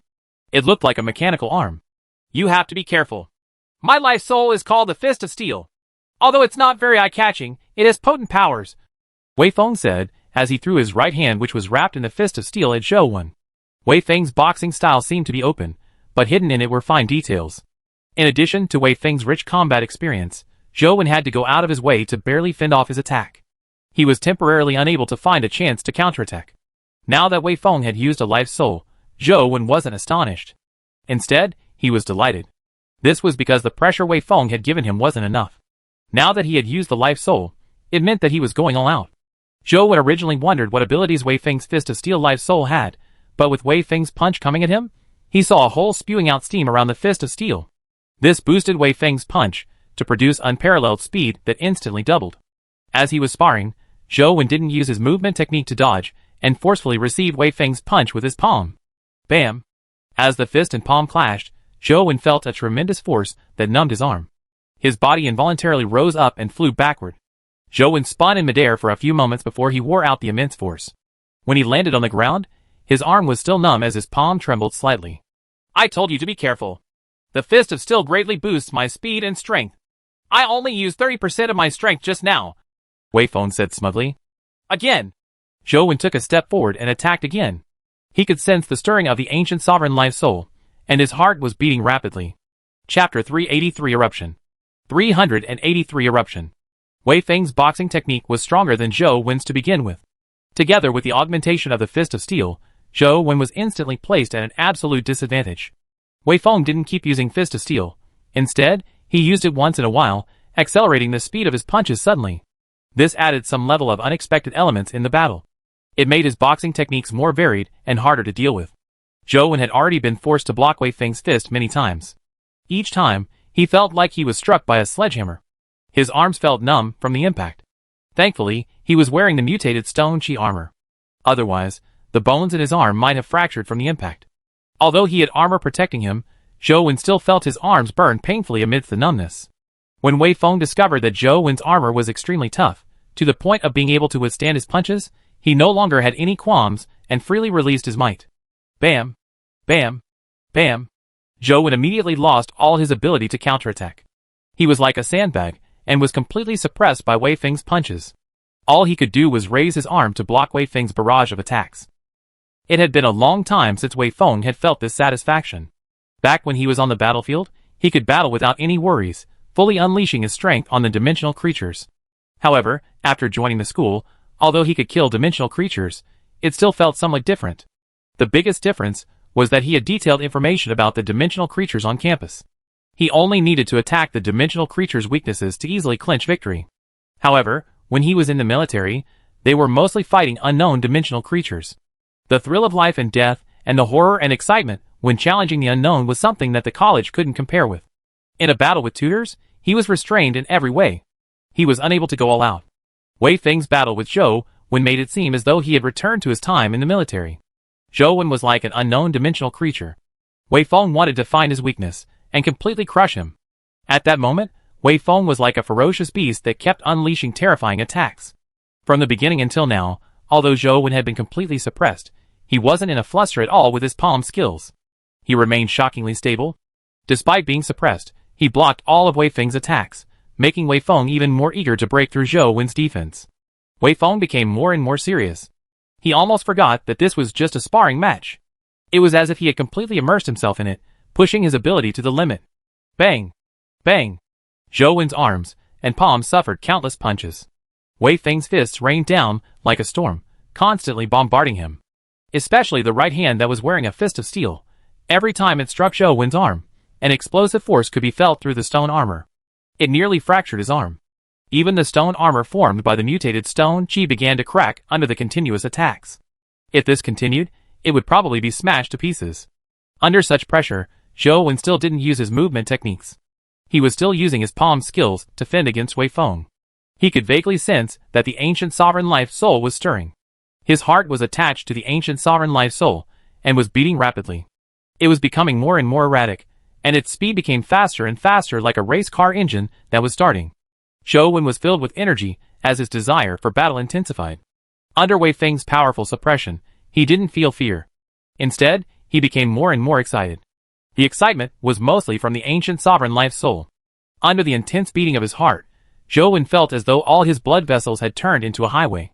His blood was flowing at an extremely fast speed as it rubbed against the blood walls, causing the temperature to rise higher and higher, as though it was about to ignite. Ba-dump! Ba-dump! Ba-dump! Under the effects of the ancient sovereign life soul, his heart beat more and more violently. It made Zhou Wen feel as though his body had become a volcano, with a force about to erupt at any time. Wei Feng became more and more excited. Zhou Wen's stability and the sturdiness of the mutated stone chi armor made him completely let loose himself. Apart from not using any primordial energy skills, he had pushed his abilities to the limit. I refuse to believe that I can't crack your defense. It was as though Wei Feng had returned to his time in a dimensional zone. His punches were becoming more and more precise, ferocious, and lethal just like when he fought powerful dimensional creatures. At that moment, Zhou Wen remained calm, but there seemed to be a ball of flames burning in his eyes. He constantly flailed his arms as he kept retreating. Under Wei Feng's crazy attack, cracks had appeared on the arm of the mutated stone chi armor. If Zhou Wen hadn't deliberately used different spots to block Wei Feng's fist of steel, allowing him to repeatedly strike, the same spot would have long shattered the mutated stone chi's bracer. Although Zhou Wen had already controlled the location of the blocks, there were already cracks everywhere on his bracer. If he continued suffering the attacks, the bracers on both arms would probably be shattered completely. However, Zhou Wen didn't dispel the mutated stone chi armor and chose to continue fighting. He could sense that the ancient sovereign life soul was reaching a critical point. If he retreated, all his previous efforts would have been for naught. Crack! Crack! Under Wei Feng's attacks, a fine cracking sound appeared on his bracer. More and more of such cracking sounds were heard. There were visible cracks on his bracer, and small fragments began to be released from the cracks which spread like spider webs. Zhou Wen's eyes were like fire, as he quickly brandished his arms to block Wei Feng's crazy attacks. Just a bit more. Just a bit more. Zhou Wen felt that the force in his body was like a volcano about to erupt, but it just didn't erupt. It was as though a boulder was blocking the volcano's mouth, preventing it from spewing out hot lava. Crack! Zhou Wen's arm blocked Wei Feng's right fist again. A piece of armor the size of an egg crumbled from his right bracer, turning into fragments that scattered everywhere. It was like a butterfly effect. The bracer completely shattered, revealing Zhou Wen's arm. Without the protection of the armor, the powerful punch landed on Zhou Wen's arm. Immediately, Zhou Wen's arm trembled like a bowstring, as though it was about to be snapped. At this moment, Zhou Wen's eyes seemed to spew out lava, turning his pupils into scorching red lava. His entire body began to emit a terrifying hot aura, as scorching heat spewed out from him, distorting the surrounding air. From afar, it was as though there was an invisible fire burning outside his body. Chapter 384 My Life, My Blood, My Soul. Chapter 384 My Life, My Blood, My Soul. Zhou Wen's bracer shattered. Wei Feng was alarmed, as he hurriedly stopped his attack. He couldn't help but regret it greatly. He had been too serious while sparring with a student. If Zhou Wen's companion beast died because of that, Wei Feng wouldn't know what to do. If news of a tutor killing his student's companion beast got out, he would probably be treated as a representative of violent educators. Wei Feng looked at Zhou Wen and wanted to ask if he was alright. Companion beasts were secondary. The fact that Zhou Wen wasn't injured was of greatest importance. However, when Wei Feng's gaze landed on Zhou Wen, he was alarmed. He saw that Zhou Wen's body was emitting a scorching hot aura. The heat seemed to distort the air around his body. It was as though his body was burning with transparent flames. Alarm bells began to sound in Wei Feng's heart.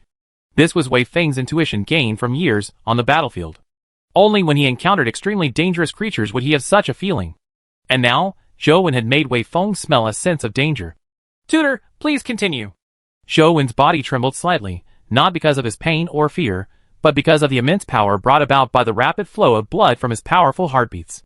This influenced his body in a way that he couldn't control, and with every beat of his heart, his entire body trembled. And now, the frequency of his heart beating was as fast as a piston. That's why it made Zhou Wen's body appear to be trembling. This didn't affect Zhou Wen's control of himself. To be precise, he had never felt this good. His entire body was filled with explosive strength. It was as though he was revving at the starting point, his engine roaring non-stop. He was like a powerful racing car that had the slight inclination to charge forward. Without waiting for Wei Feng to deliver the punch, Zhou Wen clenched his fists and threw a punch at Wei Feng. This was a subconscious act.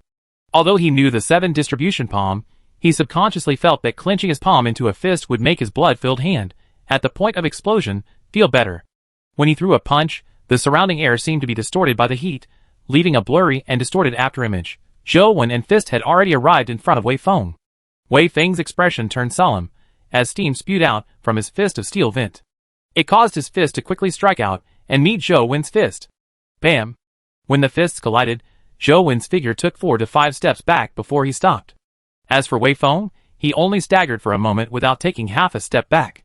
However, Wei Feng wore a look of surprise, as he sized up Zhou Wen in disbelief. After fighting Zhou Wen for so long, he had a general understanding of him. He knew that Zhou Wen's strength wasn't weak, with its number ranging in the 30s. This strength was already very close to his, but with the augmentation of the steel of fist, his fist's strength increased significantly, something that Zhou Wen's strength was unable to withstand. Back when Zhou Wen was able to fight him, he had mainly relied on the defense of the mutated stone chi armor. However, the fist Zhou Wen had used was from the one beneath the shattered bracer. Without the protection of his armor, Zhou Wen had only retreated 4 to 5 steps. His strength had clearly been boosted significantly in such a short time. However, without using stat crystals, his strength stat couldn't increase unless he used a strength-enhancing primordial energy skill. However, Zhou Wen didn't use one. It was still the same as before. All he did was use a fist technique to fight him. Could it be the life soul? Wei Feng looked at Zhou Wen, who seemed to be burning with an invisible flame, and felt that his entire body was emitting light and heat. The warning bells in him became more obvious. Without giving Wei Feng time to think, Zhou Wen threw another punch. This was followed by a barrage of punches as if he had gone mad. Wei Feng's fighting spirit was triggered as he clenched his fists and clashed with Zhou Wen. The fist of steel unleashed all its might, producing unparalleled speed and strength. It was like steel meteors that sent Zhou Wen retreating again and again. However, Wei Feng could sense that Zhou Wen's strength was getting stronger and his speed was also increasing. His actions seemed more and more fluid. Fire! Wei Feng felt as though there was a flame burning in Zhou Wen's body. It wasn't a real flame, but Wei Feng had this feeling that as the flame burned Zhou Wen's body, no, it should be said that his entire life was combusting to produce light and heat. It would become more and more blinding, and it made his heart tremble. My life, my blood, my soul, live for life, born for the living. Even if I spill my blood, bury all my bones, I will fight for a chance for life to survive in this dark and cold land. The ancient sovereign life soul seemed to be emitting an ancient will that bordered on a roar. His blood was boiling. This wasn't an adjective. Zhou Wen really felt as though all his blood was igniting. It was as though he had infinite power. It increased his strength and his speed. Every inch of his cells seemed to emit light and heat. Bang! Bang! Zhou Wen's fists constantly clashed with Wei Feng. From being at a disadvantage in the beginning, to slowly parrying Wei Feng, he was no longer sent into a retreat. It eventually ended up with Wei Feng's fist without the steel of fist being suppressed as Zhou Wen's might grew stronger. Bam! When the fists collided again, Zhou Wen's bare fists seemed to emit sun-like heat and light. When he collided with the fist of steel, he wasn't set retreating. Instead, Wei Feng's body involuntarily trembled as he took half a step back. This fellow. Wei Feng's eyes flickered as he looked at Zhou Wen in disbelief. He had been in the military for 30 years, and had been a tutor for 6 years. He had seen countless experts and geniuses, but to have such strength at Zhou Wen's age, he had only met one before. Zhou Wen was second. In the crazy battle, Wei Feng constantly retreated. Every step he took made him feel like Zhou Wen was growing taller. The body that emitted light and heat grew bigger and bigger in his eyes, becoming increasingly unstoppable. At that moment, the invisible flames on Zhou Wen's body actually condensed into corporeal light. His entire being seemed to emit a glorious sun. The ancient sovereign life soul also propelled his body, making him break the shackles to certain limits, and causing terrifying power to erupt. Boom! Zhou Wen's fist broke the speed of sound and rubbed against the air, producing light and heat.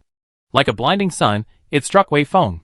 The alarms in Wei Feng's heart rang out as he saw the fist that appeared like the sun intermittently increase in size. Without any hesitation, he immediately used his best primordial energy skill, Explosive Fist. Using the explosive power brought about by the fist of steel, he struck Zhou Wen's fist. Boom! The terrifying power that centered around Zhou Wen and Wei Feng's fists produced a tremendous explosion and shock wave. The custom 40-centimeter rubber buffer on the ground was torn apart by the explosive burst. Even the cement concrete layer beneath cratered. Chapter 385 Inverse Ancient Sovereign. Wei Feng only felt his steel of fist arm tremble, and his legs turn weak. He looked at Zhou Wen, feeling an inexplicable shock. Despite using his primordial energy skill, he had only come to a draw with Zhou Wen without gaining the upper hand. The power that exploded from Zhou Wen's body was shocking. Looking at Zhou Wen, who was emitting light and heat like a sun, Wei Feng suddenly felt that he had truly aged. This world was truly a world of young people. Their youth and vitality were something that he lacked now. Zhou Wen felt his heart boom as all his strength surged with his blood flow, pushing him to deliver another strike. Wei Feng could only raise his fist to meet his attack. He released his primordial energy skill, and clashed with Zhou Wen's repeated punches. This was going to cost him his life. Zhou Wen purely relied on the power of his erupting life soul, and didn't need to use his primordial energy. However, Wei Feng had to rely on his primordial energy skills to fend off Zhou Wen. Primordial energy skills were unleashed with the use of primordial energy. Wei Feng didn't have a slaughterer life soul that provided him infinite primordial energy. Therefore, it was impossible for him to constantly release primordial energy skills. After striking more than 10 explosive fists, he felt that his primordial energy was almost depleted. Wei Feng originally believed that Zhou Wen's explosive strength couldn't be too stable or his body wouldn't have been able to withstand it. But to his surprise, Zhou Wen remained brimming with energy despite unleashing dozens of punches. It was as though he had an endless amount of energy. Most terrifying of all was that the explosive strength of an ordinary person fluctuated. It was impossible for one to maintain peak strength. However, Zhou Wen's release and strength maintained a straight line at peak strength. Wei Feng felt his arm go numb, and he almost couldn't lift it up. If this continued, his arm would probably fracture. Zhou Wen was completely immersed in the eruption of the ancient sovereign life soul as he delivered punch after punch. He could sense that the ancient sovereign life soul had advanced to an evolved body. Zhou Wen threw another punch at Wei Feng excitedly when he suddenly saw Wei Feng stop. Wei Feng looked in the direction of the training room door and said in surprise, "We are using the training room. Come back later." Zhou Wen couldn't help but stop his punch and turn to look at the door. However, he saw that the door to the training room was still closed and there was no one there. Bam! In the next second, Zhou Wen felt a heavy blow to his face, which was covered by a helm. His head warped to the side as his body flew out, and he slammed into the rubber buffers on the training room's wall. The punch wasn't very heavy, as Wei Feng didn't use all his strength. Zhou Wen quickly stood up and looked at Wei Feng with a puzzled look. Wei Feng said in all seriousness, "Zhou Wen, it looks like you lack actual combat experience. You can't even defend against such a simple scheme. If you were on the real battlefield, you would already be dead. I've given you an important lesson today. Remember, you can't make the same mistake again. Alright, let's end the training today. Tutor, I'll remember. Let's continue sparring a little longer." Zhou Wen went forward and said, "Let's end it here for today. You've trained for so long, and I think you're tired. Let's continue another day," said Wei Feng as he walked. "Tutor, I'm not tired. Let's continue a little while," Zhou Wen said. "Another day. Another day." Wei Feng took out his phone and placed it to his ear as he walked. "Hello. Ah, my dear daughter. Why are you looking for me? What? Something happened at home. Okay. I'll rush back now. I'm sorry. Although I really want to continue sparring with you, something urgent has cropped up at home. Let's spar again another day." As Wei Feng spoke, he quickly left the training room and disappeared without a trace. Zhou Wen was somewhat regretful. He hadn't completely vented all his excessive strength, so he felt somewhat uncomfortable. However, since he no longer had an opponent, Zhou Wen could only get the ancient sovereign life soul to leave his body and float in front of him. The ancient sovereign life soul was still in the form of light, but the figure became clearer, as though it was about to condense into something corporeal. The ancient sovereign life soul was like a humanoid sun floating there. Zhou Wen no longer needed to fear the darkness, no matter where he went in the future. As long as he had the ancient sovereign life soul, there was light no matter how dark it was. He took out his mysterious phone and looked at the information after the ancient sovereign life soul evolved. Inverse ancient sovereign, evolved body ancient life born from blood and fire, the sovereign who fights against the heavens. The ancient sovereign had evolved into an inverse ancient sovereign. Although the note didn't change, Zhou Wen knew that the ancient sovereign's ability had undergone a substantial change. The evolution of a life soul was extremely odd. Even a person who cultivated the same primordial energy art would condense a different life soul because of their different physiques and insights. And the evolution of a life soul would result in further differences due to one's personal insights and growth. Zhou Wen could sense that not only did the inverse ancient sovereign enhance his strength and speed, but it could provide him with an endless stream of energy. He probably needed to test the numbers on the apparatus for the specifics. The game only showed basic values, but not the values after a life soul augmentation. Therefore, Zhou Wen didn't know what his various attributes were like under the augmentation of the inverse ancient sovereign. Indeed, it's more interesting to spar with humans. I'll find Tutor Wei next time for more sparring. Zhou Wen unsummoned the mutated stone Qi and discovered that one of its legs had snapped. Thankfully, the mutated stone Qi hadn't been obliterated. The companion egg was a pure energy body, so as long as it had primordial energy crystals to replenish its primordial energy, it could slowly recover in the future. The immense power brought about by the inverse ancient sovereign evolved body made Zhou Wen want to advance Slaughterer even more. If Slaughterer could advance to an evolved body, or even a perfect body, who knew what kind of power it would bring him? Unfortunately, Zhou Wen still didn't have any clue of how to advance Slaughterer. He had no choice but to first evolve the inverse ancient sovereign, hoping to advance it to a perfect body. However, after Zhou Wen visited Wei Feng a few times, the latter would hurriedly leave using excuses such as family matters. He didn't give Zhou Wen any chance to spar with him. Apart from Wei Feng, Zhou Wen didn't have any other opponents that he could spar with. He could only temporarily put this matter aside and spend time grinding while reading classics regarding Buddhism and Taoism. He hoped to condense a life soul for the other two primordial energy arts. When Zhou Wen came to the poison WYRM pool again and killed the poison WYRM, another primordial energy skill crystal dropped. However, Zhou Wen was already numb to this. The chances of a primordial energy skill dropping by the poison WYRM was quite high, but it was almost always poison dragon fingers 1, 2, or 4. The lacking poison dragon finger 3 never dropped. However, when Zhou Wen allowed the blood-colored avatar to absorb the primordial energy skill crystal, he was surprised to discover that the system notified him that he had comprehended Poison Dragon Finger 3. It jolted him awake. Chapter 386 Poison Dragon Palm. Chapter 386 Poison Dragon Palm. I actually got Poison Dragon Finger 3 to drop. Zhou Wen was immediately overjoyed. He had been grinding Poison WYRMS for so long to the point of vomiting. This was the first time he had Poison Dragon Finger 3 drop. With all 5 Poison Dragon Fingers gathered, there weren't any special changes to the Primordial Energy skill column. The 5 Poison Dragon Fingers were listed separately, proving that they weren't the same Primordial Energy skill. Zhou Wen attempted using 5 Poison Dragon Fingers together, and immediately saw the blood-colored avatar's fingers turn a pitch-black color. This was no different from before. However, what happened next delighted Zhou Wen. The blackness on the blood-colored avatar's fingers extended towards his palm, and moments later, the blood-colored avatar's palm turned black. At the same time, a notification popped up in-game, acquired Poison Dragon Palm. Zhou Wen looked at his skill column and realized that the 5 Poison Dragon Fingers had vanished, having been replaced by an additional Poison Dragon Palm skill. Poison Dragon Palm, rank 10 epic. Zhou Wen was truly taken aback. This was the first time he had seen a primordial energy skill that naturally came as a rank 10. According to what Zhou Wen knew, primordial energy skill crystals only appeared at rank 9. To reach rank 10, one had to further comprehend it themselves. However, the Poison Dragon Palm was at rank 10 without any need for him to comprehend it himself. It was truly powerful. Zhou Wen thought of where he could test out the Poison Dragon Palm that he had painstakingly obtained. Immediately, he searched the underground pool city for a while, hoping to find a sword fang fish or a jade toad to test out the palm's strength.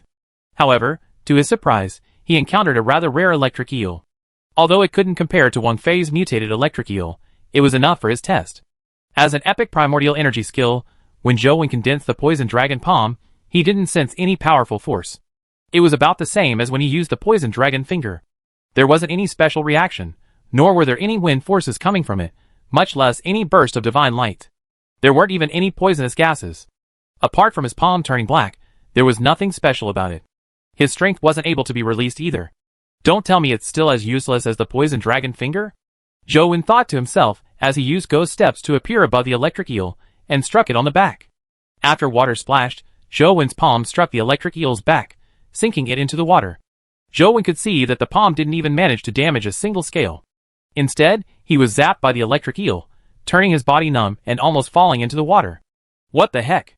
This is a primordial energy skill that I acquired after so much grinding? Zhou Wen immediately felt depressed. The water surface surged as the electric eel rapidly swam into the distance. Zhou Wen didn't even feel like chasing after it. After grinding it for so long, he still had some expectations. He never expected the Poison Dragon Palm to be so useless. It was basically the upgraded version of the useless Poison Dragon Finger. However, the escaping electric eel had swum for almost 200 meters when it suddenly stopped moving underwater. Moments later, Zhou Wen saw the electric eel float up with its belly facing up. At the same time, a notification popped up in-game. Killed epic creature, electric eel. Discovered dimensional crystal. Zhou Wen immediately widened his mouth into an "oh" shape when he saw a dimensional crystal drop from the electric eel's corpse. He hurriedly rushed over to pick it up before it sank to the bottom. This Poison Dragon Palm is rather interesting.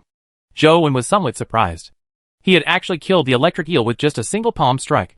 Such power was indeed interesting. Furthermore, the Poison Dragon Palm's power was clearly related to the poison. It wasn't a traditional palm strike.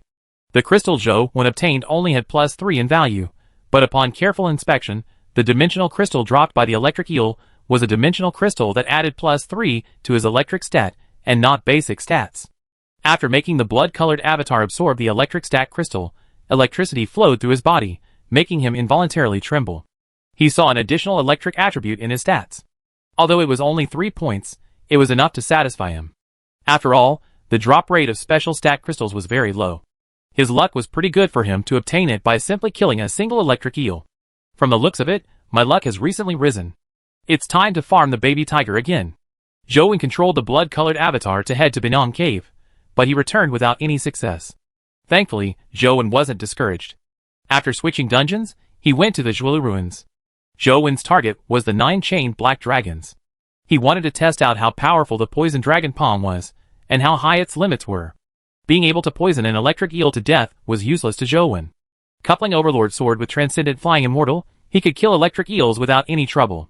He didn't need to go close, nor did he need to use his palm to directly touch the electric eel. The reason he wanted to test the palm on the 9 black dragons was that he couldn't even touch the other mythical creatures. Only when the 9 black dragons were chained up and physically restrained could he have a chance of hitting them. Zhou had already tried using Overlord Sword and Lost Country's teleportation to stab a black dragon, but only a tiny bit of the Overlord Sword's tip penetrated. It couldn't even penetrate the dragon's scales, much less kill the black dragon.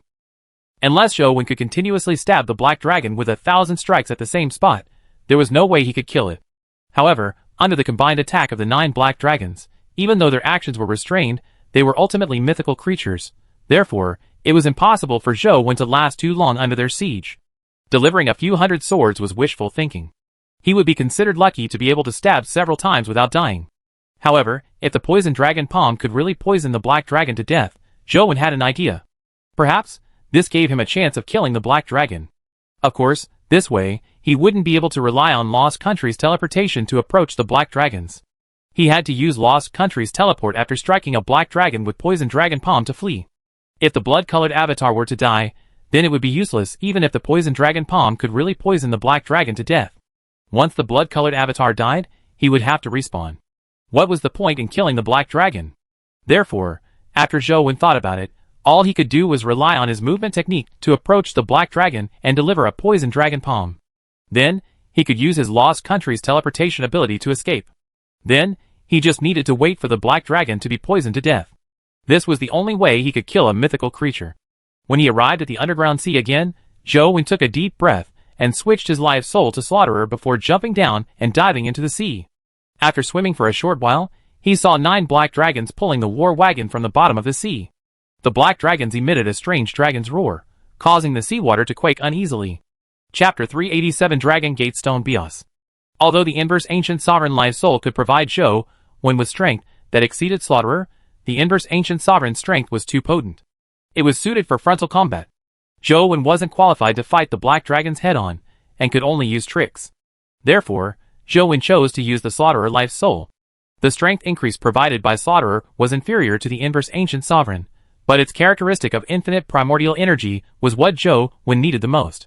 When the 9 black dragons approached, Zhou chose a location at the bottom of the sea that had a complicated terrain. Relying on the cover of the sea mountain, the black dragons didn't attack him immediately. When the 9 black dragons pulled the war wagon around the undersea mountain peak, Zhou used the 9 dragons' art he had cultivated with ghost steps. He swam rapidly like a dragon beast in the sea, dodging the devouring of the black dragons in front of him. Before the 9 black dragons surrounded him, he rushed to the bottom of the war wagon.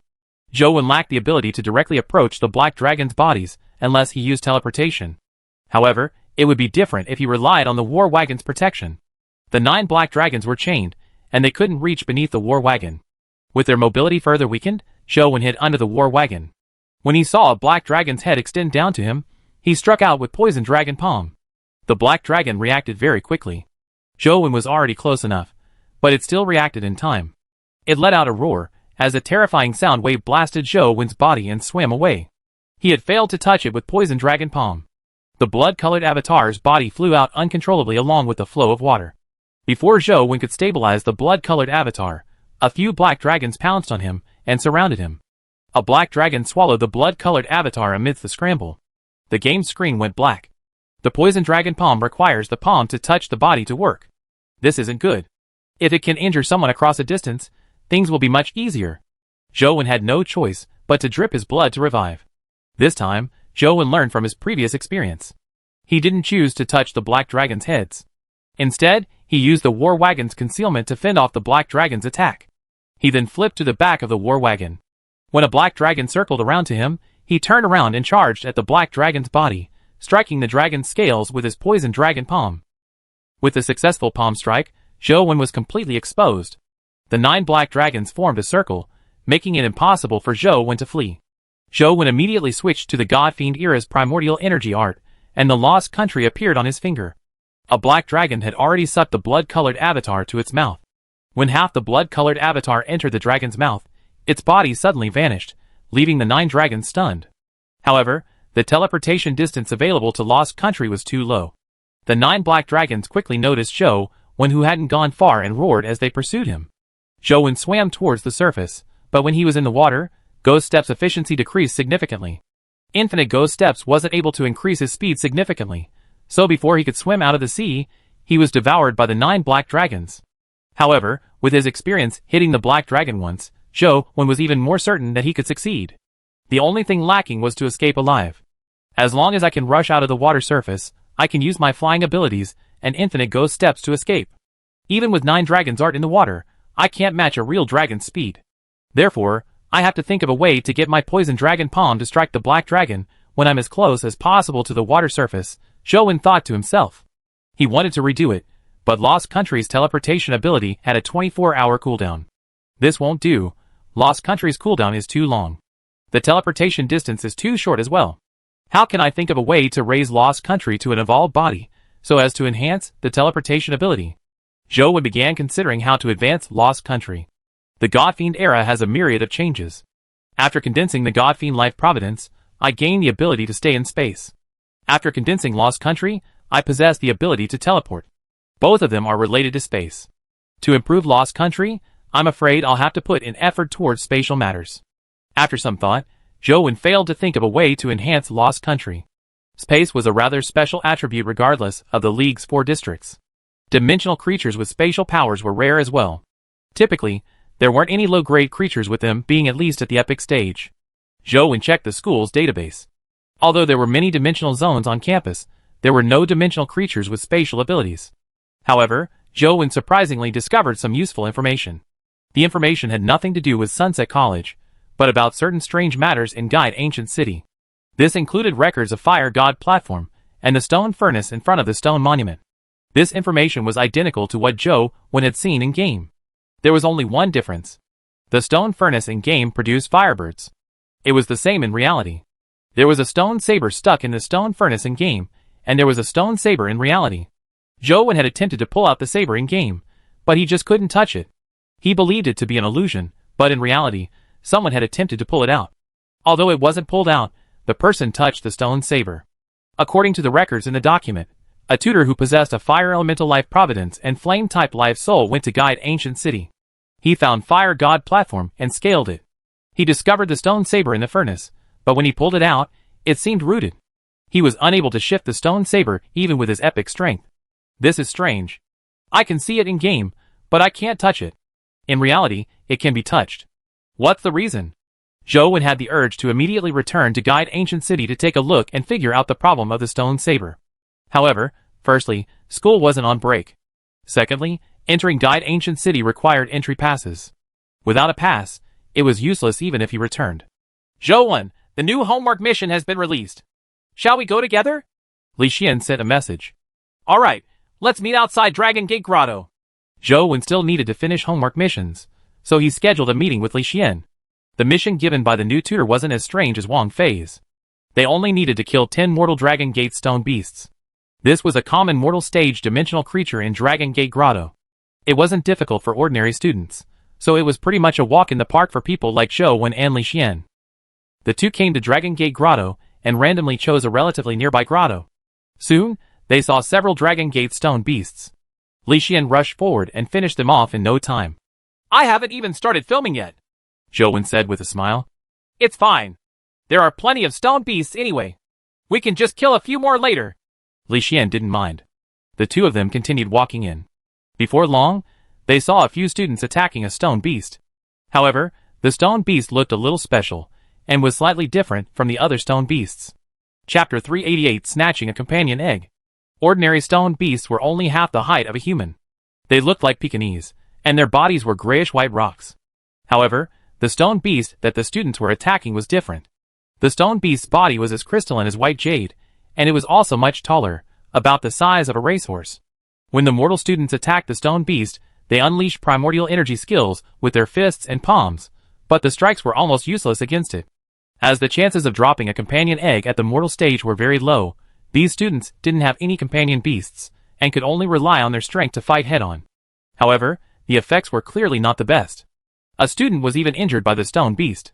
Seeing that they were his schoolmates, Li Xian went over with the Thunder God's sword and cleaved the stone beast to death with one strike to prevent them from being injured by the stone beast again. The stone beast was cleaved into two by Li Xian. A crystalline jade egg fell out of its body, a companion egg. Holy sh*t, I'm that lucky? Li Xian looked at the companion egg in surprise. Although it was a mutated Dragon Gate stone beast, and it was only at the mortal stage, the chances of a companion egg dropping at the mortal stage were almost identical to winning the lottery. He really had good luck to have it drop.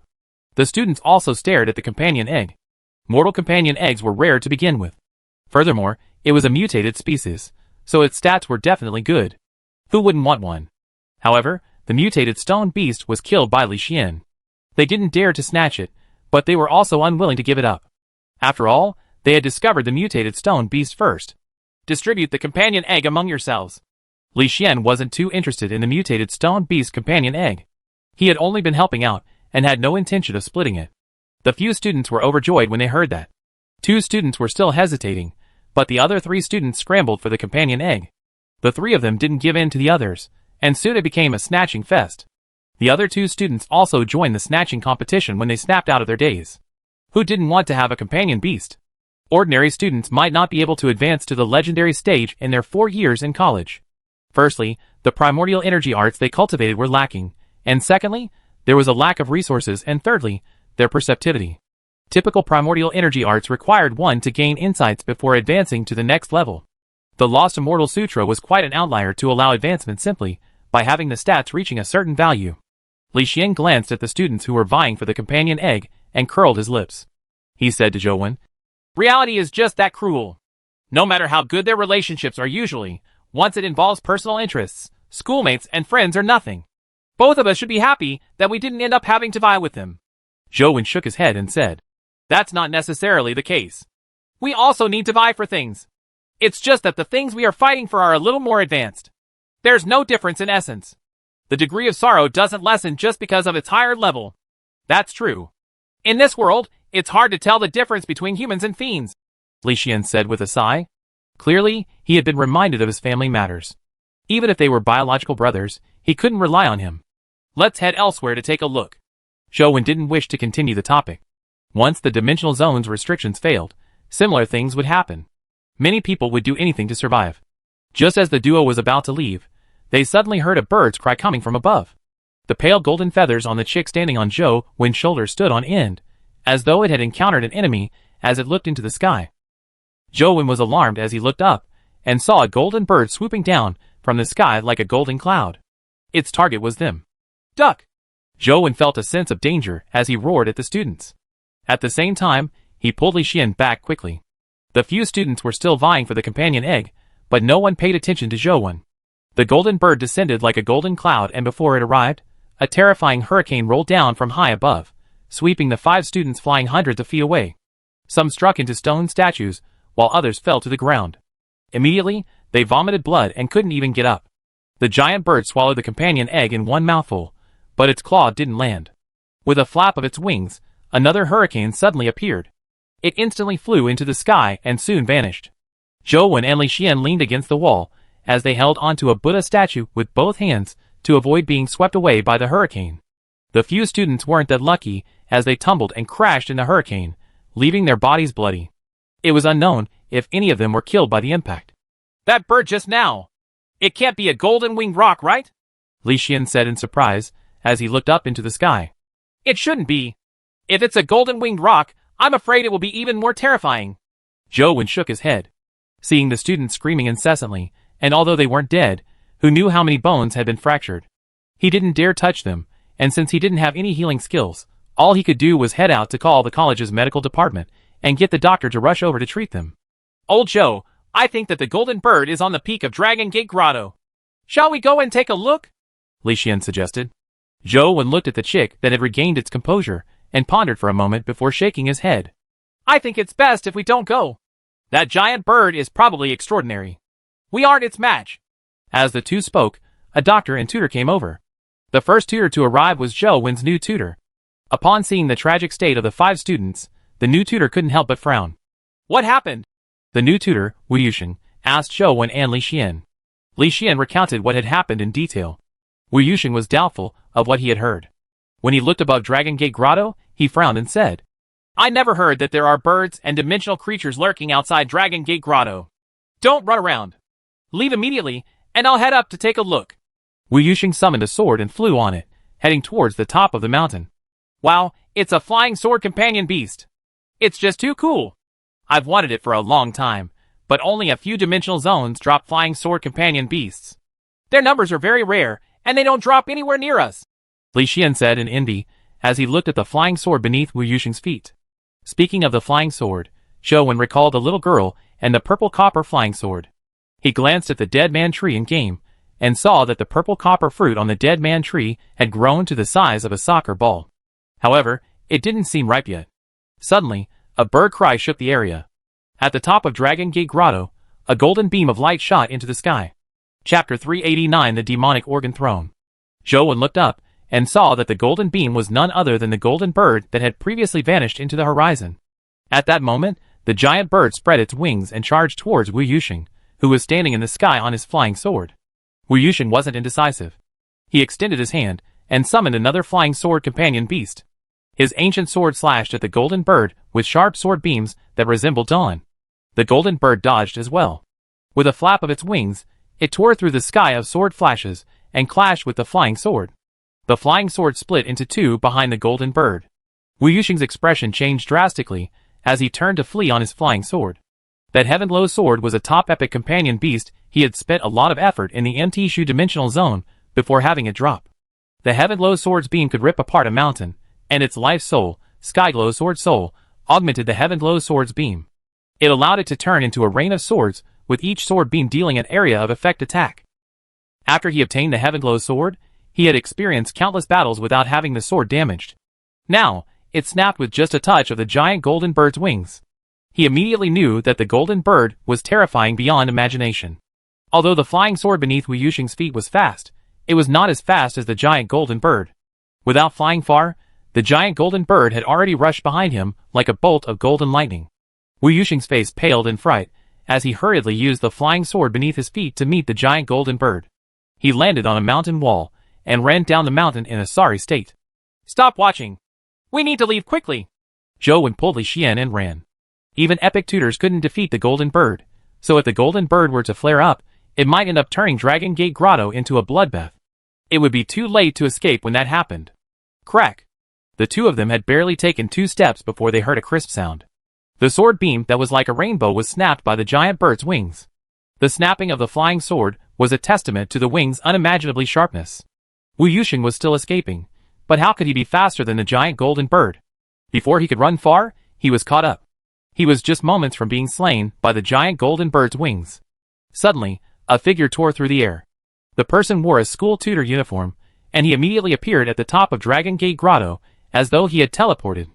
With a flick of his finger, a yellow glow in the form of a talisman flew towards the golden bird. The giant golden bird had remained unperturbed in the face of the sharp flying sword, but when it saw the talisman glow, it became somewhat apprehensive. It flapped its wings, released Wu Yusheng, and dodged the talisman glow. The tutor who had appeared flicked his fingers, sending out talisman glows that rained on the giant golden bird. The golden bird flapped its wings, and golden rays in the shape of feathers shot out from its wings, clashing with the talisman glows. Light exploded everywhere in the sky. The people who had set up stalls outside Dragon Gate Grotto were already running for their lives. Zhou Wen and Li Xian were also running, but after reaching the entrance to Dragon Gate Grotto, they didn't directly leave. They watched from afar as the tutor fought the golden bird. The giant golden bird was abnormally fierce and charged at his tutor with its golden feather storm. The talisman glows released by the tutor were also destroyed by the feather storm. They didn't inflict any damage to the giant golden bird. Zhou Wen was worried that the tutor might also be defeated by the giant bird like Wu Yusheng, when he suddenly saw a black light gush out from his white uniform. The black light condensed in front of him, actually transforming into a huge black-colored organ. The organ looked like a piano, with black and white keys, but they were even larger. Furthermore, behind the organ were black metal pipes, that were lined up like a small mountain. Furthermore, the piano keys were like stairs. There were many layers, unlike ordinary pianos with only a row of keys. The tutor ignored the giant golden bird that rushed over and calmly sat in front of the organ, his slender fingers pressing on the keys. Zhou Wen and Li Xian immediately heard ancient, soothing music. It was somewhat different from the sounds produced by an ordinary piano that Zhou Wen had heard before. The sounds of a piano clearly lacked the heavy and distant vibes of the organ. He appeared. That's Chancellor Lung's demonic organ throne. He's a man who has once fought with gods. Li Xian looked up at the tutor in the sky with a pleasant surprise. Chancellor Lung? The chancellor of our school? Zhou Wen was slightly surprised. He had been in Sunset College for so long, but he had never seen the chancellor before. Usually, work was done by the managing vice-chancellor, who oversaw the daily operations. Probably. Although I've never met him, his demonic organ throne is too famous. It can't be wrong. Back when Old Master An passed away, the An family was without a leader.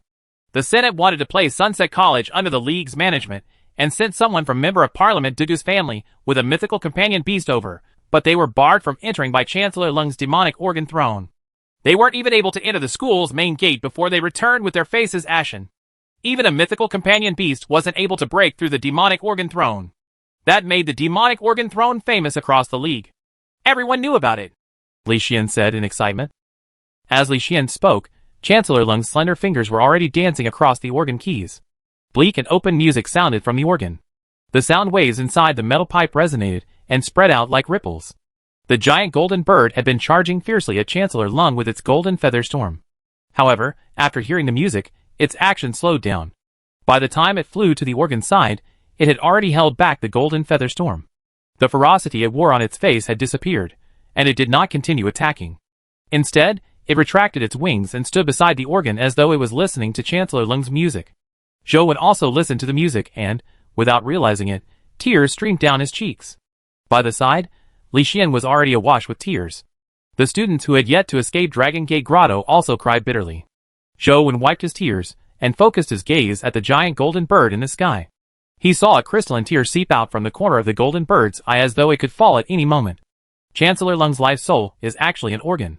That's really rare, but my emotions aren't really affected by organ music, so why am I crying? Zhou Wen looked at the demonic organ throne in the sky in shock and puzzlement. At that moment, a tear finally fell from the corner of the golden bird's eye, like a golden gem falling from the sky. The chick that had been standing on Zhou Wen's shoulder suddenly flew up and headed straight for Dragon Gate Grotto before swallowing the golden bird's tear. It then flew back to Zhou Wen's shoulder. The music in the sky stopped. Chancellor Lung looked at the chick on Zhou Wen's shoulder and his calm gaze, which seemed to have a strength that could penetrate one's heart, left Zhou Wen slightly alarmed. Chapter 390 Puzzlemen. However, Chancellor Lung's gaze did not linger on them for too long. He retracted his gaze after taking one look and looked at the giant golden bird beside him. Go back. From now on, no one will bother you again. Chancellor Lung seemed to be speaking to the golden bird. The giant golden bird actually lowered its head, as though expressing its understanding before it spread its wings and flew back to Dragon Gate Grotto's peak. From today onwards, no one is to ascend to the peak of Dragon Gate Grotto. Chancellor Lung stood up, and the demonic organ throne vanished. With that, he soared into the sky and disappeared in the blink of an eye. When can I be as powerful as Chancellor Lung? To make such a terrifying dimensional creature obey my orders with a snap of my fingers, Li Xian said enviously. Is Chancellor Lung at the mythical stage? Zhou Wen asked with a frown. I don't think so. I heard that he's at the peak of the epic stage. The demonic organ throne is a perfect life soul. Furthermore, people say that Chancellor Lung is likely the human that's closest to the mythical stage. He's just half a step away from stepping into the mythical stage. Li Xian's words were filled with admiration for Chancellor Lung. I never knew there was such a strong person in Luoyang, Zhou Wen exclaimed. Definitely. Chancellor Lung is Overseer An's tutor. How can he not be strong considering how he taught such a strong student like Overseer An? Li Xian said. And Tianzua's tutor? Zhou Wen didn't think that it was impressive for someone to produce in Tianzua with their teachings. However, Chancellor Lung was really strong. The music-type demonic organ throne life soul gave Zhou Wen an eye-opener. He had never heard of making such terrifying dimensional creatures retreat without any bloodshed. Recalling the music from the demonic organ throne, Zhou Wen felt that something was amiss. Zhou Wen wasn't an emotional person. Normally, when he was listening to music, he didn't experience many emotional upheavals. Yet, he had actually cried. This didn't seem right. Is it really due to the music from the demonic organ throne affecting my emotions?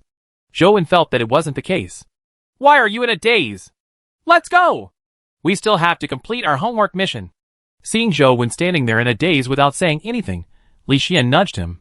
Zhou followed Li Xian back to Dragon Gate Grotto, but he kept thinking about the music that Chancellor Leng had played using the demonic organ throne.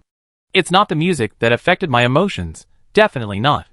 Others might not mind the minute changes, but Zhou wanted to understand the differences, as he constantly mulled over the reason.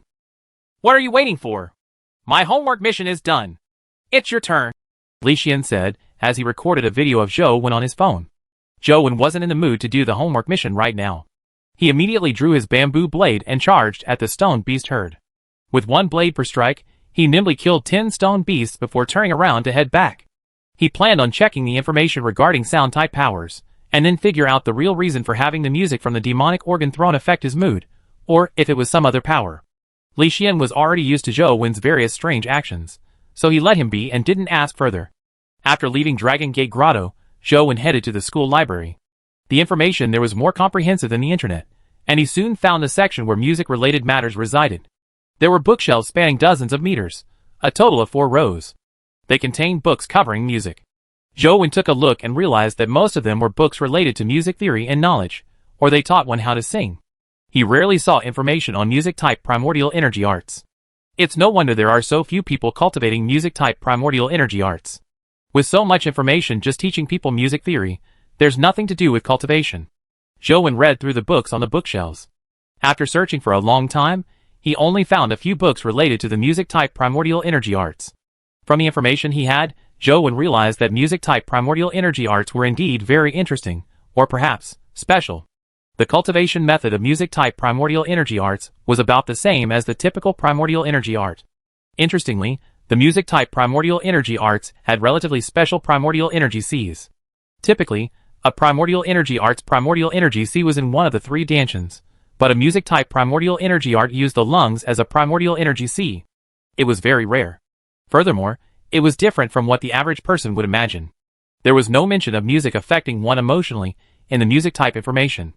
It only mentioned music frequency and oscillation theory. And the destructive power of music-type powers mainly came from the pressure of sound. Zhou read a lot, but he didn't understand why the demonic organ throne could affect the emotions of humans and even dimensional creatures. Although there were some extraordinary theories, they hadn't been verified. Furthermore, Zhou felt that the theories didn't match the demonic organ throne's powers. Without finding the answer he wanted, Zhou had the urge to directly ask Chancellor Leng, but even tutors and the other vice-chancellors had trouble meeting him. As a student, how could he meet Chancellor Leng? The library reached its closing hours when the sky darkened. Zhou had no choice but to return to his dorm and search for information on the music-type powers online, but he failed to find the answer he wanted. However, while browsing the school forum, Zhou saw a thread regarding music-type primordial energy arts. The thread name and content intrigued Zhou. The thread was named Space Dimensionality of Sound, and the person who posted it was a student's ID. Few people paid attention to it, and there were only a few dozen clicks. There were also very few replies. There were very few people in Sunset College who cultivated music-type primordial energy arts, so very few people were interested in this thread. However, Zhou's eyes lit up when he saw it. Although the content was a little strange and seemed unrealistic, it was very interesting. After Zhou read the thread, he seemed to understand why the demonic organ throne could affect his emotions. However, there were many things he couldn't understand. The thread didn't have the answers to his questions.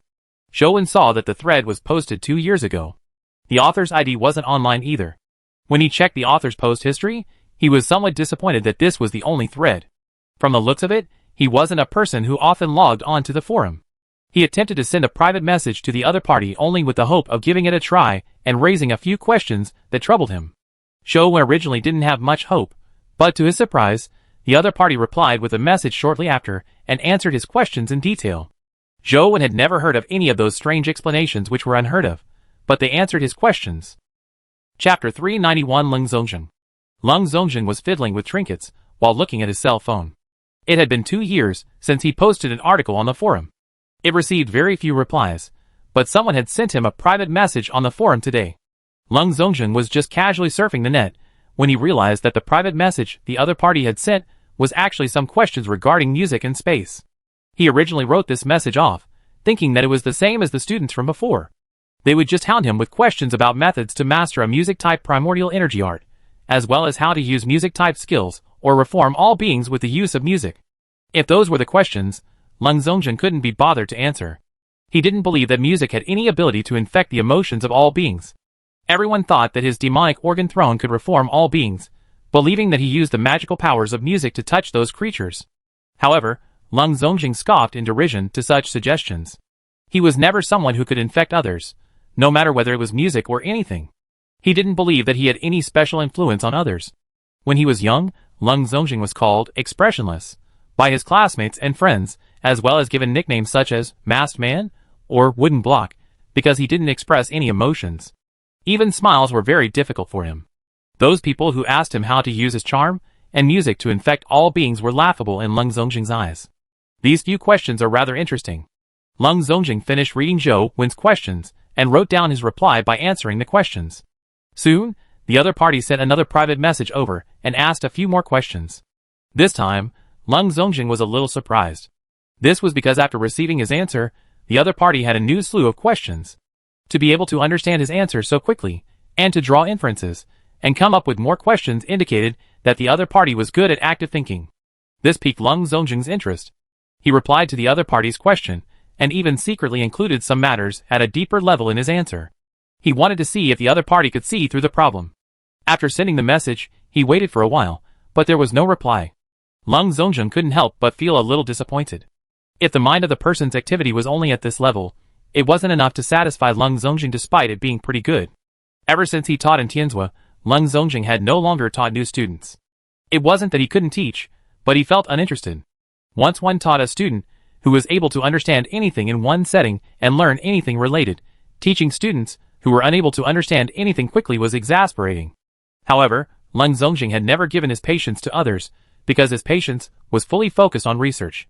If not, he wouldn't have achieved what he had today. Even the 6 families of the League feared his demonic organ throne. Everyone thought that he was talented, but little did they know about the effort he had put in. In this era, everyone believed that science was useless. Only dimensional crystals and companion beasts were the future. All of them were trying their best to hunt for dimensional items. However, Lung Zongjin was different.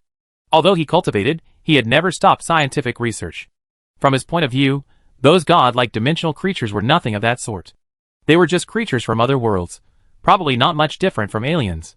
The mystical powers they possessed were similar to that of technology. However, the laws of those mystical powers were the laws of other worlds, completely different from those of the League. Therefore, he had always been studying their power systems. The one he had studied the most was space. Others might imagine that the demonic organ throne had music attributes, or was a music-type life soul, but they were terribly wrong. This was because the demonic organ throne was never a music type, but a spatial time life soul. The music was only a form of spatial manipulation used by the demonic organ throne. Neither did it have the infectious ability of music. The music he played was mainly used to change the frequency of sound and affect the brain frequency of living creatures. This was a very brilliant technique, not his talent.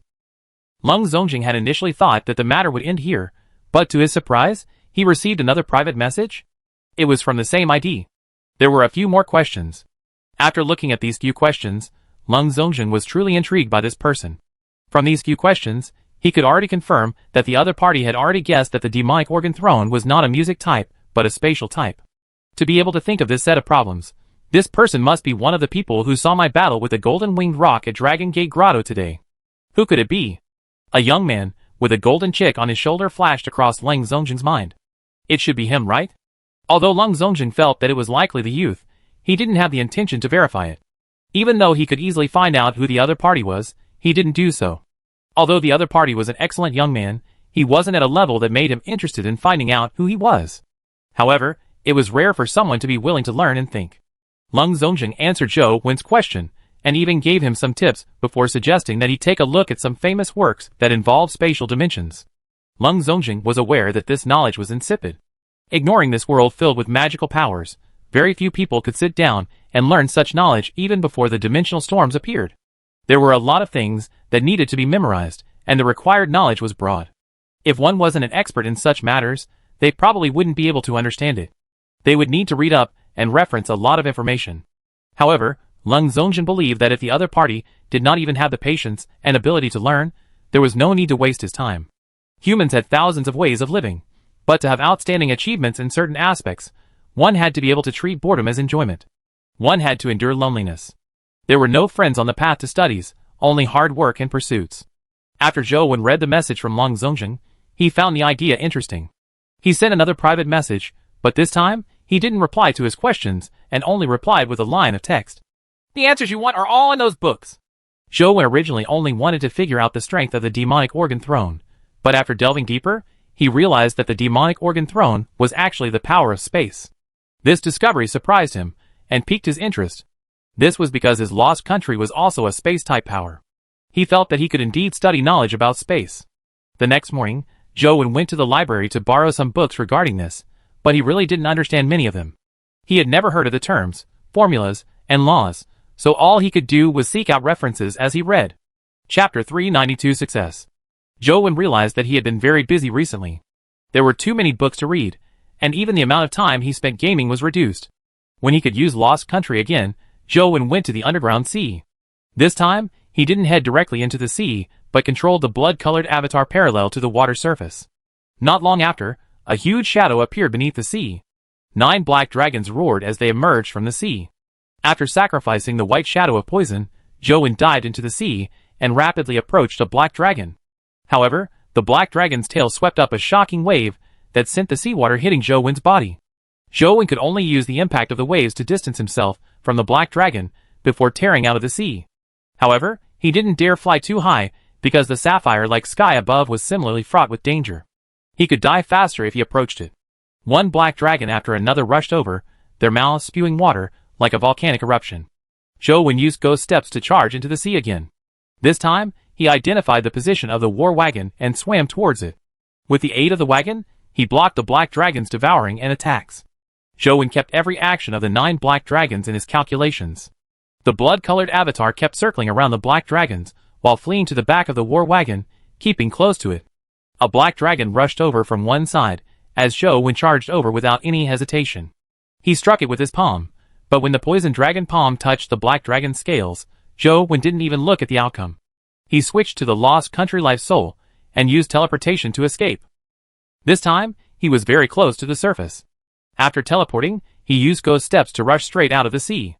The black dragons angrily charged out of the water, and chased after him. Zhou Wen spread his arm wing behind him, as he used infinite ghost steps to dodge the attacks of the 9 black dragons, rushing towards a cave on a nearby mountain cliff. Thankfully, the 9 black dragons weren't able to leave the sea, allowing Zhou Wen to barely escape into the cave. From afar, the 9 black dragons roared in the sea, stirring up waves. It was frightening. Zhou Wen stood in the cave looking for the black dragon that the poison dragon palm had hit. Others couldn't tell apart the 9 black dragons as they looked identical, but after studying them for so long, Zhou Wen was extremely familiar with them. He immediately found the black dragon that had been struck by the poison dragon palm. Around its abdomen, Zhou Wen saw a black palm print. As the dragon was black, Zhou Wen almost failed to notice the palm print. After careful inspection, he found the palm print that was only slightly different in color from the black dragon. I hope it works. Zhou Wen knew that it was impossible for him to kill mythical creatures at the moment. Now, he was still unable to fight real mythical creatures.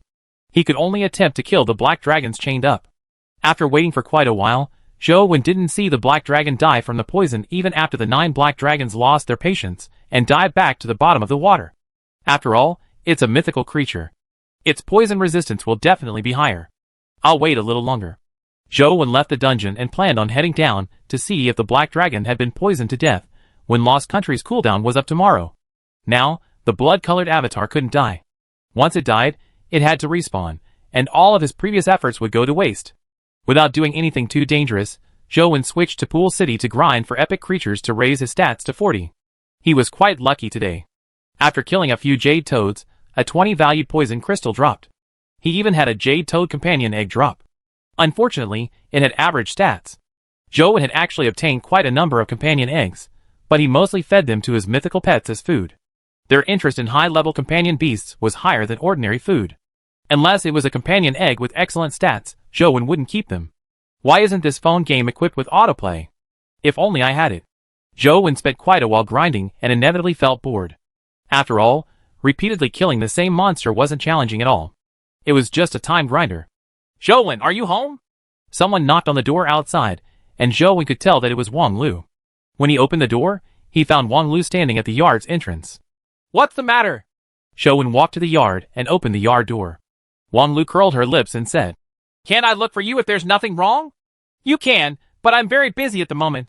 If there's nothing special, I'll get back to my reading." Zhou walked back as he spoke. "A gaming addict like you actually reads? Let me see what books you read." Wang Lu seemed to have something to say, but when she heard that Zhou was reading, she became intrigued. She followed Zhou into his dorm.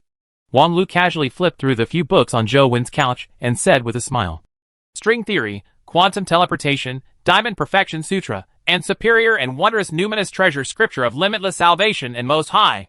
Your hobby sure is widespread. You go from frontline scientific theories to idealism. Are you a materialist or idealist? I am whatever that brings me benefits." As Zhou flipped through the books in his hand, he used his phone to check on the references. "You're quite pragmatic." Wang Lu placed the books back to their original spot before sitting beside Zhou. She looked at the book in Zhou's hand, and saw that it was explaining something about brains. "What's the matter?" Zhou asked again. "I took care of those 2 pets for you previously. You said you would repay me the favor. Are you free? Do you want to repay me now?" Wang Lu said, as she narrowed her eyes. "What do you want me to do?" Every time Zhou went out, he would leave the antelope and chick to Wang Lu to take care of them. Back then, he had indeed said that he owed her a favor, and would slowly repay her in the future.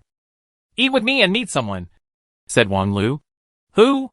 Zhou frowned slightly. "Someone I don't wish to see, but he's someone I have to." "Why are you asking so many questions? Are you trying to renege on your promise?" Wang Lu stared at Zhou. "No, I was just asking. When is it?" Zhou thought that it made sense. It was pointless asking since he had to return the favor. "Now go and change your clothes. We'll leave now and rush back before the school gates are closed," said Wang Lu. Zhou didn't ask any further questions as he returned to his bedroom to change out of his uniform and changed into his casual clothes before leaving the school with Wang Lu. He was very puzzled as to why Wang Lu would bring him along for dinner with someone else. However, he didn't pursue the matter since Wang Lu didn't elaborate. After arriving at the restaurant, Wang Lu headed straight for a private room with great familiarity. Zhou saw that there was already someone sitting in the private room, a middle-aged man, but he didn't recognize him. Chapter 393 Tez. "Uncle, this is my classmate, Zhou." Wang Lu pointed at Zhou and introduced him, before pointing at the middle-aged man. "This is my uncle. You can call him Uncle too." "Uncle," Zhou greeted, but he felt somewhat puzzled. He didn't know why Wang Lu had brought him along to meet her family member. "Sit down," Wang Lu's uncle said indifferently without any intention of communicating with Zhou. Wang Lu sat opposite him and tugged at Zhou, gesturing to him to sit beside her. The two of them looked at the middle-aged man across the table. "Little Lu, you should have had enough fun, right? It's time to go back and cultivate seriously. Don't keep your parents worried," said Wang Guitao as he stared at Wang Lu. "Uncle, things are progressing well with my cultivation at Sunset College. Sunset College is one of the top 10 colleges in the league. The tutors and teaching resources here are all very good." Before Wang Lu could finish her sentence, she was interrupted by Wang Guitao. "I'm more familiar with Sunset College's standards than you are. The teaching standards there are indeed excellent compared to ordinary schools, but it's still a school that's targeted at the masses at the end of the day. It's impossible for it to teach according to your characteristics and abilities, much less teach you the secret techniques of our Wang family," said Wang Guitao. "I don't necessarily have to learn the family's secret techniques. I think the status quo is pretty good," Wang Lu said as she bit her lip. "Do you really think that learning from things catered to the masses is good? If that's the case, the disappointment won't be limited to your parents. Even I'm disappointed," said Wang Guitao. "Uncle, I wish to continue studying in school. You don't owe me the most, help me," pleaded Wang Lu. "I can let it pass on any other matter, but not this. You've already wasted half a year. If you don't return and focus on your cultivation, how can you keep up with the progress of your siblings? You'll have to take charge of the Wang family in the future. If your strength can't suppress those of the same generation, how will the masses submit to you in the future?" Wang Guitao said. "It's not like I'm planning on taking charge of the Wang family," Wang Lu muttered softly. "What did you say?" Although her voice was soft, Wang Guitao still heard her. His expression turned cold. "Nothing. I'm saying that cultivation is the same in college. One's cultivation progress will not be slower than at home," Wang Lu said as she pointed at Zhou and said. Zhou is my schoolmate. He's also studying in school. He's much stronger than my siblings. He's a member of the Yin family, so the college naturally takes great care of him. Wang Guotao clearly knew about Zhou and continued. Besides, saying that he's stronger than your siblings? I don't think so. When Wang Lu heard this, she immediately felt delighted. She knew that Wang Guotao was acting as she had imagined. He couldn't bear humiliation, especially when the Wang family was insulted. If you don't believe me, you can test him. If he is indeed stronger than my siblings, who cultivate at home, how about letting me remain on campus and cultivate? Wang Lu took the opportunity to say. Since you brought him here, I'm afraid you won't give up if I say no. As Wang Guotao spoke, he looked at Zhou Wen. What are you best at? I'm not particularly good at anything, Zhou Wen answered. Wang Lu hurriedly added. Uncle, Zhou Wen means that he is proficient in everything. You can test him as you please. Is that what I mean? Zhou Wen didn't know whether to laugh or cry, but he couldn't say it out loud in front of Wang Guotao. Your grandfather has been cultivating an entire lifetime, and even he doesn't dare say that he's proficient in everything. Do you think those words are suitable for a student? Said Wang Guotao sternly. With that said, he ignored Wang Lu's reaction and looked at Zhou Wen. Since you aren't good at anything, I'll test you on the Wang family's usual cultivation problem. Zhou Wen looked at Wang Lu, who gave him a pleading look. Her hands were clasped under the table, moving it like she was praying to a god. Uncle, please speak. Zhou Wen thought for a moment. He had no choice but to help her since he owed her a favor. Wang Guotao poured a cup of tea and pushed it in front of Zhou Wen. He said indifferently, The most important thing about cultivation is the foundation. It's like building. If the foundation hasn't been built, there's no way you can build a skyscraper. Even if it's built forcefully, it will quickly collapse. Now, I'll test your foundation. Zhou Wen looked at Wang Guotao in puzzlement, unsure how he could test him with a cup of tea. Wang Guotao remained unperturbed. He poured himself a cup of tea and placed it on the table in front of him. The table was made of rosewood. It was about 10 centimeters thick and was rather sturdy. With a casual press, Wang Guotao made the teacup sink into the table. The cup's mouth became parallel to the table, as if it was embedded in it. The cup wasn't damaged, and not a single drop of tea inside spilled. Uncle, aren't you making things difficult for him? Zhou Wen has never cultivated our family's heart-destroying palm. Besides, which of my siblings can even achieve a level like yours? Wang Lu immediately objected. If you can't do it, it means that the teachers of the academy are lacking.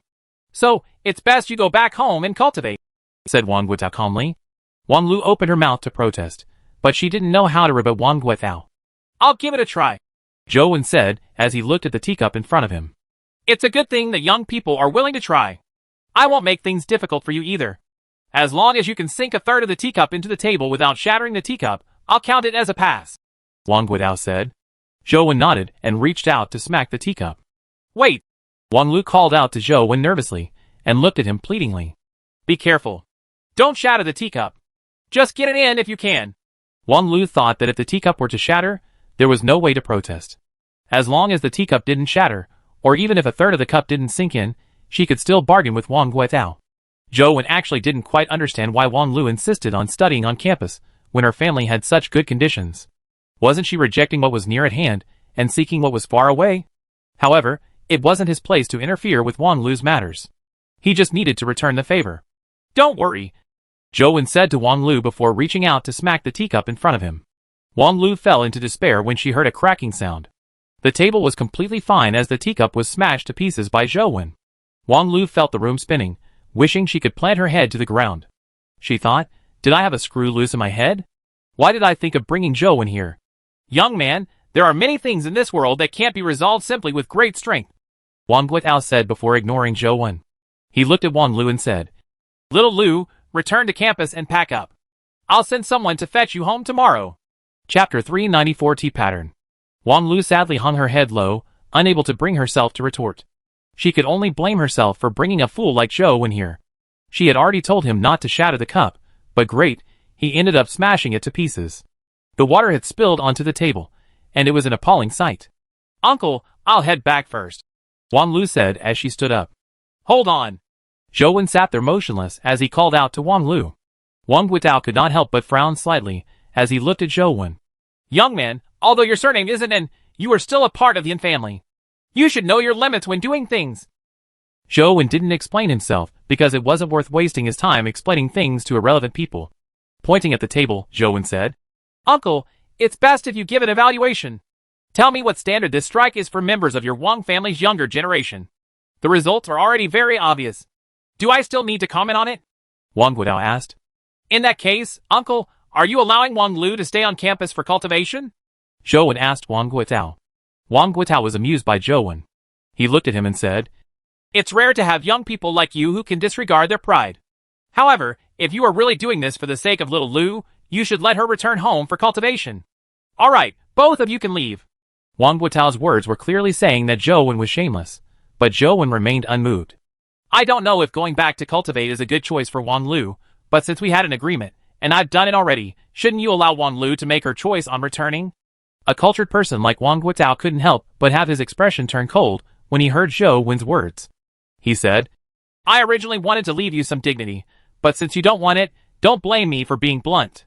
A standard like yours is only about the same level as a child who has just gained some initial mastery in the Wang family.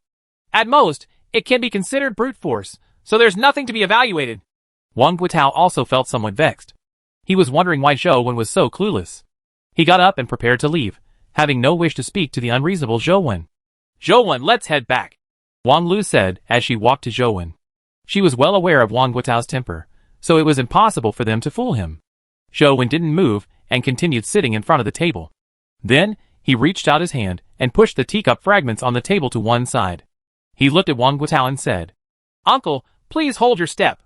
Are you sure that the beginners of your family can do this? Then, please demonstrate for me, so that I'll admit defeat wholeheartedly. Wang Lu had wanted to stop Zhou Wen from speaking, but when her eyes met the table, she immediately let out a cry as she looked at the table in surprise. Wang Guotao originally didn't want to bother with Zhou Wen. It was unbecoming for him to keep arguing with Zhou Wen, but when he heard Wang Lu's exclamation, he couldn't help but turn around and see her staring intently at the table. Even Wang Guotao followed her gaze. With a single glance, Wang Guotao's pupils contracted, but his eyes widened as they formed a strong contrast. On the surface of the yellowish-brown wood grain on the table were veins of tea leaves. On a closer look, one could see that there weren't patterns. They were obviously the tea leaves that had been forcibly pressed into the table. The tea leaves were not damaged at all, and the leaf parts were clearly visible. They looked like the original patterns of the wooden table. Impossible. Wang Guotao walked to the front of the table again. He stretched out his hand to pry open the fragments of the teacups. Soon, he discovered that there were no tea leaves in the teacup fragments. There were no tea leaves in the spilled tea. Wang Guotao almost couldn't believe his eyes. It was true that he was able to slam the teacup into the table using yin forces, but the hardness of porcelain was not bad after all. However, tea leaves were brittle, and once they were soaked in water, just a slight nudge would rip them apart. How could they possibly be slammed into the wood? The strength of Zhou Wen's palm shattered the cup. Yet, pieces of tea leaves were slammed into the table without any damage. Regardless, Wang Guotao found it impossible. Wang Guotao stretched out his hand to touch the tea leaves, and with a slight tug, the tea leaves immediately tore. He could clearly see the leaf marks on the table. They're not fake? Wang Guotao was dumbfounded again as he stared blankly at the table. He really couldn't figure out how Zhou Wen had managed to do it. Beside her, Wang Lu was surprised and delighted as she said, You actually pushed the soaked tea leaves into the wooden table. Furthermore, the tea leaves aren't damaged at all. How did you do it? It's not difficult. I just learned a little trick from school. I wonder what standard this trick is in the Wang family. Zhou Wen spoke to Wang Lu, but his eyes were on Wang Guotao. Wang Guotao looked at Zhou Wen with a complicated expression. He wasn't able to accomplish this. He had never seen such usage of a yin force before. Is this a technique you learned in school? Wang Guotao took a deep breath before asking Zhou Wen. Yes, I just learned it from reading a thread on the school forum a few days ago. Zhou Wen knew that even if he could do as Wang Guotao did, pushing the teacup into the table, Wang Guotao probably wouldn't let Wang Lu stay. He had to prove that the things he learned in school were better than what the Wang family had to offer. Only then would Wang Guotao consider letting Wang Lu stay. Uncle, I doubt any of my siblings can do something like what Zhou Wen did, right? You aren't allowed to go back on your word, Wang Lu said happily. Wang Guotao looked at the tea leaves that had sunk into the table with a complicated expression. After a while, he said to Wang Lu, You can stay, but I will send someone to test you every month from now on. If you can't reach the assessment standards, you need to return immediately. Uncle, thank you. You're great. Wang Lu was overjoyed as she pulled Zhou Wen to his feet and said, Zhou Wen, let's go. Wait, little Lu, go get the bill first. I have something to say to Zhou Wen. Wang Guotao stopped Wang Lu. Seeing Wang Lu look at him suspiciously, Wang Guitao said with a smile. Don't worry. I'm not that unreasonable. I just want to ask a few questions about you. I'm afraid Zhou wouldn't dare tell the truth in front of you. Uncle, just ask me if you have anything to ask, said Wang Lu. Go settle the bill. Wang Guitao spoke again. Wang Lu could only obediently settle the bill, but before she left, she kept winking at Zhou Wen, as though warning him to be careful with his words. After Wang Lu left, Wang Guitao asked, Zhou Wen, how's your relationship with little Lu? Not bad, Zhou Wen answered truthfully. Wang Guitao nodded slightly before saying to Zhou Wen, If you really have little Lu's interests at heart, I hope that you can maintain a certain distance from her in the future. Why? Zhou Wen frowned. Because you are Wang Mingyuan's student, said Wang Guitao simply. I understand. Uncle, don't worry.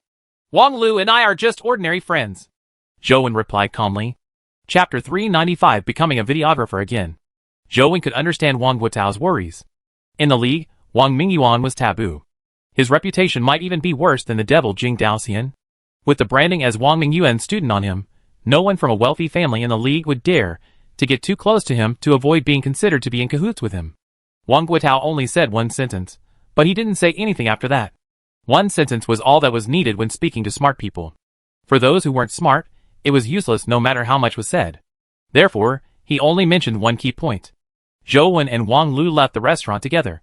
Wang Lu was very happy, so she didn't return to school directly. Instead, she took Zhou Wen around the mall and bought quite a lot of things. She also bought some clothes for him to show her gratitude. Zhou Wen, how did you do it? You actually slammed the tea leaves into the table. Even my uncle was dumbfounded. He definitely can't do it, Wang Lu said. Zhou Wen said with a smile. Actually, it's not completely in-force. It's a technique I've been learning recently. It's considered a trick. Zhou Wen was telling the truth. He was certain that he couldn't do anything to such an extent by relying on in-forces. The soaked tea leaves were not only soft and brittle, but they were also separated by the teacup. Even a powerful in-force expert like Wang Guitao couldn't send the tea leaves into the table like him. Zhou Wen used some of the spatial type means, but it looked like in-force. In fact, the in-force played a very small role in it. It was in the same vein as Lung Zongjing's use of the demonic organ throne. It was also the fruit of Zhou Wen's recent reading and research. Although there was still no way to upgrade the lost country to an evolved body, there was finally some progress. As long as he continued his research, he would eventually gain some insight. At least you're smart. I'm really happy today. Are you free tomorrow? I need to complete my homework mission, so be my videographer, Wang Lu said. All right. Zhou Wen didn't reject it. He didn't deliberately distance himself from Wang Lu due to what Wang Guitao had said. He and Wang Lu were only ordinary friends, so there was nothing to hide. Furthermore, Zhou Wen wasn't a goody two-shoes. Wang Lu was well aware of his situation. Since Wang Lu didn't mind being friends with him, why would he push Wang Lu away? As for the negative effects of being Wang Mingyuan's student, Zhou Wen believed that he could eliminate it in the future and not let it affect his family and friends. Of course, that was on the premise that Wang Lu didn't mind. After returning to his dorm, Zhou Wen headed for the underground pool city. However, he had killed many epic creatures inside, so finding more of them was very troublesome. All he could do was switch dungeons. The blood-colored avatar couldn't die, so Zhou Wen couldn't respawn the dungeons either. All he could do was head to some safe places to grind. After some time, he didn't have any monsters to grind. I'll sleep early today. I'll check the results when I head to the underground sea tomorrow. It was rare for Zhou Wen to go to sleep so early that he woke up punctually at 6 in the morning. His lost country cooldown time wasn't up. After he washed up, he grabbed a book and walked to the cafeteria to eat as he read. The few books that Lung Zongjing introduced him to were a little too profound. Many of them had knowledge that Zhou Wen had never read before, but he didn't find it dull. Perhaps others who read these intelligible books might find them boring, but Zhou Wen read with great relish. From his point of view, the knowledge he didn't understand gave him plenty of room to imagine. Rather than studying, it was better to say that Zhou Wen treated it as a storybook. Many times, after Zhou Wen figured out what it really meant and compared it to his imagination, he realized he had been ridiculously wrong. For someone like Zhou Wen, who was easily engrossed in everything he did, he learned everything faster than the average person. Of course, there were also flaws. While Zhou Wen immersed himself in multi-dimensional string theory and fantasized about a magical world, he didn't realize that Wang Lu had been sitting opposite him for quite some time. Just as Zhou Wen was about to leave, he realized that Wang Lu was sitting there. When did you arrive? Zhou Wen asked. I really have no idea what's up with you. I can close one eye when you're obsessed with gaming, but to be so engrossed in reading such books. I'm really impressed. Wang Lu rolled her eyes at him. Yesterday, you said you will be my videographer. Did you forget that because of your reading? I haven't forgotten. What's your homework mission? Where are you going to hunt dimensional creatures? Zhou put away his book and asked. There's no need to hunt dimensional creatures this time. Didn't we go to the town god's temple previously? This homework mission is also to go to a town god's temple. However, it's not the tiny one from before, but the bigger one in the city, Wang Lu said as she walked. Your homework mission is to pray at town god's temple? Zhou said in surprise. He had never received such a nice homework mission. This is a homework mission that only special admission students have. We need to at least defeat a guardian, Wang Lu said. Zhou followed Wang Lu to the town god's temple. At the same time, a person arrived in Luoyang and went to Tianzuo's office. Sir, it's been a long time since we last met. You are still the same. Tianzuo stood up to welcome him, allowing the person to enter the office. I'm old. The last time I saw you, I still had some black hair. But now, it's all white. Fu Yu sighed. Sir, you guard the East Sea and slay countless sea beasts to ensure our league's safety. You are one of the cornerstones of the league. If you claim to be old, no one in the league would dare say that they are young. Tianzuo got someone to brew tea for Fu Yu. You? Fu Yu could not help but laugh. Sir, is there something important for you to suddenly come to me at this time? A person like Fu Yu would never leave the East Sea if there was nothing important. His sudden appearance without even making a phone call clearly made it unusual. Fu Yu put down his teacup and looked at Tianzuo as he asked. Tianzuo, we have some relationship as master and disciple. There are some things I can't say to others directly, but to you, I won't beat about the bush. Sir, please speak. Tianzuo said seriously. Wang Mingyuan has a student named Zhou.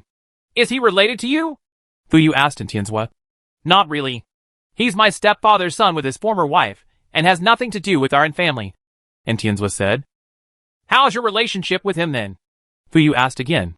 I have nothing to do with him, said Tianzuo without any hesitation. That's good. In that case, if the people from the Special Inspector Bureau were to take him away, just turn a blind eye, Fu Yu said. Sir, what do you mean by that? Tianzuo frowned. Chapter 396 Lobbyist.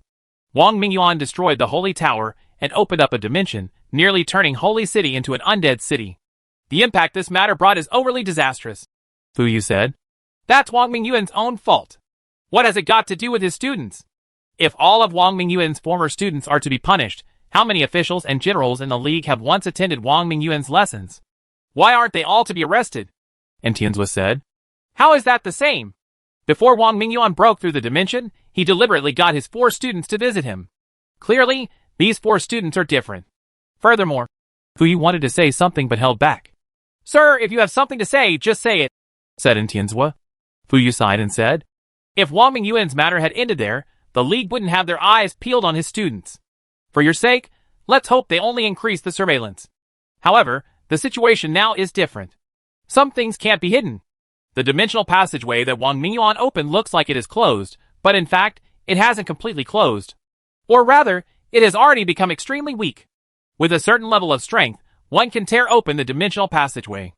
A mythical creature entered the league from there? Tianzuo asked with a frown. It would be great if that was all. The current league has a lot of restrictions on dimensional creatures. Even if they come, the danger they pose won't be too great. The league's brass still has ways to deal with them. After a pause, Fu Yu said. But I wonder what method Wang Mingyuan used. After his incident, many famous figures from the league and even some bigwigs did as Wang Mingyuan did. They entered the dimensional zone from there. Perhaps they just wished to explore the dimension to gather information, said Tianzuo. Do you need to turn into a monster like Wang Mingyuan to gather information? Fu Yu sighed. How is that possible? The reason Wang Mingyuan could transform into a dimensional creature is due to the power of the Holy Tower and the 6 temples. Now that the Holy Tower has been destroyed, the powers of the 6 temples won't surge out again. How did they turn into dimensional creatures? Tianzuo was astonished. That's the problem. It's impossible for them to turn into dimensional creatures by themselves unless someone is secretly messing around. Wang Mingyuan. Is there anyone else who can do such a thing apart from him? Fu Yu continued. The league has been investigating. What we know now is that they have a connection with the dimensionalized Wang Mingyuan. They must have been able to dimensionalize and rush into the dimensional zones with Wang Mingyuan's help. As for what method was used, as well as how Wang Mingyuan returned from the dimensional zone, it's still impossible to determine. So does the Senate wish to seek an answer from students like Zhou Wen? And Tianzua understood what Fu Yu meant. Before Wang Mingyuan underwent dimensionalization, he didn't even meet his family, but he insisted on meeting the four of them. Clearly, they have some extraordinary significance to him. Perhaps they really know something. The senators only want an answer to prevent the situation from worsening, Fu Yu said. They even invited you over, which means that this matter has been confirmed, right? And Tianzua asked with a calm expression. Tianzua, since Zhou Wen isn't one of yours, why do you have to interfere in this matter? Just let the Bureau take him away. I believe they won't make things difficult for Zhou Wen on account of the Yin family, Fu Yu said. Sir, do you believe what you are saying? And Tianzua asked. Fu Yu was momentarily at a loss for words. After entering the Bureau, they would definitely resort to every means possible to get whatever they wanted from Zhou Wen. They might even use soul-type companion beasts and abilities. They might even steal Zhou Wen's memories away. There was no way they would treat him well, as Fu Yu said. If I don't agree to you taking Zhou Wen away, will those senators plan to forcibly abduct him? And Tianzua asked Fu Yu. Fu Yu's expression changed slightly when she heard that. Tianzua, why are you doing this? You have already said it yourself. Zhou Wen has nothing to do with you. And Tianzua smiled and said, Sir, remember when you taught me in school? When a human is extraordinary, they have to treat others as humans. When a human is mediocre, they have to treat themselves as human. Zhou Wen is a student of Sunset College. He didn't commit any crimes.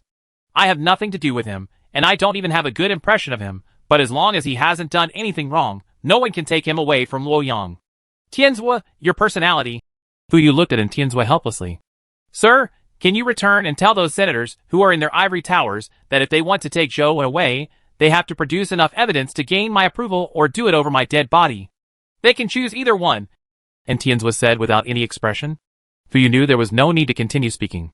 From his previous master-disciple relationship with Tianzua, he knew what kind of person Tianzua was. Since he had said it out loud, even if a blade was placed at his neck, it was impossible to change his decision. After Fu Yu left, Tianzua glanced at the door and said with a cold expression, Have you heard enough? And Sheng pushed the door open and walked in. With a smile he said, Overseer, you used to look down on Zhou Wen in the past. Why are you protecting him? What do you mean by in the past? It's the same now. I'm protecting him because I don't want the Empress Dowager at home to be unhappy. Besides, how can a student of Sunset College be abducted as they wish? This is a lawful society. And Tianzua said, Yes, yes, yes.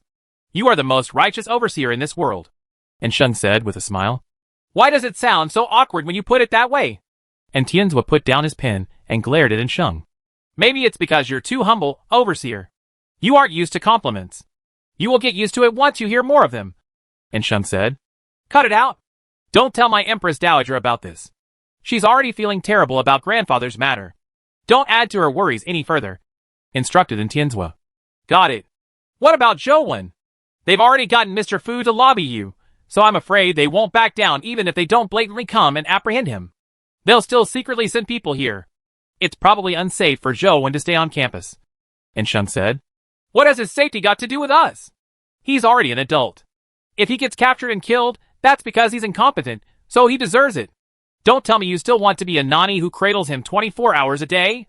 And Tianzua said with a cold expression, Yes, overseer.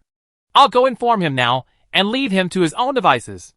And Sheng saluted and turned to leave. Come back. And Tianzua called out to Sheng again.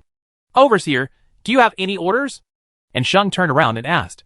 Because of grandfather's matter, my mom has been in a bad mood recently. Doesn't she favor that punk the most? Get that punk to accompany her. At the very least, he's a stepson.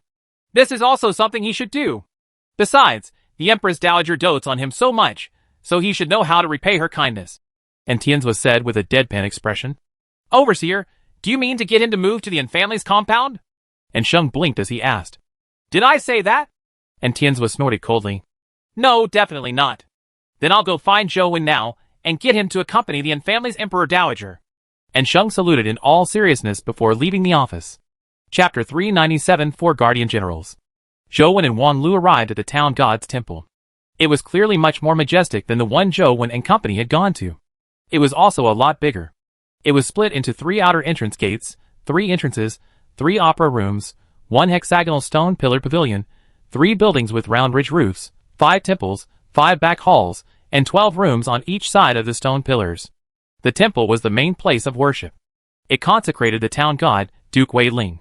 There were 2 judge statues. There were stone carvings carved on the top of the hall's roof beam, and on the 4 corners of the spine, there were stone statues. Legend had it that the 4 infamous generals, Han Xian, Zhou Yu, Pang Wan, and Luo Cheng were punished to guard the city for their crimes. However, this was only a legend.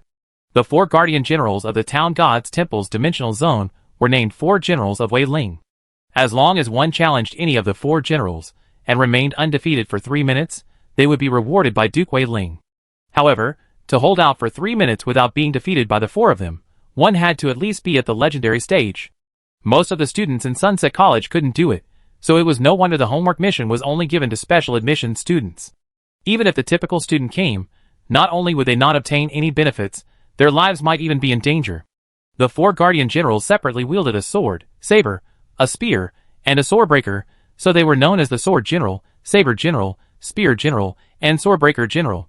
Which guardian general are you choosing? Zhou Wen asked Wang Lu. According to legend, the Swordbreaker General corresponds to Pang Wan, so I'll choose him. Wang Lu said after some thought. Why him? Zhou Wen was somewhat surprised.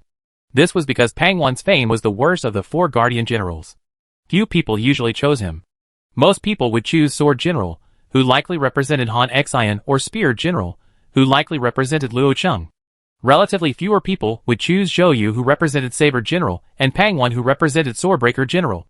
I once read some stories about Pang Wan. I always feel that the so-called crime of harming a fellow disciple is false. Back then, Pang Wan was publicly acknowledged as the #1 general, and he remained victorious in all attacks. Furthermore, he and Sun Bin came from different countries, and there was quite a huge difference in age. No matter how I think about it, that story is a bit too bizarre. Just like Zhou Yu's abhorrent name, it's just fabricated in novels. The Battle of Red Cliffs was all thanks to Zhou Yu and the other generals. The so-called stories of borrowing the eastern wind and using boats of straw to capture arrows were merely a stylistic choice the authors had of elevating Kong Ming. It had never happened to him before. In that battle, Liu Bei didn't obtain any credit. He only picked up the spoils when Cao Cao was defeated. Wang Lu said. Zhou Wen nodded. He didn't know much about the history before the dimensional storms, but he also found what Wang Lu said sounded reasonable. Zhou Wen took out his phone and recorded Wang Lu. Wang Lu entered the Wei Ling Hall and bowed at it. Then, she pulled out a summoning talisman with the word, Swordbreaker, engraved on it from the offering table. After the summoning talisman was pulled out, the sound of meteors striking the ground could be heard coming from within the courtyard. A general in armor appeared in the courtyard, with 2 sword breakers in hand. The general had a majestic figure. He wielded his 2 sword breakers, like a gigantic deity, as his eyes darted over like lightning, and stared at Wang Lu. After Wang Lu exited the main entrance of the Wei Ling Hall, the general smashed down with his sword breaker. Although the weapon didn't emit any light, it possessed a powerful force that was akin to a mountain crashing down. Wang Lu didn't clash head-on with the sword breaker. Instead, she used her movement technique to circle around him. She moved agilely amidst the storm, like attacks of the dual sword breakers with great ease. It left Zhou Wen slightly surprised. Zhou Wen had always felt that Wang Lu was just lucky, but he never expected her movement techniques to be so exquisite. Apart from the difference in level and speed, she wasn't at all inferior to Zhou Wen's movement techniques. In 3 minutes, the sword breakers had failed to injure Wang Lu at all. They didn't even touch her clothes. When the time was up, the sword breaker general burst into a white mist and disappeared. As for the summoning talisman that Wang Lu had pulled out from the offering table, there was a strange change. It turned into a dimensional crystal. The crystal contained the sword breaker general's shadow. Surprisingly, it was a primordial energy skill crystal. Do you want to give it a try? Wang Lu asked as she blinked and put away the primordial energy skill crystal. Can I? I don't have the homework mission, Zhou Wen asked. Since the past can bring you in, you naturally can try, said Wang Lu. Zhou Wen nodded. Since he was already here, there was no reason to give up on the benefits. Zhou Wen came to the Wei Ling Hall.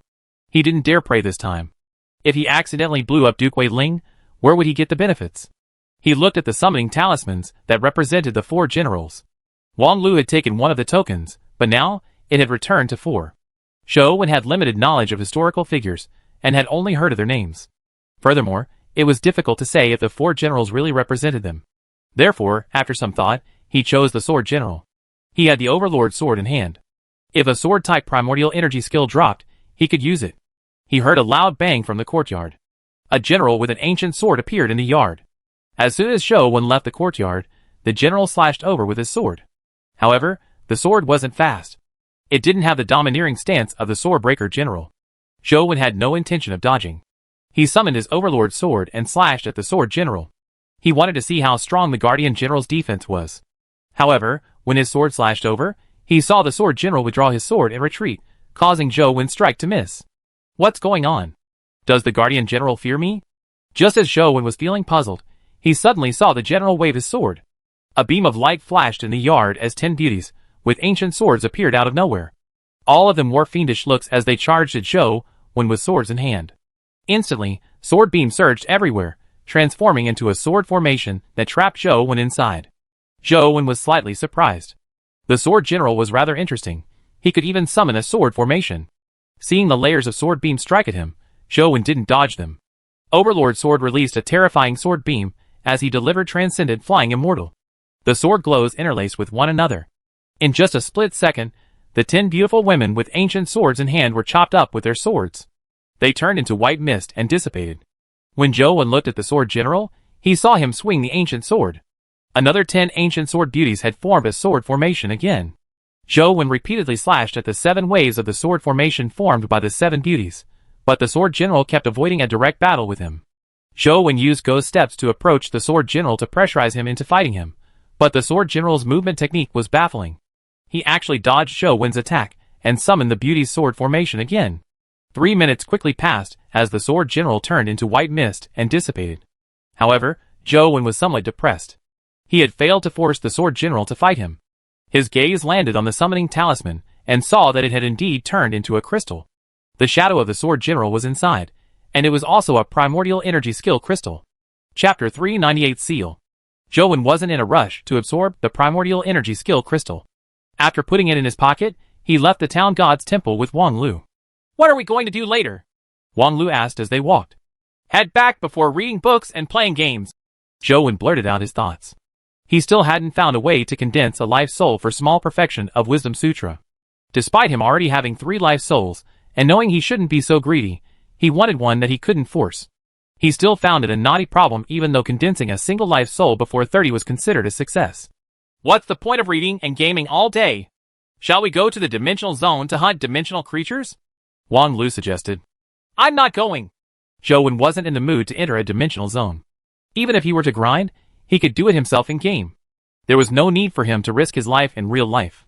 If he accidentally died, he would truly be dead. Wang Lu rolled her eyes at Zhou Wen and wanted to criticize him, but her eyes darted when she suddenly said, By the way, didn't you plan on killing the Binong Caves tiger before? Do you want to make a trip there? Zhou Wen originally planned on returning to read and game, but after hearing Wang Lu's words, his eyes lit up. Can we? With me around, there's nothing you can't do. You also want a baby tiger, right? Wang Lu said with a smile. What are the conditions? Zhou Wen asked as he cautiously looked at Wang Lu. He found it odd that Wang Lu would help him hunt the tiger for no reason. We are schoolmates, so it's too tacky to name conditions. How about this? Based on the principle of mutually helping and showing love for each other, you have to lend a helping hand to a student with difficulties. During our semester time, you will be responsible for my breakfast. Wang Lu said with a smile. Sure, you can have anything that the canteen has to offer. Zhou Wen agreed without hesitation. Although breakfast over the years cost a lot of money, it was nothing compared to the baby tiger. Do I look like I'm short of money? Wang Lu rolled her eyes at him. Didn't you tell me to cover your breakfast? Zhou Wen looked at Wang Lu in puzzlement. Wang Lu sighed and said, We're all schoolmates, so I won't lie to you. Actually, I've had some weird disease since I was young. Every morning, I have a relapse and I am in so much pain that I have no way of getting out of bed. Breakfast time is exactly the time when I have a relapse. It's been a long time since I had breakfast. If you don't mind, I hope you can deliver breakfast to me every day. I see. Don't worry. As long as I'm in school, I'll deliver breakfast to you on time. Zhou Wen nodded. He felt a little sad for Wang Lu, having never expected her to have such a strange illness. It was no wonder he never saw her in the first half of the day. Then it's a deal. Let's go to Binong Cave now, Wang Lu said in satisfaction. Zhou Wen followed Wang Lu to Dragon Gate Grotto. Zhou Wen felt that he should be concerned about Wang Lu's condition, so he asked, By the way, what kind of illness do you have? Do you have a solution? Wang Lu pondered for a moment before saying in all seriousness, Every day at dawn, I'll be possessed and sealed by a blanket monster. No matter what I do, I just can't get up. The thought of waking up will be painful, excruciatingly painful. Blanket monster. Seal. Zhou looked at Wang Lu in a daze. Don't worry about me. I can still take it. I won't admit defeat. I will resolutely fight the seal to the end. As long as you deliver breakfast on time every day, I can replenish my energy and have the strength to resist the seal. Wang Lu wore a determined expression as she clenched her fists, as though she was encouraging herself. Zhou looked at Wang Lu, unsure of what to say. Before they entered the school gate, he saw Ansheng standing beside the car. Zhou, are you free? I have something important to discuss with you, Ansheng said. You guys go ahead. I'll be heading back now, Wang Lu said as she winked at Zhou. Don't forget our deal. Be on time tomorrow. All right. Zhou nodded. Girlfriend? Ansheng asked as he looked at the departing Wang Lu. No, ordinary friend. Zhou shook his head. Ansheng smiled and said, Wang Lu is destined to become the head of the Wang family. It's not easy to marry her. None of the Wang family will agree to you marrying into the Wang family. Didn't I just say? We are just ordinary friends. Zhou was speechless. Ansheng's expression turned serious as he looked at Zhou and said, Zhou, there are new developments to Wang Mingyuan's matter. You and the other 3 students are in a terrible situation. The league might send someone to take you back. What do you mean? Zhou looked at Ansheng in puzzlement. Ansheng recounted what had happened to the league recently, leaving Zhou dumbfounded. Was teacher behind those humans who dimensionalized themselves and entered the dimensional zones? Zhou asked. It appears to be the case now. Therefore, the league has tried various means to stop such incidents from happening again. They will not let go of any possibility. Therefore you, Hui Haifeng, Jiang Yan, and Zhong Zia have become their main focus. Although they don't dare to brazenly arrest you in Luoyang, they will definitely send someone to secretly abduct you, Ansheng said. How's Hui Haifeng and the rest? Zhou asked. Hui Haifeng is protected by his family, so there shouldn't be too much of a problem. Zhong Zia and Jiang Yan seem to have vanished into thin air. There's no news at the moment, Ansheng answered. That puts me at rest. Zhou wasn't worried about his safety. As long as he wasn't facing a large number of epic experts, he believed that he had the ability to protect himself. Overseer hopes that you can go to the Yin family to accompany Madam, Ansheng said ingeniously. Zhou was slightly taken aback when he heard that. However, he pondered for a moment before saying, It's better I stay on campus. After all, I'm not from the Yin family. It's impossible for me to hide in the Yin family for the rest of my life. Now isn't the time to be impulsive. When the League sends their men, they will be top-notch epic experts. Furthermore, they wouldn't just appear in front of you. They will only attack in secret. It's very likely that you would succumb without even knowing what happened, Ansheng said. Ah Sheng, just as you said. A dimensional zone can lose its effectiveness at any time. When the time comes, can I still hide with the Yin family while all kinds of terrifying dimensional creatures are rampaging? Zhou asked. Ansheng looked at Zhou in silence. Zhou continued. I can't rely on others for my entire life. As you know, I've already condensed a life's soul. I want to try and protect myself with my strength. Ansheng fell silent for a long time before saying, I respect your decision, but you have to remember that even if you have something against Overseer and Miss Jing, don't treat Madam as an outsider. It will sadden her. Chapter 399 Jack. Senators, I've already made my case. And Tianzue is arrogant because of his talent. With the support of the Yin family's business in Luoyang and the support of Leng Zhongxing, he has always thought little of the Senate. He won't hand Zhou over. The Bureau's Director General, Shin Yuqi, said to the senators present as he stood in the meeting hall. Since Tianzue is so stubborn and disregards the safety of the League, we can only use our own methods to defend the League's peace. Director General Shen, I'll leave this matter to you. We have to see Wang Mingyuan's 4 students as soon as possible, said Senator Xia, who represented the senators. Yes. Shin Yuqi bowed slightly before leaving the meeting hall. In fact, they had reached an understanding before sending Fu Yu to Luoyang. If Fu Yu couldn't succeed in persuading Tianzue, the Senate would tacitly allow the Special Inspector Bureau to take action. Shin Yuqi had even arranged for a candidate to go to Luoyang. He was just waiting for the final order. Furthermore, he had already expected Tianzue to turn down the request of handing Zhou over. Shin Yuqi came to a secret prison in the Special Inspector Bureau. This place was named Heaven, internally by the Bureau, not because of how beautiful this place was, but because none of the criminals who entered here could ever leave. It was as if they had entered heaven and could no longer return to the world. After passing through one prison door after another, Shin Yuqi came to a prison cell and produced his left fingerprint. Then, he verified with an iris scan. The heavy metal door of the cell, similar to that on a gold vault, finally opened. In this strange cell, there were no prisoners. The only thing was a metal box that resembled a mummy sarcophagus.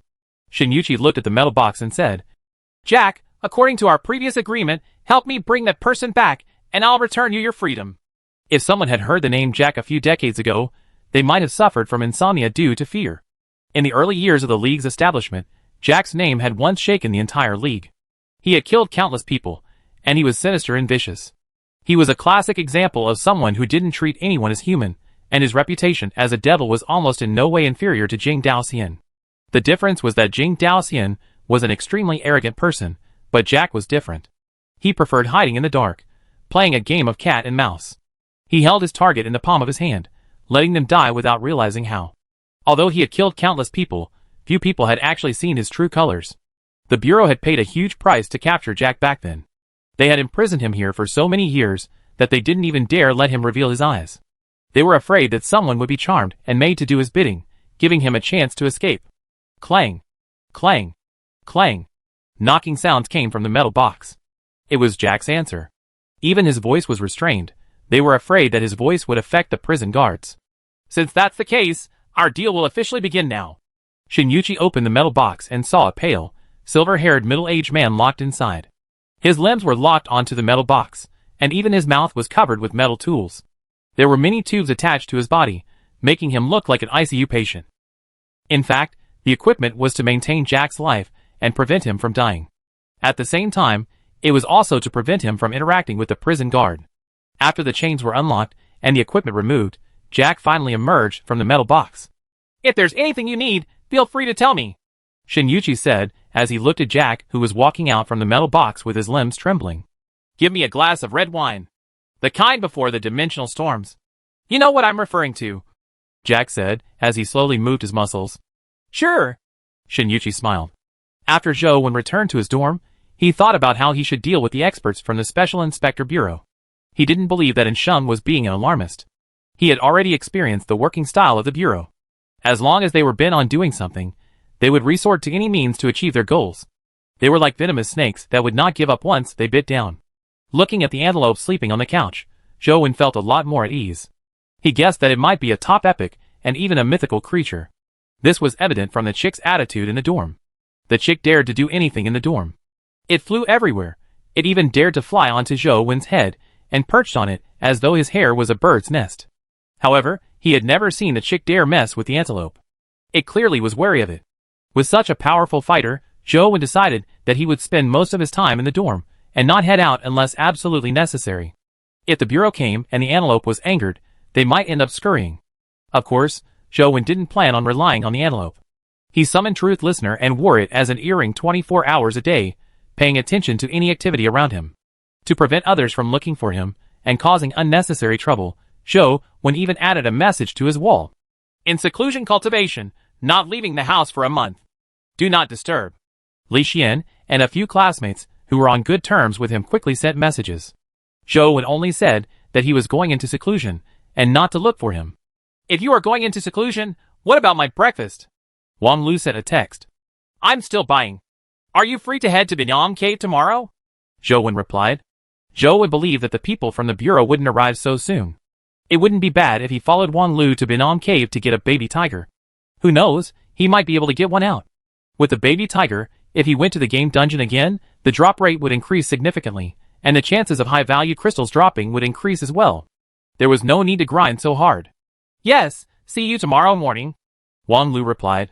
Zhou finally waited until Lost Country's cooldown was up. He eagerly rushed to the underground sea and took a look at the black dragon that had been hit by the poison dragon palm. There was a palm-sized mark on the black dragon. It looked like a sore that was about to produce pus. However, it was not able to poison the black dragon to death. The black dragon looked slightly irritable. From the looks of it, the poison dragon palm is still useful. However, the poison isn't enough. I wonder how I can poison the black dragon with such a tiny sore. Zhou thought for a moment and followed his previous method. He gave the black dragon another palm strike and escaped again. If one palm doesn't work, I'll give it a few more strikes. As long as the poison is useful, it's only a matter of time before I can poison it to death, Zhou thought hatefully. Since he couldn't enter the temple and couldn't take the risk to clear dungeons, he could only spend his time on the black dragon. Chapter 400 Grinding for Baby Tiger with You. In the morning, after waking up and washing, Zhou headed to the cafeteria. He filled his stomach before buying a few buns and soy milk for Wang Lu. Thankfully, Wang Lu's dorm was right next door, so it was still on the way. He pressed Wang Lu's dorm's doorbell several times before he saw her opening the door while rubbing her eyes. Breakfast. Zhou handed the buns and soy milk over. Why are you so early? Wang Lu asked as she took the bag and walked back to the living room. It's getting late. I've already begun gaming usually at this time, Zhou said. Wang Lu pursed her lips and ignored him. She continued opening the bag and saw that it was filled with buns and soy milk. She said with a smile, You're very thrifty. I don't know what you like to eat. I bought the most common food. If you wish to eat anything in particular, tell me in advance the next time, Zhou said. This will do.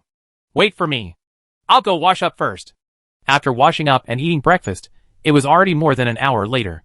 Zhou and Wang Lu went to Binyang Cave. When the soldier guarding it saw Wang Lu, his eyes immediately widened as he stared at her, as though he was guarding against a thief.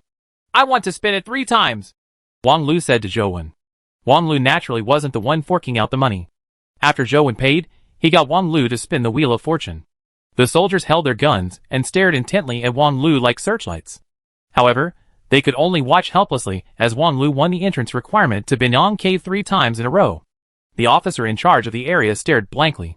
After Zhou and Wang Lu left, he checked the Wheel of Fortune again. However, there weren't any problems. They spotted dozens of times, but none of them managed to hit the red line. What the hell? The officer felt that this was too odd.